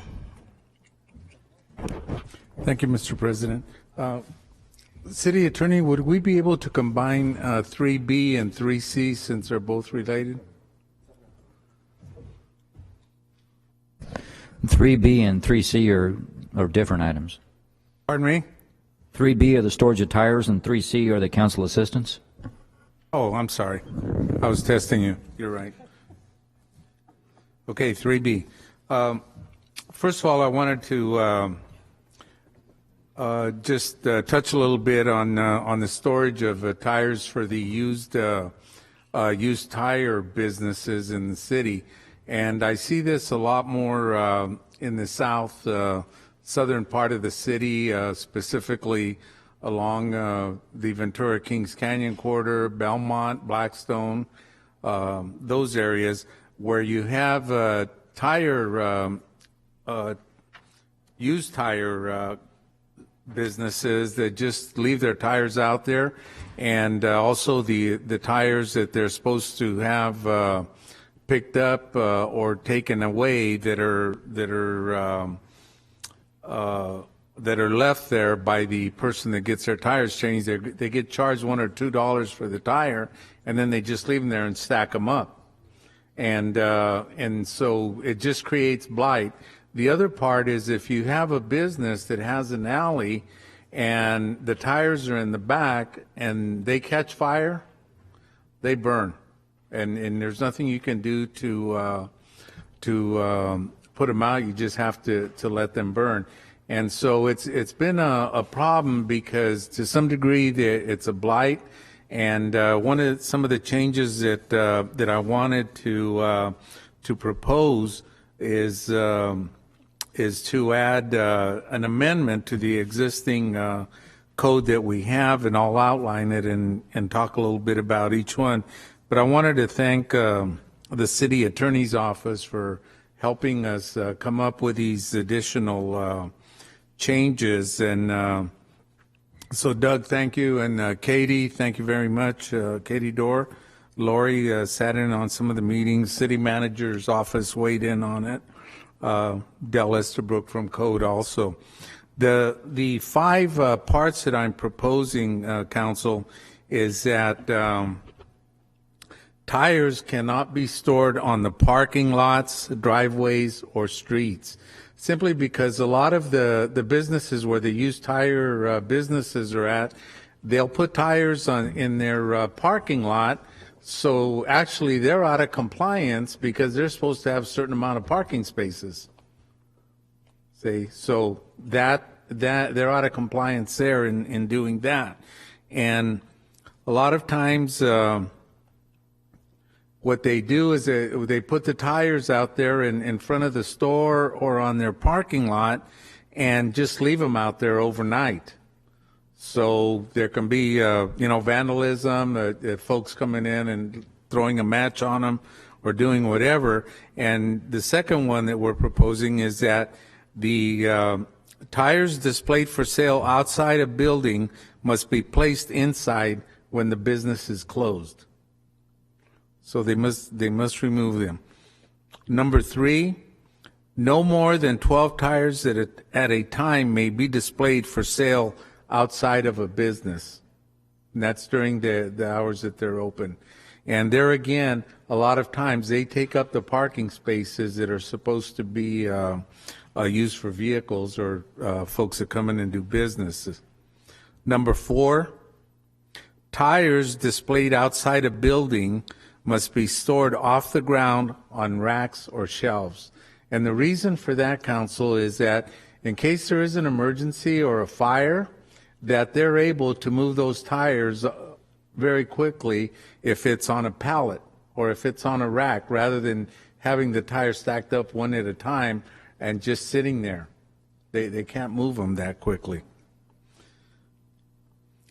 And number 5, if tires are stored outside, we're asking that an opaque fence, in other words, the slats put in where you have a chain link fence, that the slats be put to enclose the property so that the tires can't be seen by a person standing on the adjacent property. It's just, like I said, the tires will get stacked up if they're ones that the person purchasing new tires says, okay, I'll pay you $2, you get rid of the tire for me, and they just get stacked up. And I believe they're supposed to be shredded, aren't they, City Manager? Yeah, the used tires are supposed to be shredded and then picked up. I don't know if is there an ordinance on how many tires they can have, City Manager? I'm sure there is, but I don't know what the number is off the top of my head. Yeah. Del, do you? Right.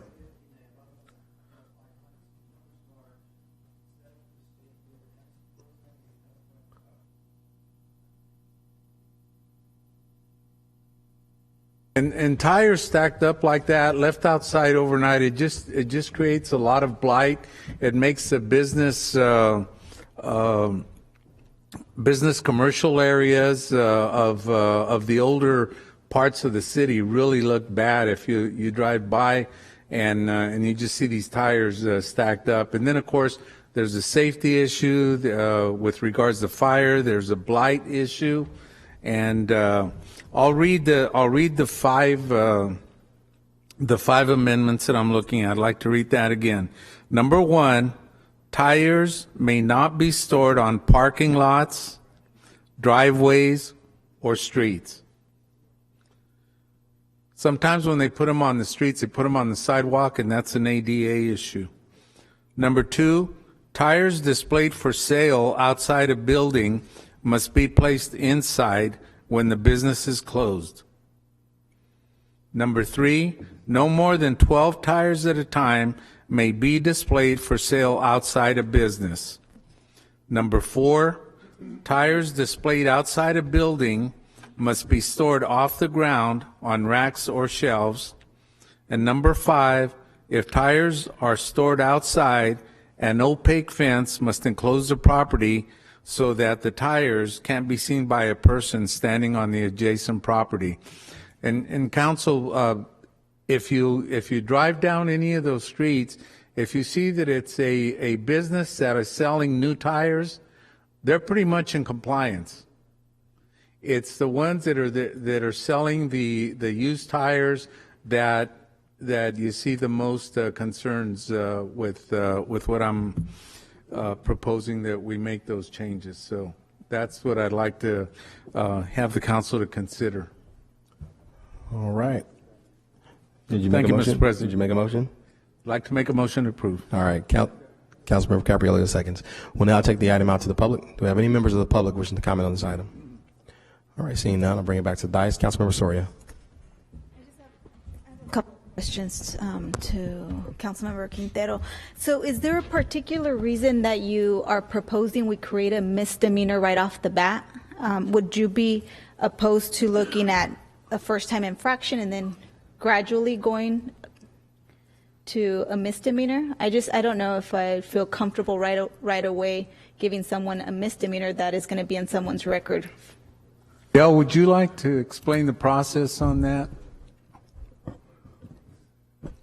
I believe what the process is that by adding these, a code enforcement person can go by and say, look, you're out of compliance, you have 30 days. So would an infraction or a fine preclude you from going to do the same thing? I'm just concerned that right off the bat we're going to give someone a misdemeanor and then it's on their permanent record. That wouldn't be the case at all. And we work with most of them. Our biggest problem with the tires is just like Sal said, illegal storage of them on the parking lots. It makes it look like blight. I think you got to get a little closer to the mic, Dale. Yeah, excuse me. The biggest issue that we see with our tire program is the illegal storage of tires. I mean, if a building has, say, the parking lot's got 8 stalls and it's a used tire store, 4 of the stalls are packed with tires, and that's not what the conditional use permit says. So it ends up with blight. And there's a rule that says if you have less than 500 tires, you have a 10 feet away from any fence line. If you have 500 or more, it's 50 feet. So you can see how easy these things pile up. And again, it goes back to blight. You can go right around a corner here on Hazelwood by Kings Canyon, and there's one there that just fits everything that we're talking about today. And on that one, I've actually had and this is a state program. I've actually had the state inspector come in and do some work with him, and now I'm going to approach from a CUP issue that he's not following the rules. So but no, it wouldn't go to a misdemeanor at all. Councilmember Sawyer, excuse me. In the late 90s, when we really were, we had a higher number of code enforcement officers and that type of thing. We did concentrate a lot on those used tire companies, especially the ones that were not shredding their tires and taking them out and out of their area and just collecting the money. And so once we started trying to get them in compliance, we found a lot of tires in alleys, believe it or not. I mean, because then they'd go out at night and dump them in the alleys. And so we really had to focus on trying to get that cleaned up. We had one that at that time was in our council district on Belmont Avenue, had a 40,000 tires. Tires were leaning over onto the house rental behind them, and that was like a complete fire hazard and totally out of compliance. So I mean, you have that. It's not that extreme now, but it if you drive down those streets, you'll see what I'm talking about. Did you want to? Yes, if council wanted to allow for some discretion for maybe first-time offenders or the lesser offenders. Sometimes the ordinances provide that for violations it may be prosecuted either as an administrative citation, an infraction, or a misdemeanor. We could amend the language to say that. I would feel a lot more comfortable in that direction, but that would be up to council. No, I'm okay. I'm okay with that. It's just I want to bring attention to the concern that we have in the older areas of the city, and it's basically a cleanup issue of blight and that type of thing. However we get there is I mean, I'm okay with any changes you want to make. I just want to bring it to council's attention and say, let's do something about it. And if it doesn't work, whatever changes you want to make, well, let's take a look at it again at that time. Okay, sounds like Councilmember Quintero's okay with the amendment. Are you thus amending your motion, Councilmember Quintero? Yeah. And the second is okay? All right, so we have an amended motion to include Councilmember Soria's suggestion. Thank you. Councilmember Olivier. Thank you, President Baines. Sorry. Councilmember Quintero, I want to thank you and your staff for bringing this forward this afternoon. If you could, and I want to see. I mean, just right off the bat, I'm not there yet, and I would like to see if I can get there. Take me through, because our districts have similar areas. I know Belmont is probably a lot like perhaps stretches of Kings Canyon and other places in your district. So I want to be able to help. take me through how you got the idea and some of the problems that you're facing and complaints you receive. Back in the mid-'90s when I was first on council, one of the things that we saw that we needed a lot of work on was just basically the cleanup of blight and not only with the rental housing that was in the districts, but also some of the older commercial areas. And it seemed that the biggest problems that we had with businesses and specifically the tire stores were in the southern part of the city, because that's where you have the most used tire store businesses. And what we started seeing was that number one, they just had tires stacked upon tires, and we started looking at the number of parking spaces. There wasn't any parking spaces, and as I stated earlier, at that time, part of your district was in Council District 5, which was Belmont, and they were even today, that same business, they've got tires up on the roof, believe it or not. I'll tell you later which one it is. But I showed it to Dal, right. and then we also looked into the issue of the tires that if you go in and buy some tires from them, they'll say, okay, give us $2 for each of the for each tire that you leave here, and we'll get rid of them. Well, they don't get rid of them. They just stack them up there, collect the money, and then they'll go out at night and dump them. You know, they'll pay Dump them somebody. illegally. Yes. Okay. That's why you get calls sometimes. Hey, there's a bunch of tires in my alley and this type of thing. So, what happened at that time? We started even going to some of those businesses and saying, show us the invoice that you took those tires that you had here, that you actually paid to get rid of them, rather than taking them. And we caught quite a few businesses that didn't have them. Right. So it's an issue of blight and that type of thing. Sometimes I'm amazed when you see all those tires stacked up, and you wonder, do they have that much business? Right. And so it just. I was able to meet with Dal. We took a couple trips out into our council district and drove through a couple others. But it's and then we also the fact of having those businesses put the slats on the cyclone fences opaque. I think it just cleans up a commercial area a lot better, especially the older areas, because like I said, the new tire stores, you don't see that. Right. So those storage areas, we're not grandfathering in existing ones. We're requiring that all the existing ones cover up, basically. Okay. Well,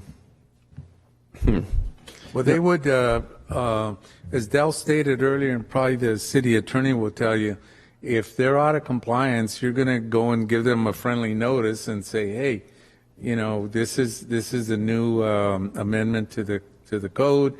You got 30 days to come into compliance. Del, is this, are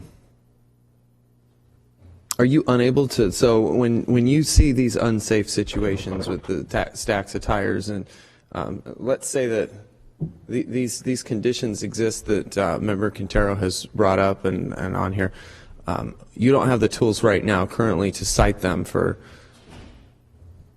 a stack of tires in a parking spot or in a right-of-way, on a... What Councilman can, we have a state program, and under the state program that's funded, I have... The tire recycling program? Yes, I have tires recycling, I do the inspections on the facilities, I have an amnesty program, I have an illegal dumping program that I think you're pretty familiar with. And then what Councilman Quintero is going to do is add some tools to our municipal code to help clean up. Under the state program, we're pretty good. But the state doesn't tell us to put fences up. The state doesn't tell us to keep them out of the parking lots, et cetera. So we're trying to do those little local things that affect the city that aren't affiliated with the state to make the program a little bit more stronger. Okay. All right, thank you. Well, at this point, I think what I would like to do is to hear what some of my colleagues have to say, especially colleagues in the southern districts, to kind of find out what you're dealing with as well. I like the idea of eliminating blight and cleaning up the neighborhoods, especially in my area like Belmont and along Blackstone.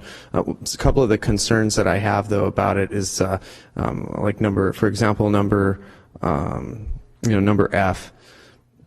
If they're having a sale or like a weekend sale or something where they actually stack tires and they put those big plastic socks over the tire that says sale or Goodrich or whatever it is, technically that would be a violation of item F, new and used tires stored or displayed on the exterior premises of the building. With this, they have to be stored off the ground on a rack or shelf. Well, I don't think, for a one-day sale or that type of thing that they're going to go chase them down for a one-day, So it has to be a habitual. It's a habitual one is what we're looking at. And the other thing that I would, I'd be willing to do is if, we're talking about this now, and I'm willing to hold it back a week or two so that your offices can talk with Dell or with the city attorney, and then bring it back once your concerns have been answered.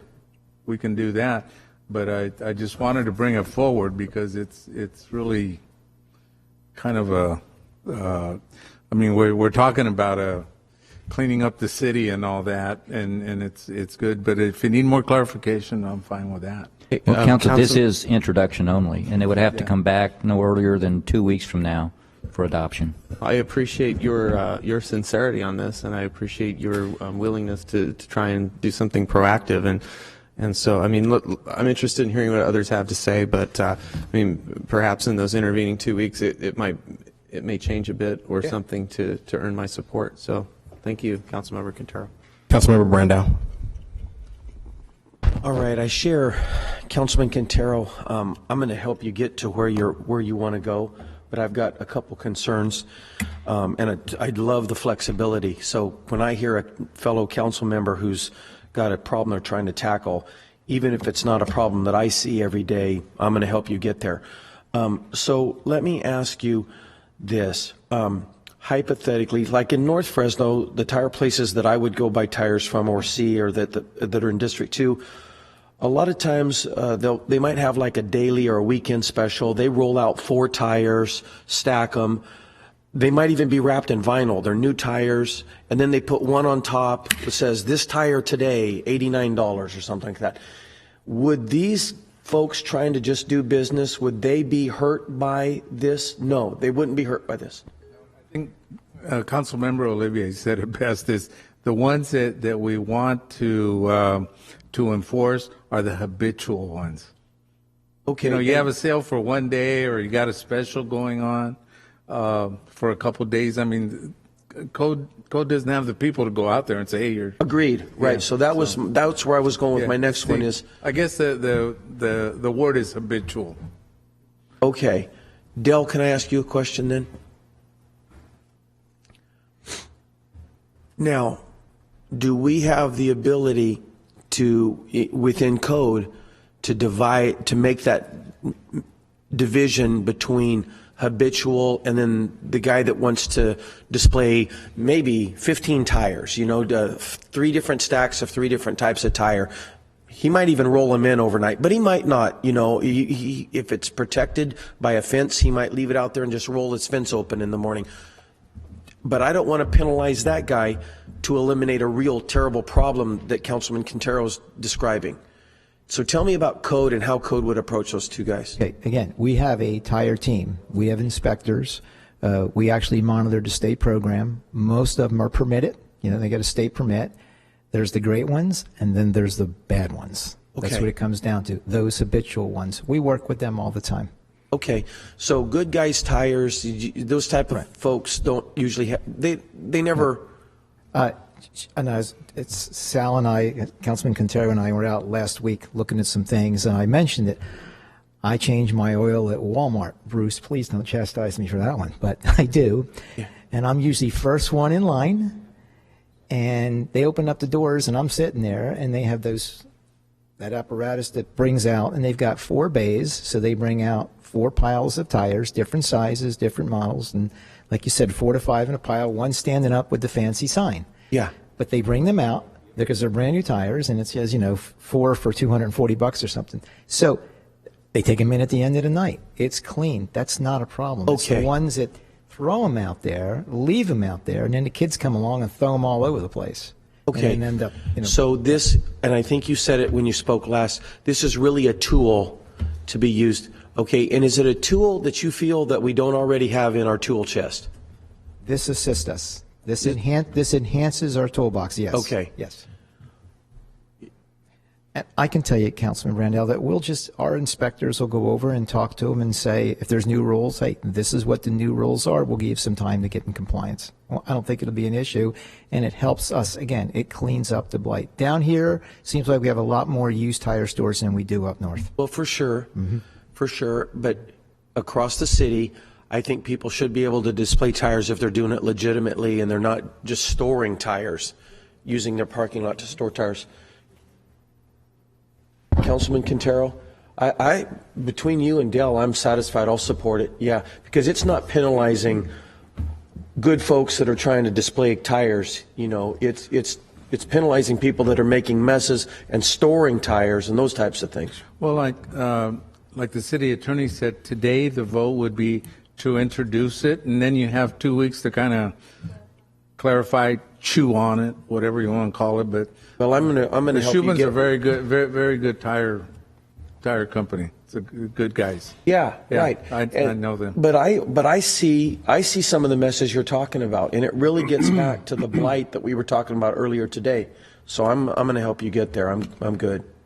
Okay, because I'm going to bring up another black one in a few weeks. So. Okay. Okay. But yeah, and Councilmember Soria's got also some good thoughts on some other tire stuff that we can also work on when it comes back. Councilmember Capriolio. I was going to help Councilmember Olivier with his decision, but I think we kind of beat that to death and understand it. But again, this is kind of a common sense approach, and it gives Dell and his team some teeth in the existing ordinance, and it's applicable to those that deserve it, and that's the extent of it.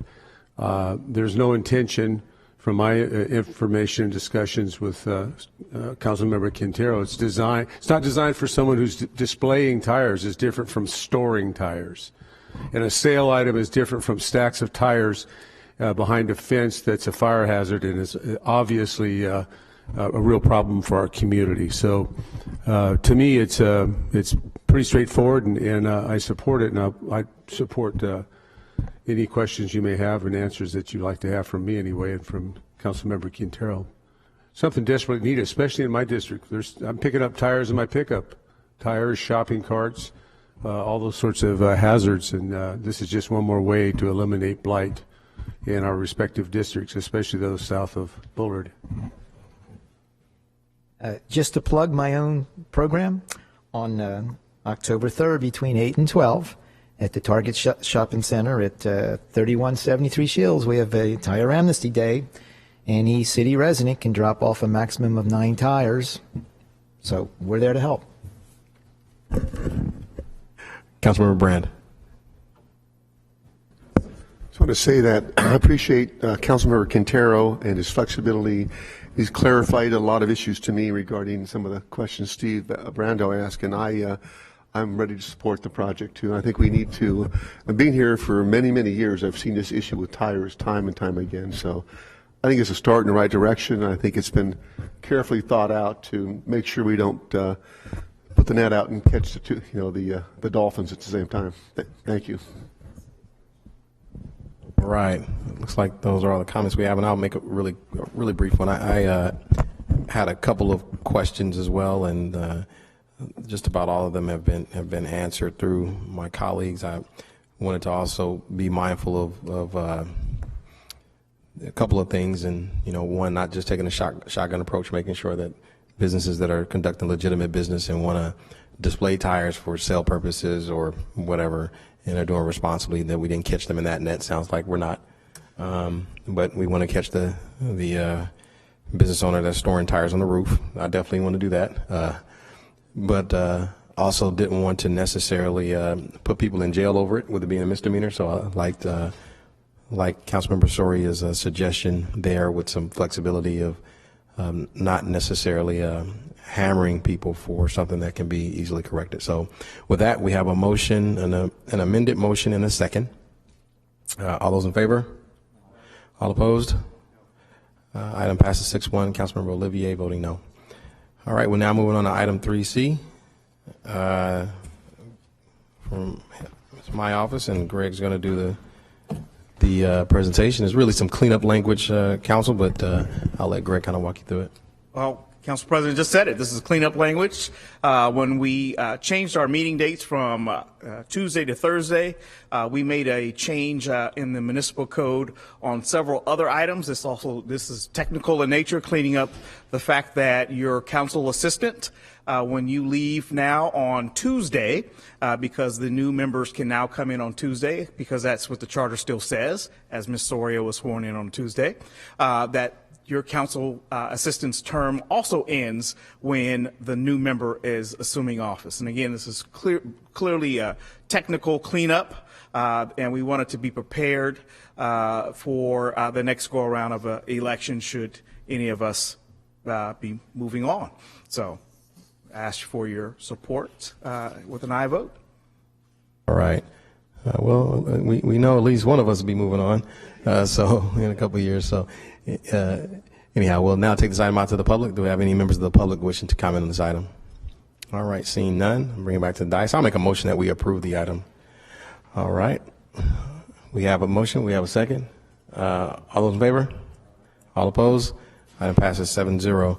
Council, we have our last item of the day. It's a 2 o'clock hearing. I'm trying to look for special meeting notice on this. And forgive me, I don't have my paper in front of me.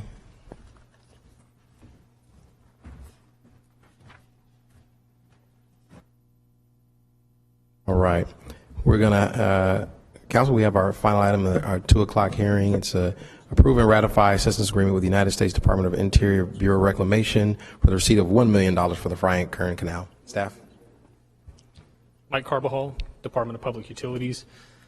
Public Utilities is requesting City Council approve and ratify the Water Smart Assistance Agreement with the United States Bureau of Reclamation for receipt of $1 million for the Bryant Kern Canal raw water pipeline.